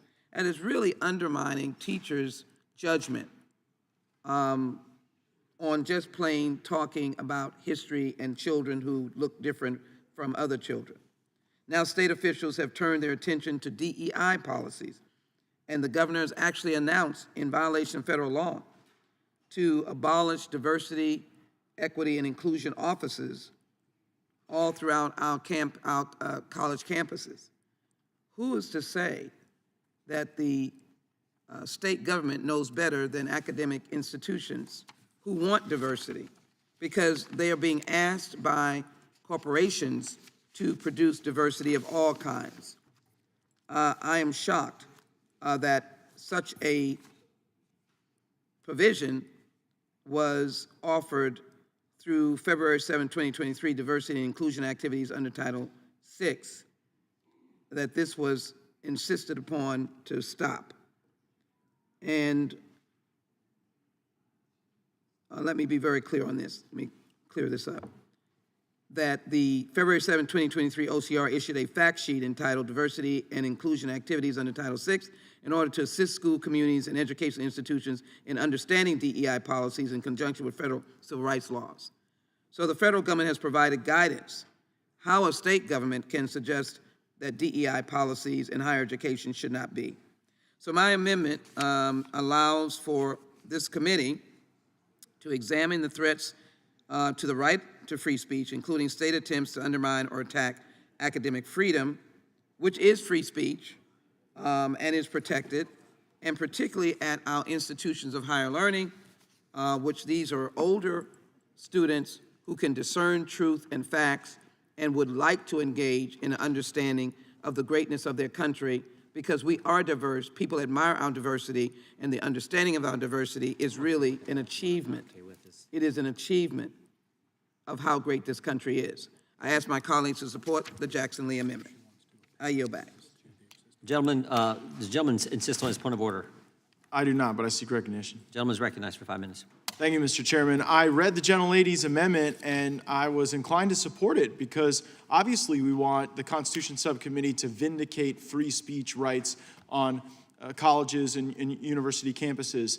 But then I heard the gentlelady debate for it, and it seemed as though the focus of the amendment was more about the adults in the system that are the instructors than the students who are in the system. Could the gentleman yield? And I, certainly. Not at all. Mr. Gates, Congressman, not at all. The concept is to allow students to learn.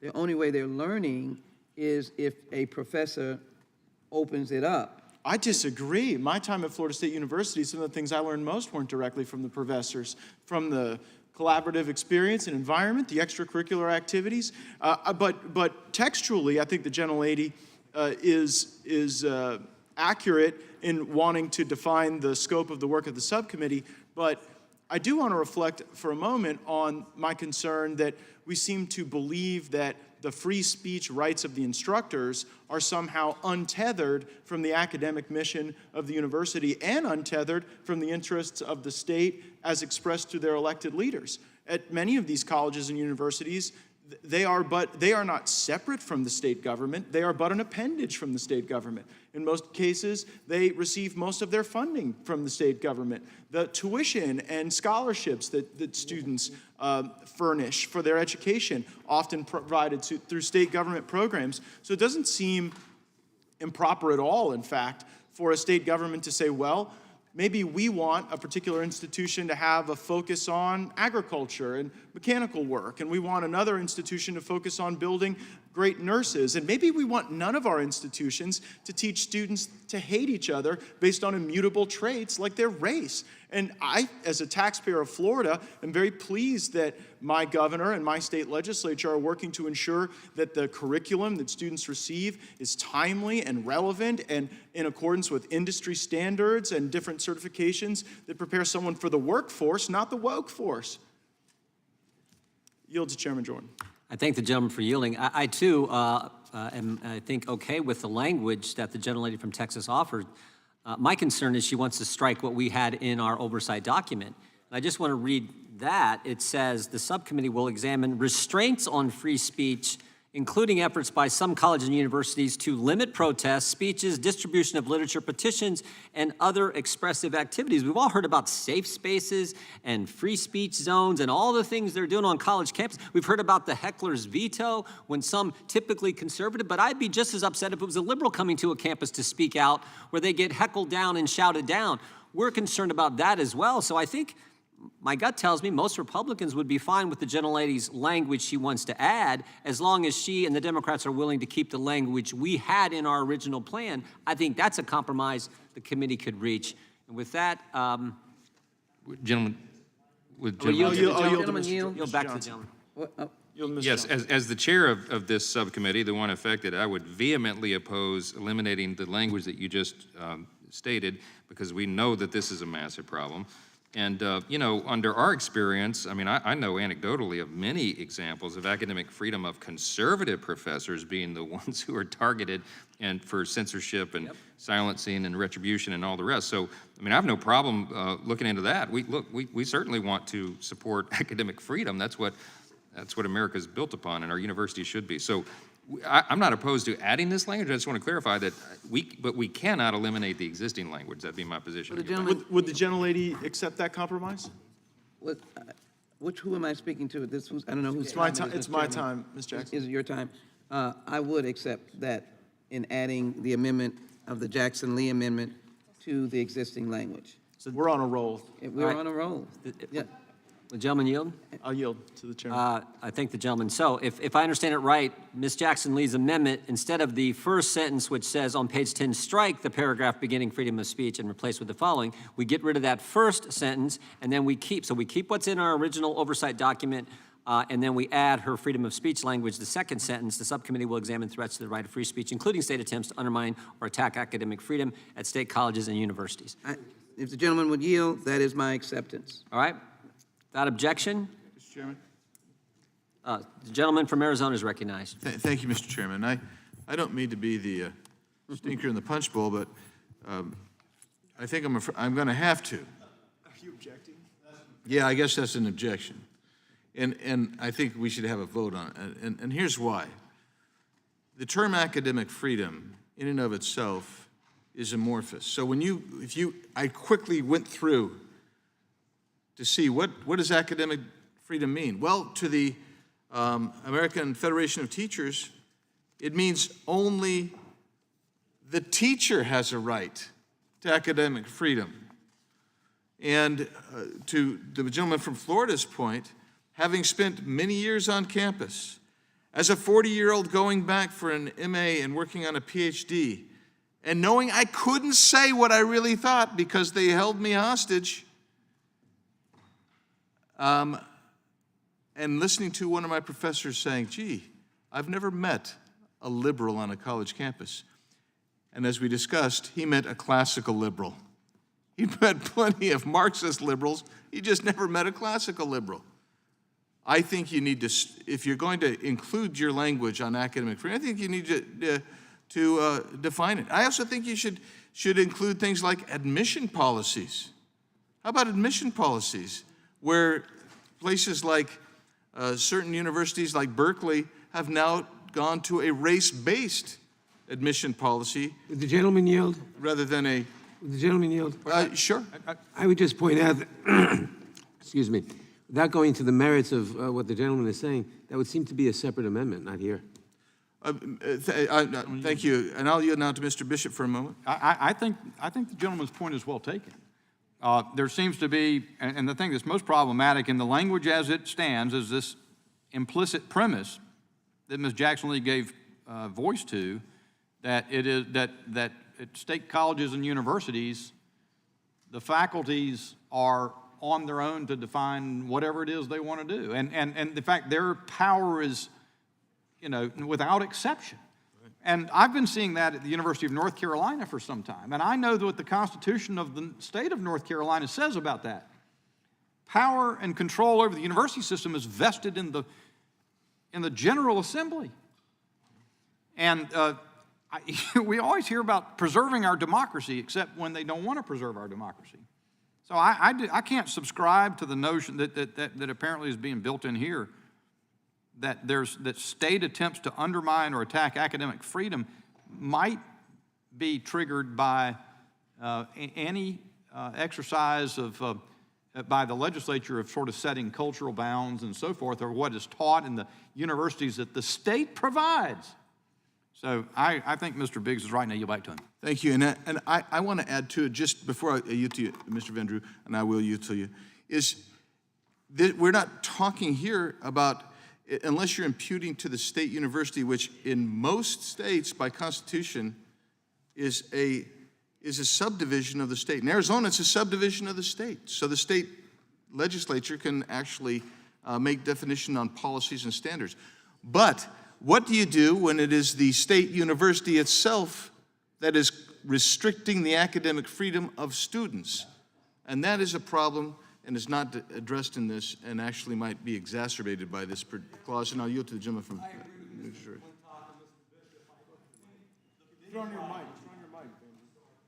I agree with both of them, and I think the big problem is not what's happening at the state. Very often states are trying to, in many states, create more freedom and openness, because if you have a different viewpoint, if you are a conservative, you very often can't even speak, you can't give a speech, you can't have a club. And so in some states have stepped in and said, wait a minute, we're putting state money into this institution, and there needs to be fairness and equality, not equity, but equality, where people have an opportunity. And I think this opens it up to say, no, you can't do that. The state is not going to have that opportunity, and I think it's unnecessary. I just think the original terminology, the original words that are in there are good, and I think this leads us down a different path, which is not necessarily a good path and could even be a dangerous path. The biggest problem we have in schools now are overly aggressive professors and overly aggressive administrators who do not allow everybody at the table. The state sometimes can straighten that out. Yeah, and I'll just add one more homely anecdote, because it applies to my own family. Having a daughter majoring in political science at a public university who said, hey, in my Congress class, I don't dare mention that you're my father. Why? The professor's, no. Gentleman's time has expired. Just to be clear for the committee, the amendment in front of us now is the original Jackson Lee amendment. Anyone seek recognition to speak on the amendment?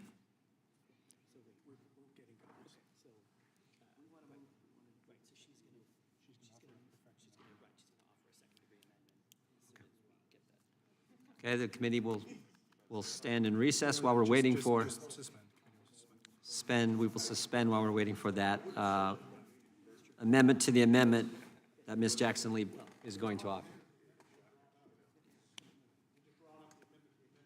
Understand. We understand.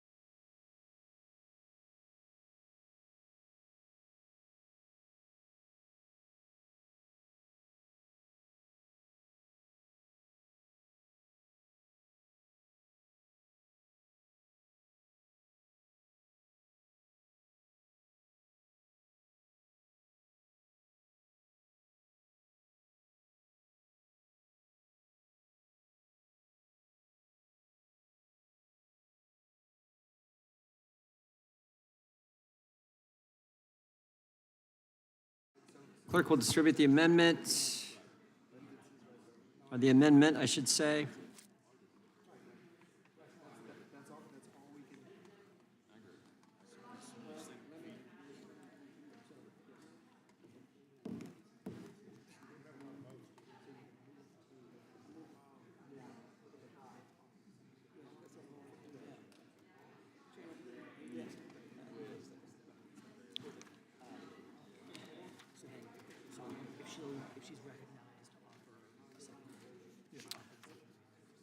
Okay. Gentlelady from Texas is recognized to explain her amended amendment.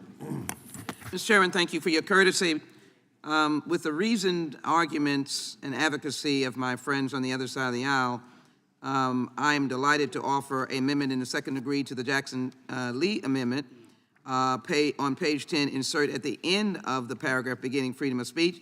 The subcommittee will examine threats to the right to free speech, including state attempts to undermine or attack academic freedom of state colleges and universities. And let me be very clear, there's no adjective in front of this. There's no particular state or particular political philosophy. So the point I want to make is that we have all been in different jurisdictions that one might attribute different philosophies to different state leadership. This is just as your language that I am now amending, it speaks generically to the idea that no philosophy should be denied in terms of refuting the rights of free speech that does not endanger, which we would not allow, any of those who are in the custody, when I say custody, are entrusted to our fine state academicians, institutions rather. And everyone knows that that is our jurisdiction. Our jurisdiction is not on private institutions, so that's the only reason why the word state is in there. And it could be a state that's trying to stifle the very fine thinking of Congressman Bishop, and if he was a guest lecturer. And so this is a neutral amendment, of which I hope that you will accept this amendment to the second degree to the Jackson-Lee amendment. Mr. Chairman? Gentleman from North Carolina is recognized. Thank you, Mr. Chairman. And here's the concern that I have. The first sentence, as this would then do the amendment to that section at the top of page 10, first sentence would be the subcommittee will examine restraints on free speech, including efforts by some colleges and universities to limit protests, speeches, distribution of literature, petitions, and other expressive activities. It's really talking about activities by students, by people in the university community or college community that we've seen constant efforts to shut down and control or stigmatize, delegitimize. But then Ms. Jackson-Lee's amendment would add this language: the subcommittee will examine threats to the right to free speech, including state attempts to undermine or attack academic freedom at state colleges and universities. And so it begs the question what it is that we're talking about. And my staff just shot me this article from the New Republic, the New Republican opinion magazine of the left. It's titled, "Florida Republicans' New Bill May Be the Biggest Attack on Academic Freedom Yet." So I was anxious to read into the article to learn what it is that they said was the biggest attack on academic freedom yet. And they refer to House Bill 999, which is further characterized as presenting radical concentrations of power, taking liberties away from students and teachers and instead subjecting them to constant surveillance and paranoia for simply trying to embrace a fulsome education. And so I wanted to read more because I wanted to learn what it is that they're doing. Goodness gracious. It says the bill directs university boards of trustees to be responsible for faculty hiring and reads that a faculty member's tenure could be reviewed at any time. It doesn't sound like fascism to me. And then it goes on down that. If that wasn't enough, the bill also says that general education courses may not, quote, suppress or distort significant historical events or include a curriculum that teaches identity politics such as critical race theory or defines American history as contrary to the creation of a new nation based on universal principles stated in the Declaration of Independence. And they ought to, quote, promote the philosophical underpinnings of Western civilization. My goodness, is that the attack on academic freedom that we're hearing requires the committee's oversight? It goes on to say that general education courses further must, quote, promote the values necessary to preserve the constitutional republic through traditional, historically accurate, and high-quality coursework, and cannot be based on unproven theoretical or exploratory content. Now, that is further characterized by the writer as continuation of DeSantis' assault against academic freedom. And I guess I would pose the question to Ms. Jackson-Lee, is that what you have in mind when you say we should conduct oversight of these state attempts to undermine or attack academic freedom?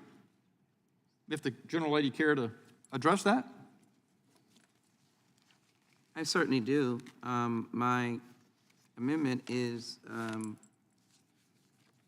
literally and factually and word-wise very straightforward, and it indicates in any form of diminishing or hindering free speech that does not generate into any injury, because universities, with which we only have jurisdiction over state universities, have the responsibility to protect all students, faculty, and others.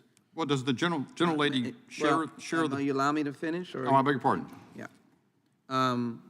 Only got a minute, though. Well, let me just quickly say that the state does not undermine those rights to be able to speak in different viewpoints that will enhance the educational life of the campus. Do you share the perspective of this article that a bill contained with the contents that I read into the record constitutes an attack on academic freedom that we should be conducting oversight of? Pardon me, what did you say? I'm sorry. Do you share the perspective of the article that the bill that I read the contents of into the record constitutes an attack on academic freedom? Well, let me go back to my basic interpretation of this language, which is it appeals and it is relevant to how we engage in academic freedom in our institutions. And it means that if I am a governor or a state that has one view and there is academic expression of another view, it should be allowed. And I may be a governor that has liberal views, or I may be a governor that has conservative views. But my academic institution should be allowed to move forward. I confess, my time having expired, I confess that intensifies my concern rather than alleviates it. I yield back. Ranking members recognized. Thank you, Mr. Chairman. This amendment is extremely important, and the fact is that academic freedom has always been dependent on security of tenure. Faculties vote on tenure of their own members. The fact that tenure is granted and cannot be taken away except for gross misconduct is a guarantee against government interference with freedom of speech. Would the gentleman yield? No, not yet. Is a guarantee against government interference with freedom of speech. Under the legislation in Florida, for example, and I'm taking it only because the gentleman referred to it, under the legislation in Florida, for example, there is no tenure. A Democratic governor, through his appointees or her appointees to the Board of Education or trustees or whatever governs it, can fire any faculty member because the viewpoint is conservative. Or a Republican governor could fire a professor because the viewpoint is liberal. Right. The whole concept of academic freedom is that no governor should have that power. And that's exactly what that article is saying. Tenure, academic freedom means that you have, that the professors, having earned tenure in the judgment of their colleagues, retain tenure until or unless some gross misconduct.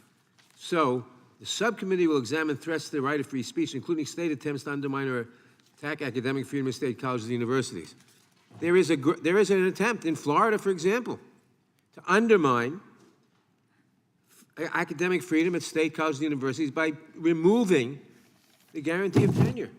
And by removing the guarantee of tenure, that will subject every professor to the political whims of whoever the governor or state majority, perhaps, in the legislature happens to be. And now I'll yield to Mr. Bishop. I thank the ranking member for yielding. And this is clarifying for certain. Sure is. But I'd just like to pursue that. You don't dispute that the state of Florida, through its constitutionally elected powers, has the prerogative to decide whether exactly what type of college professor tenure system they want to have. Taking back, I certainly do dispute that. The tradition in this country for the last better than a century has been for academic freedom guaranteed through tenure. Now, I certainly do not dispute the ability of, or the right of the government of Florida or any other state to specify subjects that must be studied, Western civilization, for example, if they want to, or Chinese civilization, whatever they want to. They have the right to do that. But the right to control the professors is not the state's prerogative, because that's the only way you can protect academic freedom and freedom of inquiry. I yield back. Which is the gentleman yield for? I'll yield to the gentlelady. Which, if I can finish, the gentleman's very clear-headed response, which can protect people of all viewpoints, or professors of all viewpoints, and to Ranking Member Nadler's point, tenure in and of itself, and I know there's some different perspectives on tenure, and my friends on the other side of the aisle, is not guaranteed in today's academic world. We should at least be able to guarantee the professor's ability to be as brilliant as Congressman Massey has been at this table when he speaks about science. So let's hope that we can come together when we vote on this. Thank you. Gentleman from California, gentleman from New York yields back. The gentleman from California is recognized. Thank you, Mr. Chair. I think it's important to recognize that freedom of speech and academic freedom are not the same thing. Freedom of speech is a right that's guaranteed in our Constitution. Academic freedom is an incredibly important thing. In fact, few things are more important to the progress of society than academic freedom, but it's not a constitutional right. And in fact, to understand the difference, someone has the right to speak freely no matter how odious or backwards their views are. But if there was a professor whose work promoted overtly racist or sexist theories, I don't think we would say that that person has a right to be granted tenure. And similarly, there are boundaries as far as which disciplines are supported and viewed as worth having the resources that the university provides, and what sort of classes ought to be offered to students at the institution. So we all will recognize there are going to be some boundaries as far as what is taught and what is researched at our universities. The question is one of what is the right institution for setting those boundaries. And this amendment is premised on the notion that it is the role of the federal government to set those boundaries in a rigid way for every state, for every academic institution, whereas I would maintain that it is the role of the university in the case of a private institution and the role of the state in the case of a public institution to set those boundaries themselves.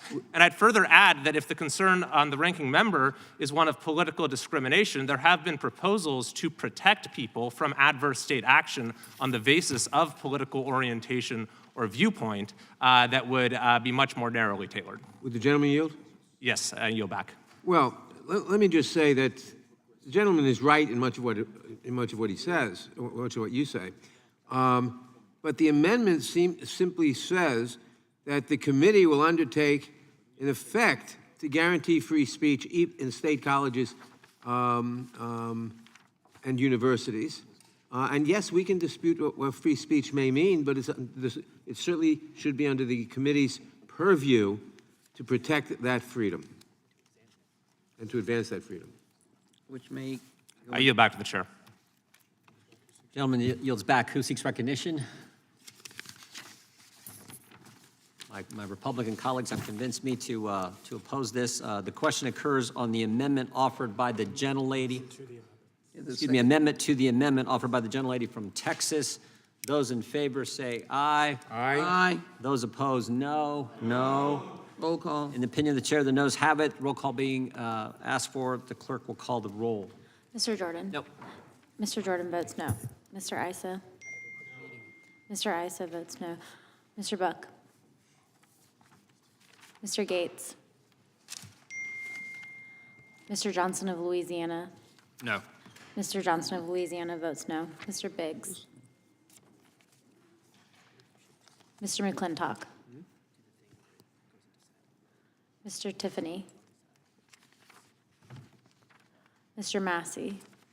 Mr. Massey votes no. Mr. Roy. Mr. Bishop. Mr. Bishop votes no. Ms. Sparks. Mr. Fitzgerald. Mr. Benz. Mr. Klein. Mr. Klein votes no. Mr. Gooden. Mr. Gooden votes no. Mr. Van Drew. Mr. Van Drew votes no. Mr. Nels. Mr. Nels votes no. Mr. Moore. Mr. Moore votes no. Mr. Kiley. Mr. Kiley votes no. Ms. Hageman. Ms. Hageman votes no. Mr. Moran. Ms. Lee. Ms. Lee votes no. Mr. Hunt. Mr. Fry. Mr. Fry votes no. Mr. Nadler. Aye. Mr. Nadler votes aye. Ms. Lofgren. Ms. Jackson Lee. Aye. Ms. Jackson Lee votes aye. Mr. Cohen. Mr. Johnson of Georgia. Aye. Mr. Johnson of Georgia votes aye. Mr. Schiff. Mr. Cicilline. Mr. Swalwell. Mr. Liu. Ms. Jayapal. Ms. Jayapal votes aye. Mr. Correa. Ms. Scanlon. Ms. Scanlon votes aye. Mr. Neguse. Ms. McBath. Ms. Dean. Ms. Dean votes aye. Ms. Escobar. Ms. Ross. Ms. Bush. Mr. Ivy.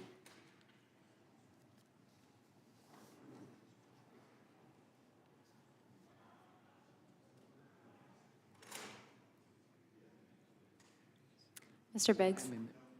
Mr. Biggs votes no. Mr. Fitzgerald. Mr. Fitzgerald votes no. Mr. Schiff, you are not recorded. Mr. Schiff votes aye.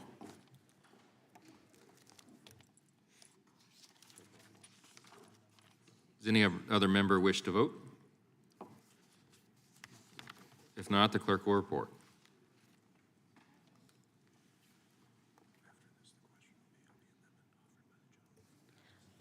Mr. Chairman, there are 7 ayes and 16 noes. The amendment is not agreed to. And, Mr. Chairman, Yes. What purposes does the lady seek recognition? and now I offer the underlying amendment, please. Yes. So the question will be on the amendment offered by the gentlelady from Texas, Ms. Jackson Lee. All in favor, say aye. Aye. All opposed? No. Roll call. Roll call vote is requested. Mr. Jordan. Mr. Issa. Mr. Issa votes no. Mr. Buck. Mr. Gates. Mr. Johnson of Louisiana. No. Mr. Johnson of Louisiana votes no. Mr. Biggs. Mr. Biggs votes no. Mr. McClintock. I got one more. Mr. Tiffany. I'll be. Mr. Massey. Mr. Massey votes no. Mr. Roy. Mr. Bishop. Mr. Bishop votes no. Ms. Sparks. Mr. Fitzgerald. Mr. Benz. Mr. Klein. Mr. Klein votes no. Mr. Gooden. Mr. Gooden votes no. Mr. Van Drew. Mr. Van Drew votes no. Mr. Nels. Mr. Nels votes no. Mr. Moore. Mr. Moore votes no. Mr. Kiley. Mr. Kiley votes no. Ms. Hageman. Ms. Hageman votes no. Mr. Moran. Ms. Lee. Mr. Hunt. Mr. Fry. Mr. Fry votes no. Mr. Nadler. Aye. Mr. Nadler votes aye. Ms. Lofgren. Ms. Jackson Lee. Ms. Jackson Lee votes aye. Mr. Cohen. Mr. Johnson of Georgia.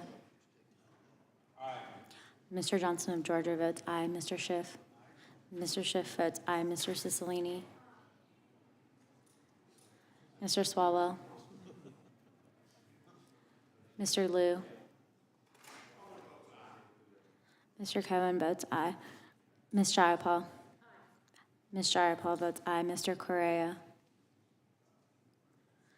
Ms. Scanlon? Ms. Scanlon votes aye. Mr. Neguse? Ms. McBath? Ms. Dean? Ms. Escobar? Ms. Ross? Ms. Bush? Mr. Ivy? Mr. Fitzgerald? Mr. Fitzgerald votes no. Ms. Dean? Ms. Dean, you are not recorded. Ms. Dean votes yes. Ms. Escobar? Ms. Escobar votes aye. Do any other members wish to vote? If not, clerk will report.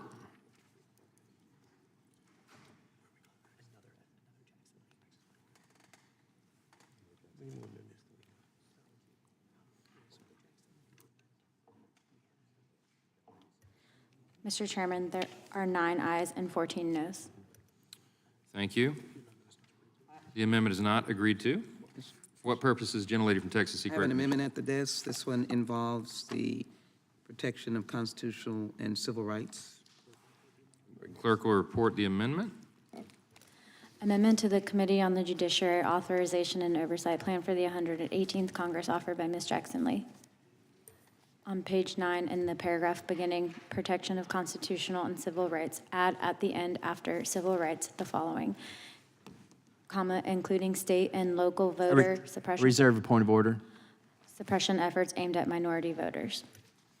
Gentleman reserves point of order. Gentlelady will present her amendment. Thank you so very much. As long as I've had the privilege of sitting in this committee, we've had a general consensus, Republicans and Democrats, about the vitality, the vigorousness, the vibrancy of the right to vote. I recall the very important collaborative work that we did with Chairman Sensenbrenner on a powerfully important reauthorization of the Voting Rights Act.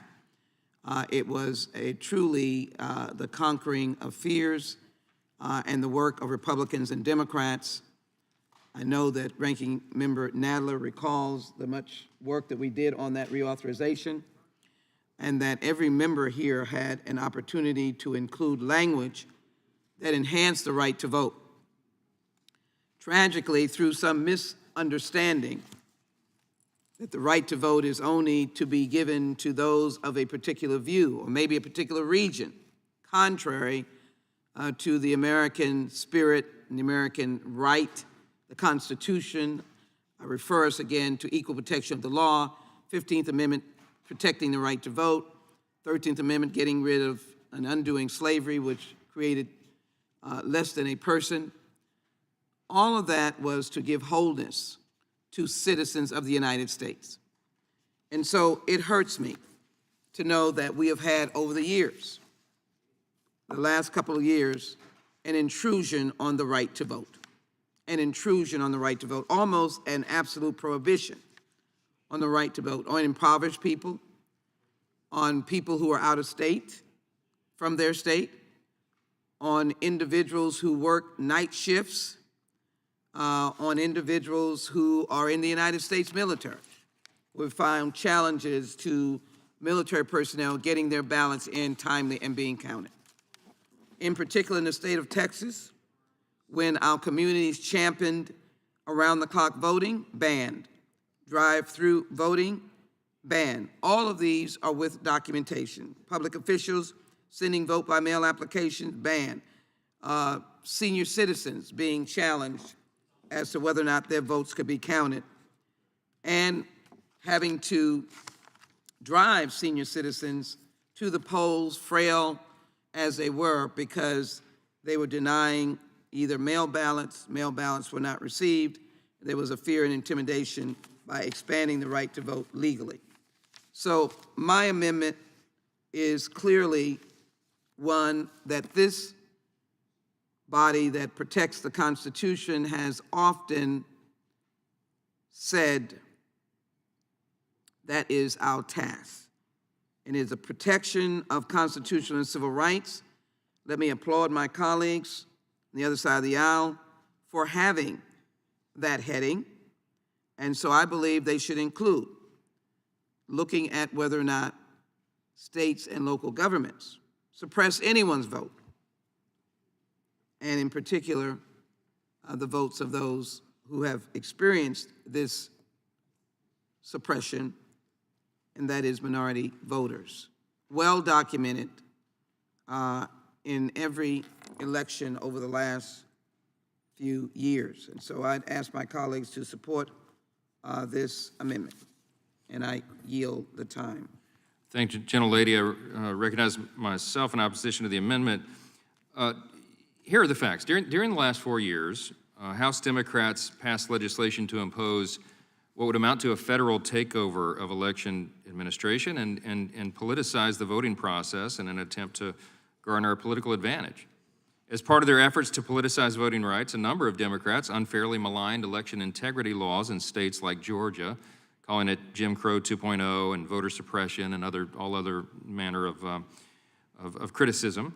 But in reality, as many witnesses have come before our committee to testify, it is easier to vote today for all Americans than ever before in our nation's history. For example, in Georgia, they saw a record turnout during the May 2022 primary election under that new voter integrity law, and they experienced even stronger voter turnout during the 2022 midterm elections. Voter ID laws are often maligned by some of our colleagues on the other side, but they aren't discriminatory and they don't suppress anybody's votes. The left has claimed for years that voter ID laws discriminate against African Americans, for example, and some of our key witnesses have been in front of this committee and said that itself is a racist trope, and they claim that it suppresses the vote, and it does not. 8 in 10 Americans support voter ID laws, 8 in 10. In 2019, a study by the National Bureau of Economic Research concluded that voter ID laws, quote, have no negative effect on registration or turnout overall or for any group defined by race, gender, age, or party affiliation, unquote. A February 2023 study published, new publication, Proceedings of the National Academy of Sciences.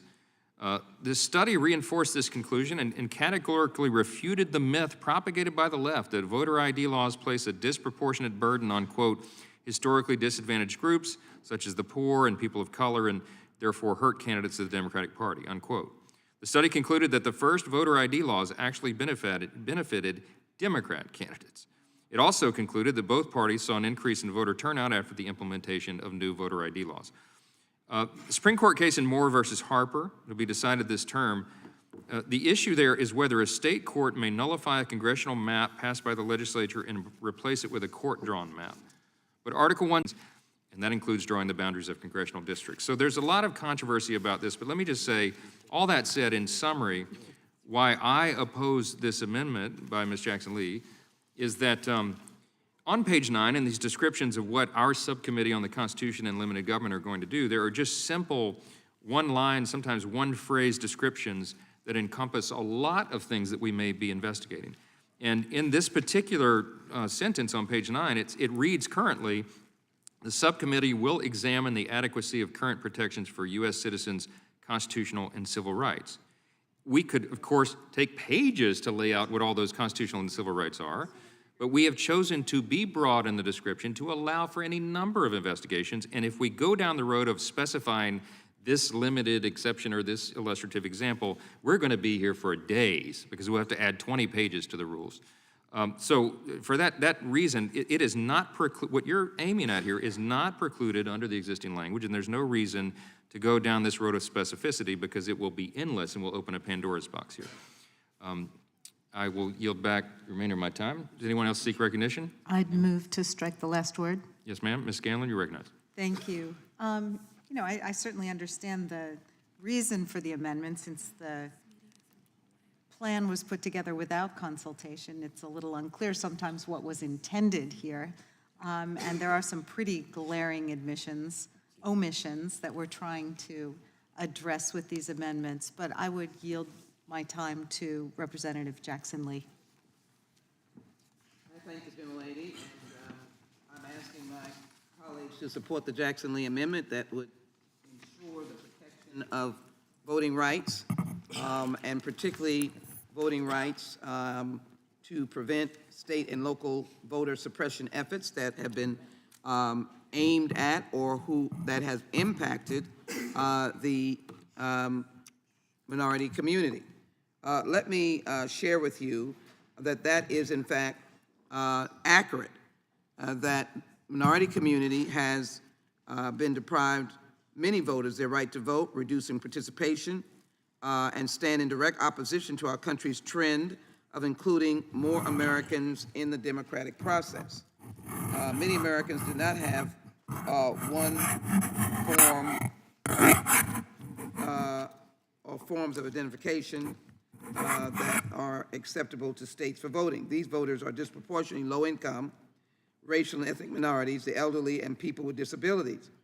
Such voters more frequently have difficulty obtaining IDs because they cannot afford or they cannot obtain the underlying documents. Millions of Americans lack ID. 11% of U.S. citizens, or more than 21 million Americans, do not have ID, and obtaining an ID costs money. But I can say for a fact, in this instance, I take great umbrage in the comments of my friend from Louisiana, because these elections were absolutely horrible in the intimidation of local election officials. There were witnesses before the January 6th committee from Georgia who were literally attacked, maligned about fraud. And we know the statistics from the elections in 20 and 2020 and 2022 that you couldn't find one smidgen of fraud, as evidenced by a number of decision makers, including in the 2020 election, the head of CISA for Homeland Security. No fraud determined that had any sizable impact, but yet voters were intimidated. And yes, the very oppressive bill signed in Texas has yet to show the depth of its negative impact. And there were negative impacts. So to want to disallow my language is going in the face of reality. And the question is, what does it hurt to be able to say, including state and local voter suppression efforts aimed at minority voters? There's none, and this is an oversight plan. If it doesn't come to our attention or we don't see it as a raging issue, it will not be addressed.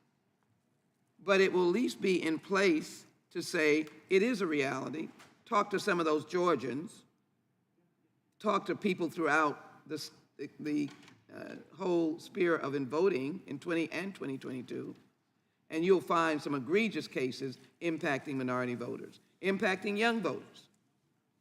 So I am disturbed that that would not be viable, worthy of consideration, and that the language is not accepted because we are suggesting otherwise. The language should be accepted, and I ask my colleagues to support the Jackson-Lee Amendment under protection of constitutional and civil rights, including state and local voter suppression efforts aimed at minority voters. I yield. I yield back to the gentlelady.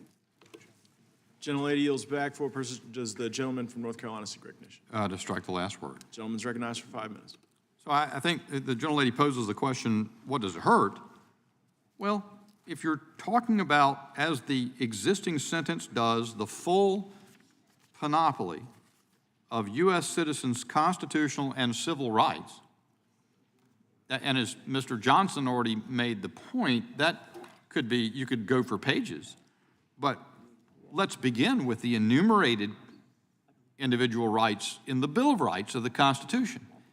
The addition of this language, including state and local voter suppression efforts aimed at minority voters, by singling one thing out, implies that it is a more significant, a more substantial subject of focus for the committee than all of those other rights. And there are a couple problems with that. First of all, there's no predicate, no reason, basis to diminish or subordinate those other rights, especially those that are fundamental and enumerated in the Constitution.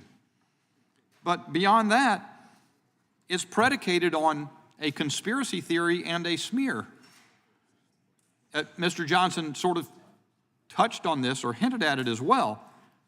The fact that the Georgia legislature passed a bill subsequent to the last election that expanded the use of mail-in ballots, but made provisions to ensure that the identification of voters was rigorous, was characterized as a voter suppression effort. The lunacy on the left prompted national sports leagues to act against the city. They soon had an opportunity to regret having done so. Mr. Johnson made mention. The President of the United States called it Jim Crow 2.0. That was what he characterized, adding a provision to make sure that people could identify. It could be identified to make sure that they were the right person. There's nobody who's an imposter that's trying to cheat. The mantra has been easy to vote, hard to cheat. In my state, a bare partisan majority, the most partisan court I have ever witnessed in my lifetime, held that the state constitutional amendment for voter ID that our citizens adopted by a vote of, I believe, over 10-point margin was racial discrimination and consequently should be struck down. Thank goodness the people of North Carolina had the wisdom to throw out every one of those judges who was on the ballot this year and elect a Republican judge to the Supreme Court. And those cases, that case, thankfully, that court has already ordered reconsideration of. But that is what we saw over and over and over again, that those people who are concerned about the rigor and the integrity of the election system were characterized, were vilified, were defamed as people seeking to engage in voter suppression. So the premise of what would be singled out and elevated above all of the other fundamental rights of Americans by this amendment is a fraud itself. And therefore, that's a direct answer to the question posed by the gentlelady from Texas. Yield? I will, yes. Well, that's the very crux of why we're here. You have your statistics and you have your data. And there's other data that says that county level turnout around the country, research has demonstrated that the racial turnout gap grew when states enacted strict voter ID laws. They also indicated that they looked especially at the turnout of individuals in North Carolina without proper identification, though they were voters, and they found that the enactment of the law reduced the turnout, impacting minority voters. So this is not taking a stand. This is just saying in our oversight plan, let us make sure that we look at all, Mr. Bishop. I Yield back to the gentleman. I thank the gentlelady for the clarification such as it was, but there's nothing to prevent you from advocating the notion that we should look at North Carolina's voter ID plan because some study that you just cited or somebody's article said something about the very notion of its existing harmed voter turnout. I can tell you this, the people of North Carolina overwhelmingly disagree with you. They think it's common sense. And I yield back. Call the question. Gentleman yields back. The gentleman from Georgia is recognized. Oh, sorry. Thank you, Mr. Chairman. Let's set the record straight. The American people realize that when Donald Trump claimed that the election had been stolen from him, that caused a raft of legislative proposals in states across the country that resulted in restrictions on the ability of people to vote. So it was all based on the big lie. And these states went into action to curtail the ability of people to vote. Now, I've heard it said this morning that, or I've heard it said just a minute ago that the vote in Georgia was at record numbers, and that's true. Record numbers of people have moved to Georgia, and but the Republicans in control of the Georgia legislature, both the House and Senate, and also the governor's office and the Secretary of State. All they wanted to do was just shave off a number of those votes that would allow them to be able to retain their majority. And so they passed laws that enabled them to do. And yes, it was a record turnout, but there should have been greater turnout had more voters been able to get to the polls. What they did, they enacted not voter ID laws, but they enacted a law that made it illegal to give folks food and water at the polling place. People standing in line for hours. And you've seen that on TV in Georgia. People standing in line for hours trying to exercise that right to vote. And it was not in the white communities where people were standing in line. It was in the black communities for some reason. Would the gentleman yield? I'll yield. Wasn't the factor in long voting lines in minority communities the fact that local government had shut a lot of polling places to create those long lines? Reclaiming my time, the legislature went into operation to pass laws that enabled counties to shut down polling places, to move polling places, to consolidate polling places, to make it harder to vote. And guess what? This United 4 of the Voting Rights Act and neutered Section 5, the pre-clearance provision. It opened the door for the states to take this kind of action. These actions taken in states with clear histories of discrimination against black voters. And so they passed all kinds of laws. They passed laws that made it that shortened the time for counties to receive absentee ballots.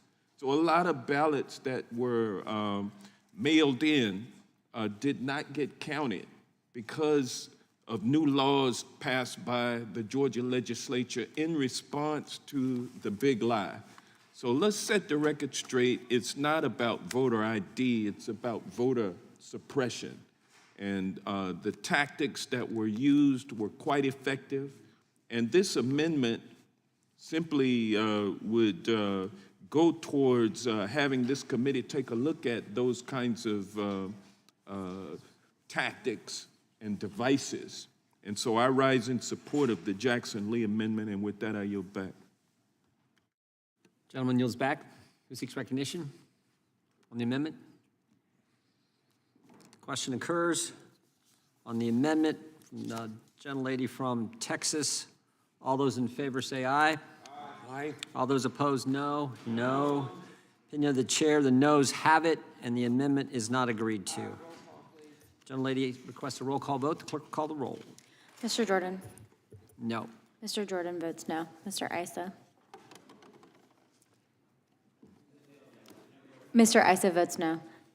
Mr. Buck? Mr. Gates?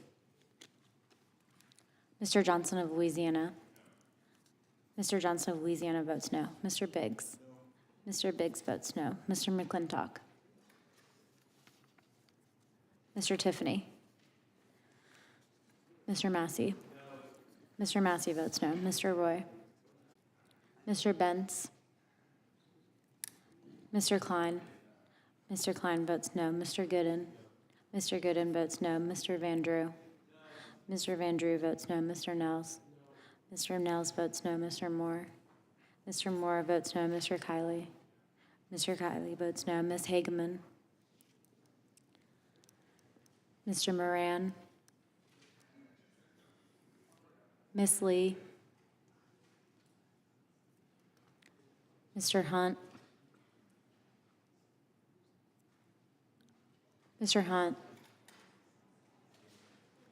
No. Mr. Hunt votes no. Mr. Fry? Mr. Nadler? Aye. Mr. Swalwell? Mr. Liu? Ms. Jayapal? Ms. Jayapal votes aye. Mr. Correa? Ms. Scanlon? Ms. Scanlon votes aye. Mr. Neguse? Ms. McBath? Ms. Dean? Aye. Ms. Dean votes aye. Ms. Escobar? Ms. Ross? Ms. Bush? Mr. Ivy?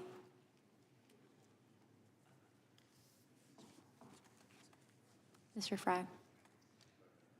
Mr. Fry votes no. Mr. Schiff, you are not recorded. Mr. Schiff votes aye.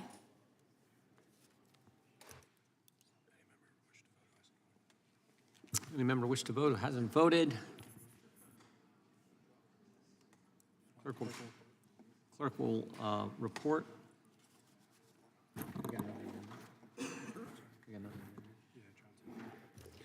Mr. Chairman, there are 8 ayes and 13 noes. The noes have it, and the amendment is defeated. Mr. Chairman, Gentlelady from Texas is recognized. I'd like to offer into the record 3 articles. 1, McCarthy blames crime on Dems while it rages in his GOP-led hometown. Texas colleges are slowly starting to back away from DEI. Ask unanimous consent on those 2. Mr. Chairman. Without objection. Governor Greg Abbott tells state agencies to stop considering diversity in hiring. Ask unanimous consent, submission of those articles. Without objection. The gentleman from Georgia is recognized. Mr. Johnson. Mr. Chairman, I have an amendment at the desk. Clerk will report.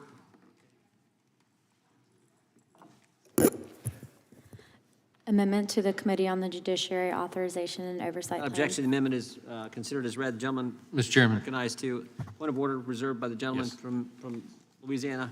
Gentleman from Georgia is recognized to explain his amendment. Thank you, Mr. Chairman. Free speech is under attack in this country Amen. as state and local governments ban black literature, prohibit teaching black history, and ban discussions about slavery or its continuing effects on American society. These discussions are vital for all of our students to understand their history. The problem is that the American Legislative Exchange Council, also known as ALEC, has found an issue that divides Americans. ALEC, which is a corporate bill mill that spews out model legislation to state and local Republican legislators, has found an issue that they can use to get Republicans elected who will pass legislation that promotes corporate interest. Turn the white people of Palestine, Ohio, against the black people of Flint, Michigan. Get the whites to vote Republican, and Republicans then promote deregulation so that corporations can spew poison and pollute our environment while making trillions of dollars in profits, which they don't have to pay taxes on, leaving the cleanup costs to the voters who put them in. And our children are left crippled by being deprived of an honest account of our nation's history. Okay, James, we'll go with Mike. Recently, Florida passed its Stop Woke Act, which forbids schools from sharing materials with students regarding race, diversity in schools or workplaces, particularly anything that discusses privilege or oppression based on race. The president of the Florida Education Association estimated that a third of the state's counties had been instructed to cover up their bookshelves because they didn't know which of their books were allowed under this new Florida law. Since January of 2021, 35 states have introduced 137 bills limiting what schools can teach with regards to race, American history, and other such topics. Over 87 of those bills are from this year alone. These restrictive laws have been passed in 10 states. ALEC has been quite busy, and those corporations that underwrite ALEC's racism and those Republicans who support ALEC legislation and introduce it and vote for it should be ashamed of themselves. The prohibitions under these bills, like the ones pushed by Ron DeSantis, are sweeping. One proposed law in South Carolina, for instance, bans teachers from discussing any topic that creates, quote, discomfort, guilt, or anguish, end quote, on the basis of a political belief, which will force teachers to second guess whether they can teach about racism at all. In 2021, a measure passed the Texas House that would limit teacher-led discussions of current events. And in New Hampshire, a local group has offered a $500 bounty to catch teachers who break a state law prohibiting certain teachings about racism. After uproar from Florida's Department of Education and the Education Commissioner, the College Board changed its AP African American Studies curriculum, removing any discussions of Black Lives Matter and purging the names of many Black writers and scholars. This will affect not only Florida students, but students all over the country. Authoritarian regimes target institutional educators in an effort to drive out free thinking and to stop people from knowing and critically assessing their history. These repressive bills are trying to do just that, and we cannot stand for that in a democracy. And if you support liberty, freedom, and justice for all, you will support this amendment. And with that, I ask for my brothers and sisters' support for this amendment, and I yield back. Thank the gentleman who seeks recognition. Gentleman from Louisiana is recognized. Thank you, Mr. Chairman. Again, as the chair of this subcommittee on the Constitution and limited government, I'll just give you the simple reason that I oppose Mr. Johnson's amendment. In this section, Part 2 of the plan that we are considering today, we were by design very limited in the language. There's just a very simple, often one sentence, sometimes one phrase description of the various topics that we'll cover. And so I think that what Mr. Johnson is concerned about, anything conceivably that he would be concerned about under this category, is already well covered by the broad language here. And let me tell you specifically what I mean. Under this paragraph, the freedom of speech, it says that we're going to examine restraints on free speech. It gives some illustrative examples about colleges and universities limiting protest and speech and distribution of literature and other expressive activities, because that is widely regarded in a wide body of litigation and news stories and public reports and polling to be a big growing problem in the country. That's the only reason that one's listed.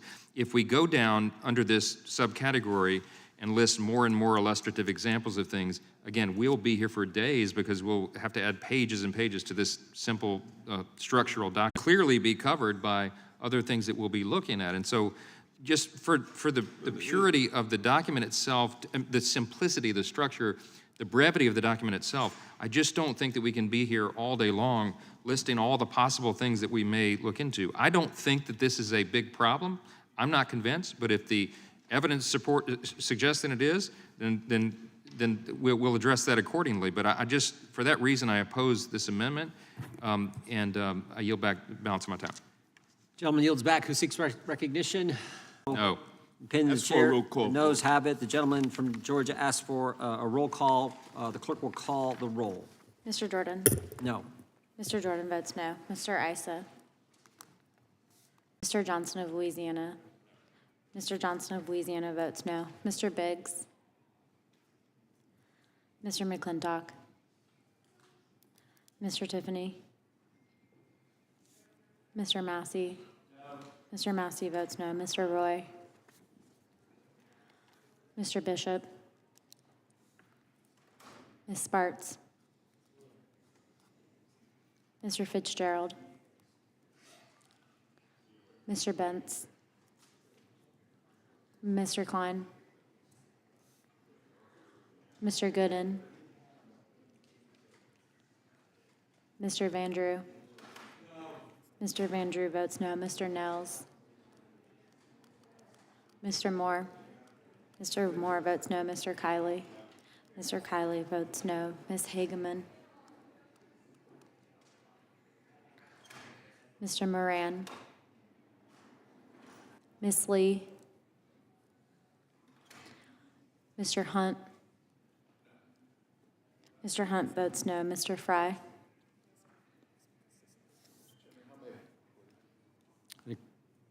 Sure. Mr. Biggs, you're not recorded. Mr. Biggs votes no. Mr. Nadler. Aye. Mr. Nadler votes aye. Ms. Jackson Lee. Where's Zoe? She's not feeling well? Mr. Cohen. Mr. Cohen votes aye. Mr. Johnson of Georgia. Mr. Johnson of Georgia votes aye. Mr. Schiff. Mr. Schiff votes aye. Mr. Cicilline. Mr. Swalwell. Mr. Liu. Doesn't sound good. Ms. Jayapal. Ms. Jayapal votes aye. Mr. Correa. Ms. Scanlon. Ms. Scanlon votes aye. Mr. Neguse. Ms. McBath. Ms. Dean. Ms. Dean votes aye. Ms. Escobar. Ms. Escobar votes aye. Ms. Ross. Ms. Bush. Mr. Ivy. Any member not voted, seek gentleman from California. McClintock, no. Mr. McClintock votes no. Gentleman from Virginia. Mr. Klein votes no. Gentleman from South Carolina. Mr. Fry. Mr. Fry votes no. Mr. Goodham votes no. All right, clerk can call the roll. Or, excuse me, give the tally, excuse me. Do it again? No, I don't.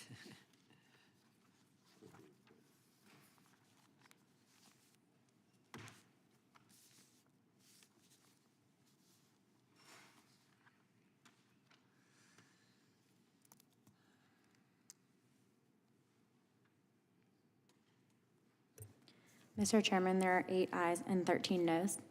The amendment is not adopted. Who seeks recognition? Gentlelady from Pennsylvania is recognized. Mr. Chair, I have an amendment at the desk. Clerk will report the amendment. Amendment to the Committee on the Judiciary Authorization and Oversight Plan for Without the... objection, the Reserve a point of order. gentleman from California reserves a point of order. Without objection, the amendment will be considered as read. The gentlelady from Pennsylvania is recognized. Thank you. Their intimate relations with consenting adults, their children's education, and who they can marry will be undermined by legislation inspired by the Dobbs decision. In the wake of Dobbs, we immediately saw a number of states implement or try to pass abortion bans, and the practical and tragic consequences of these decisions are growing every day, with women and girls unable to get the health care they need. But the impact of the Dobbs decision doesn't end there.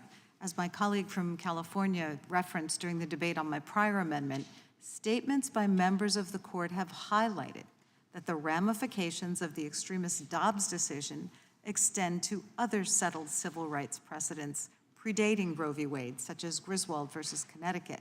And these decisions have been recognized that as Americans, we have human rights and constitutional rights to privacy and learning Roe v. Wade, and in related dicta by the court's new right-wing majority, the court has called into question a host of these other fundamental rights that Americans have relied upon for half a century, including the right to obtain contraception, to have children using IVF, and the right to interracial and same-sex marriage.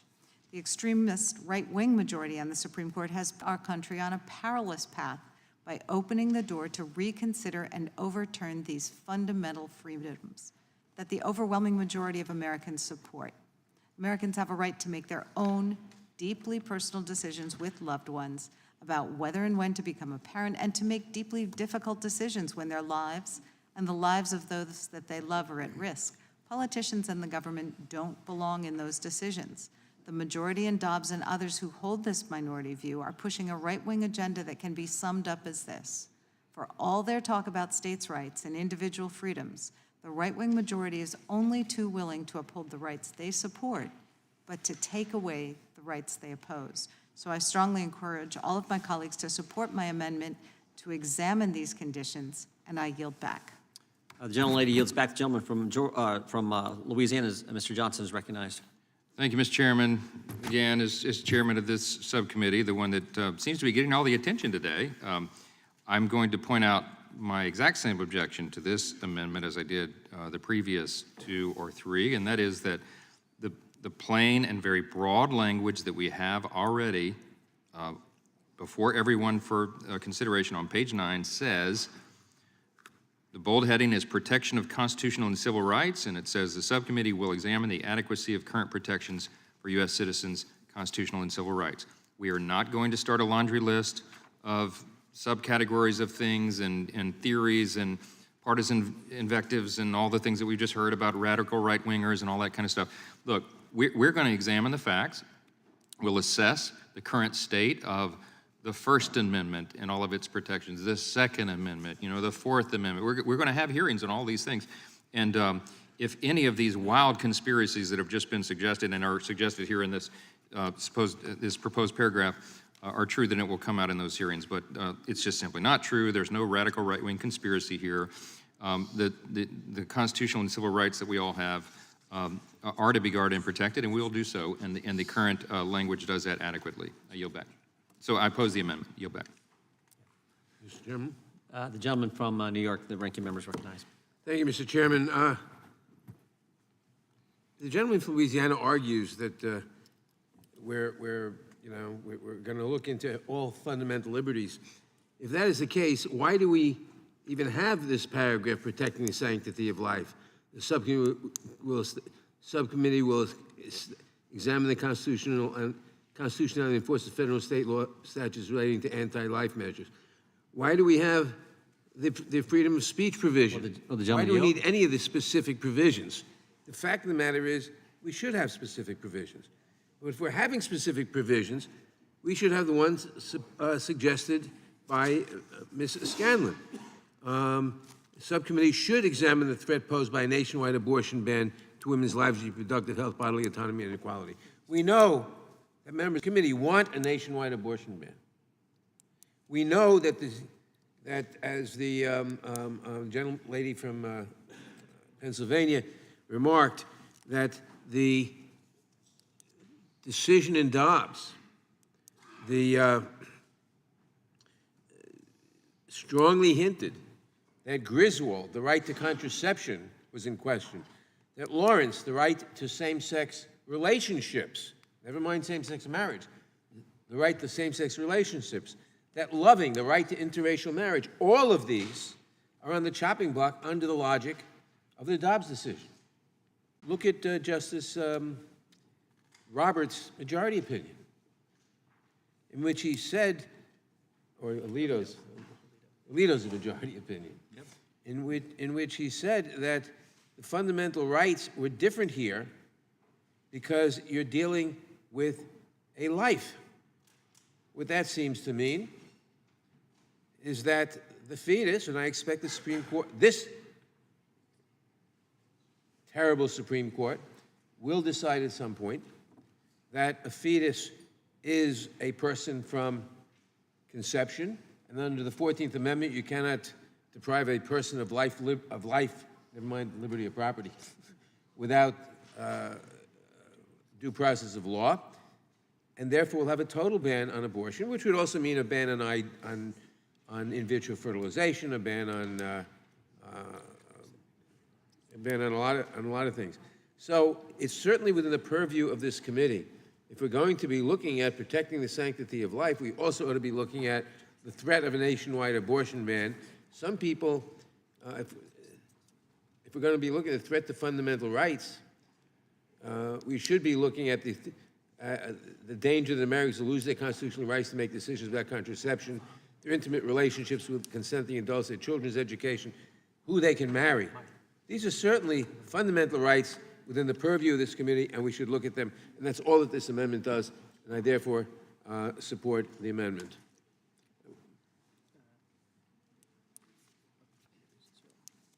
And I yield back. Gentleman yields back. Does anyone else seek recognition? Oh, Ms. Dean, recognized for 5 minutes. I move to strike the last word. Gentlelady is recognized. Thank you very much, Mr. Chairman. And I thank the gentlewoman, my colleague and friend from Pennsylvania. You have to look no further than the Dobbs opinion to say what else is on the chopping block. I'll read just a moment from Justice Thomas's concurrence, one passage in particular, and I quote, Justice Thomas writes in the Dobbs concurrence, in future cases, we should consider all of this court's substantive due process precedents, including Griswold, Lawrence, Obergefell, because any substantive due process decision is demonstrably erroneous. Correct the error established in those precedents. Justice Thomas is saying he is going after every one of those precedents. We don't know what else. He strangely does leave out Loving, for what reasons we can't really say. But we are supposed to, if we're going to talk about oversight, and in the reality of a post-Dobbs world, we should make sure we're taking a look at an ongoing threat to fundamental rights, the right to contraception, the right to same-sex marriage, but also just same-sex relationships, the rights of privacy of American individuals as a court took away extraordinary rights of individuals, of half of this country's citizens. I think back on the day that the Dobbs decision came down, and my daughter-in-law, I have 3 sons, but I have 3 daughters-in-law, 2, third one in May. And my daughter-in-law called me crying, saying, I can't believe the Dobbs court just did what they did. And I said, I can't believe it either. In my entire adult life, as my husband and I planned for our families, as we worried over pregnancies and what difficulties we might suffer in pregnancy, we didn't think any state legislature or Supreme Court justice or Congress was going to stand in the way of our decisions made with medical doctors and our own hearts and minds. But my daughter-in-law recognizes that's no longer the case. So rights are on the chopping block, as the Supreme Court has already ruled in Dobbs and has threatened in the concurrence of Justice Thomas. So I thank Mary Gay Scanlon for saying we have to make sure we stand up. Rhode Island. I thank the gentlelady for yielding. I too rise in support of Congresswoman Scanlon's amendment and thank her for putting it forward.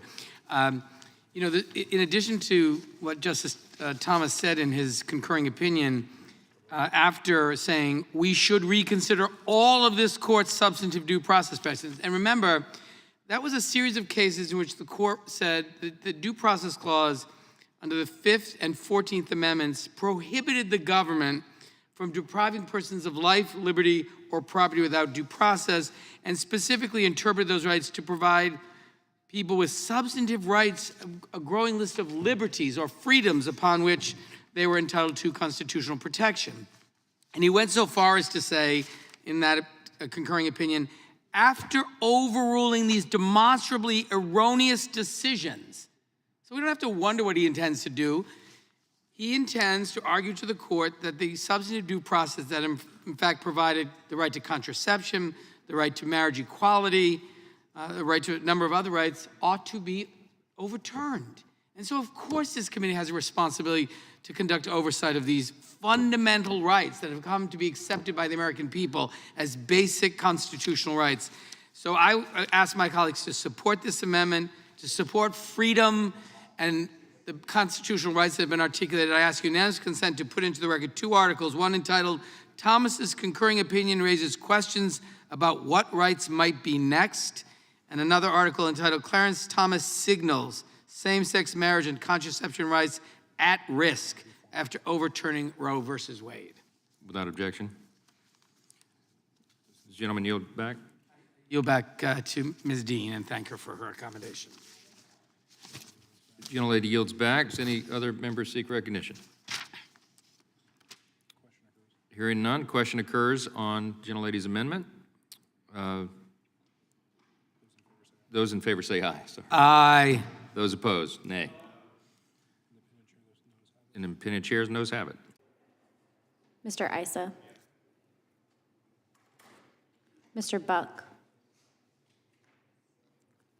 Mr. Gates. Mr. Johnson of Louisiana. Mr. Johnson of Louisiana votes no.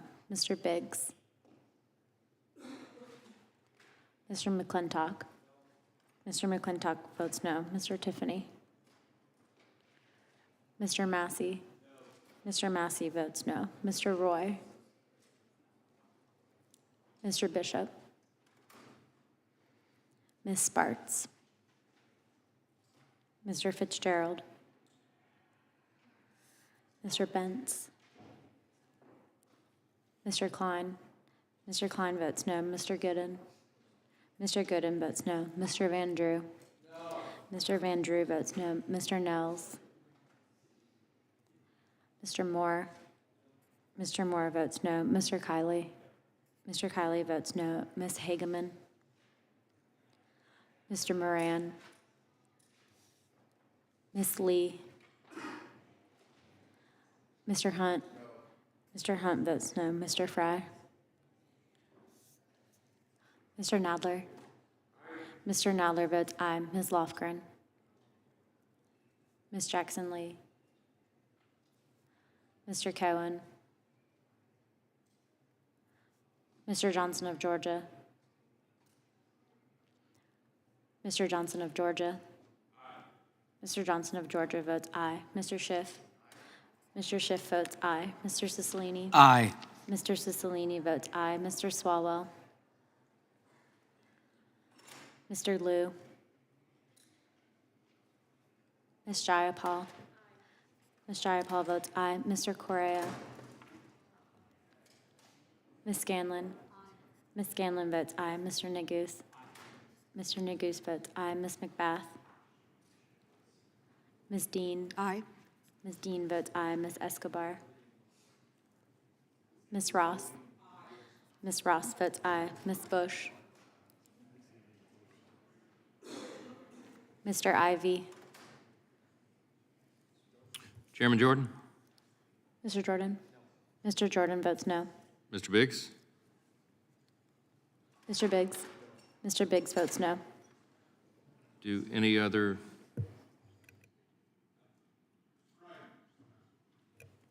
Mr. Fry? No. Mr. Fry. Mr. Fry votes no. Any other members wish to vote? Clerk will report.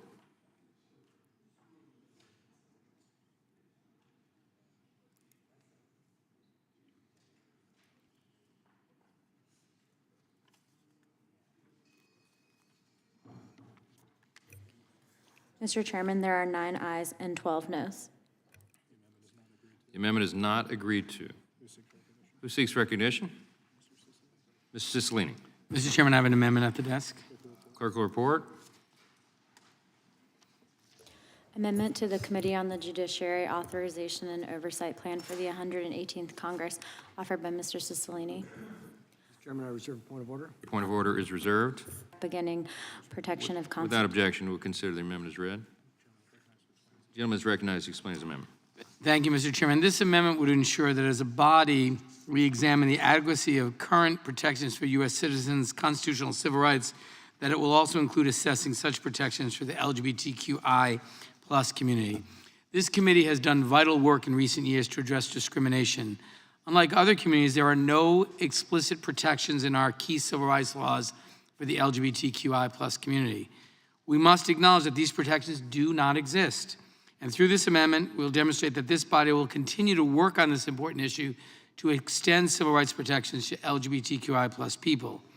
The vast majority of Americans, Democrats, Republicans, and independents, support non-discrimination protections for LGBTQI+ people and have done so for decades. And we've passed, of course, in 2 Congresses, the Equality Act that would guarantee these protections, but of course they haven't passed in the Senate. So our community is under attack in places all across this country. Legislatures are passing laws that in fact enshrine in statute discrimination against the LGBTQ community.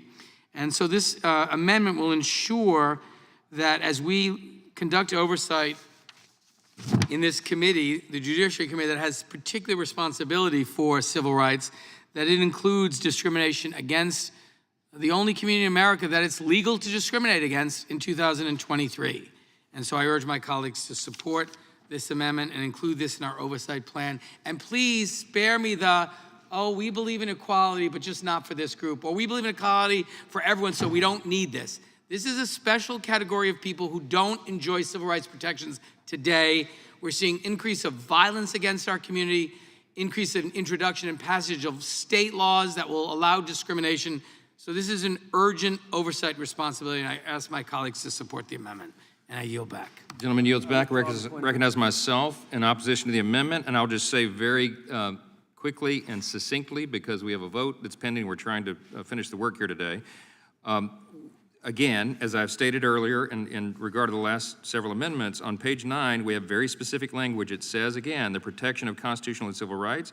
The subcommittee will examine the adequacy of current protections for U.S. citizens' constitutional and civil rights. We need not recognize or articulate subsets or subgroups or special categories, as my friend just said, of U.S. citizens, because the descriptor U.S. citizens applies to everyone. And for that reason, I oppose the amendment, and I yield back. Does any other members seek recognition? If not, question occurs on the amendment. Those in favor say aye. Aye. All those opposed? No. In the opinion of the chair, the noes have it. I ask for a recorded vote, Mr. Chairman. Recorded vote is requested. The clerk will call the roll. Mr. Jordan. Mr. Jordan votes no. Mr. Issa. Mr. Buck. Mr. Gates. Mr. Johnson of Louisiana. Mr. Johnson of Louisiana votes no. Mr. Biggs. Mr. Biggs votes no. Mr. McClintock. Mr. McClintock votes no. Mr. Tiffany. Mr. Massey. No. Mr. Massey votes no. Mr. Roy. Mr. Bishop. Ms. Spartz. Mr. Fitzgerald. Nels. Mr. Nels votes no. Mr. Moore. Mr. Moore votes no. Mr. Kiley. Mr. Kiley votes no. Ms. Hageman. Mr. Moran. Ms. Lee. Mr. Hunt. No. Mr. Hunt votes no. Mr. Fry. No. Mr. Fry votes no. Mr. Nadler. Aye. Mr. Nadler votes aye. Ms. Lofgren. Ms. Jackson Lee. Mr. Cohen.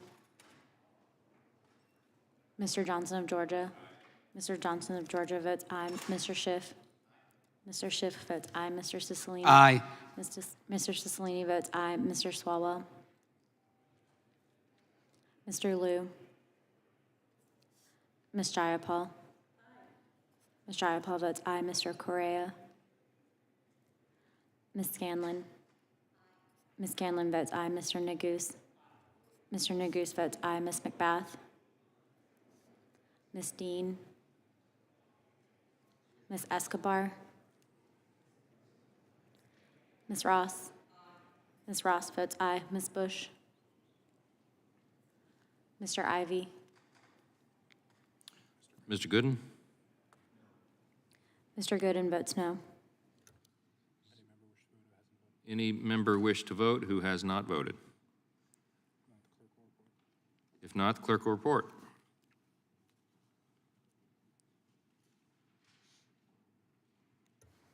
Mr. Chairman, there are 8 ayes and 13 noes. The amendment is not adopted. A quorum being present, the question occurs on adopting the Authorization and Oversight Plan. Those in favor say aye. Aye. All those opposed? No. No.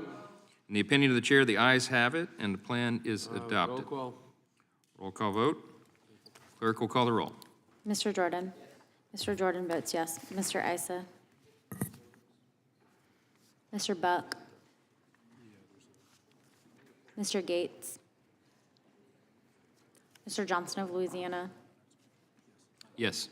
Mr. Johnson of Louisiana votes yes. Mr. Biggs. Mr. Biggs votes yes. Mr. McClintock. Mr. McClintock votes aye. Mr. Tiffany. Mr. Massey. Mr. Massey votes yes. Mr. Roy. Mr. Bishop. Ms. Spartz. Mr. Fitzgerald. Mr. Benz. Mr. Klein. Mr. Klein votes aye. Mr. Gooden. Mr. Gooden votes aye. Mr. Van Drew. Mr. Van Drew votes yes. Mr. Nels. Mr. Nels votes yes. Mr. Moore. Mr. Moore votes yes. Mr. Kiley. Mr. Kiley votes yes. Ms. Hageman. Mr. Moran. Ms. Lee. Mr. Hunt. Mr. Hunt votes yes. Mr. Fry. Mr. Fry votes aye. Mr. Nadler. No. Mr. Nadler votes no. Ms. Lofgren. Ms. Jackson Lee. Mr. Cohen. Mr. Johnson of Georgia. You can take it. Mr. Johnson of Georgia votes no. Mr. Schiff. Mr. Schiff votes no. Mr. Cicilline. No. Mr. Cicilline. Ms. Scanlon. Ms. Scanlon votes no. Mr. Neguse. Mr. Neguse votes no. Ms. McBath. Ms. Dean. No. Ms. Dean votes no. Ms. Escobar. Ms. Ross. Ms. Ross votes no. Ms. Bush. Mr. Ivy.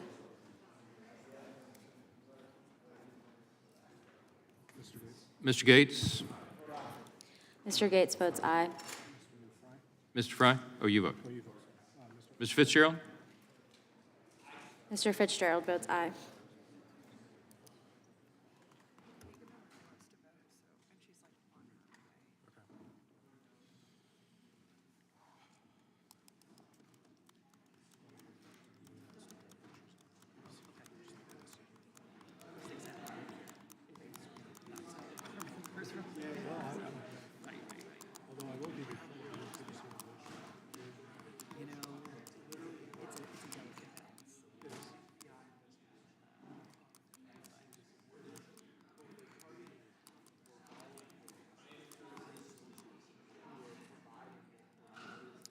Ms. Hageman? How do you vote? Ms. Hageman votes yes.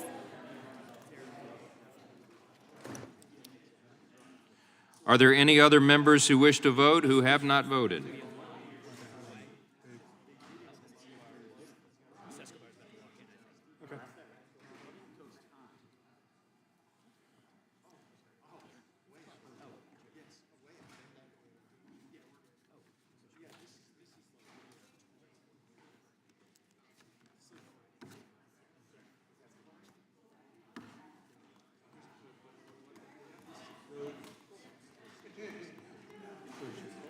Ms. Escobar, how do you vote? Ms. Escobar votes no. The plan is adopted. Without objection, the motion to reconsider is laid on the table. Without objection, the staff is authorized to make technical and conforming changes. This concludes the committee's business for this meeting. Without objection, the meeting is adjourned.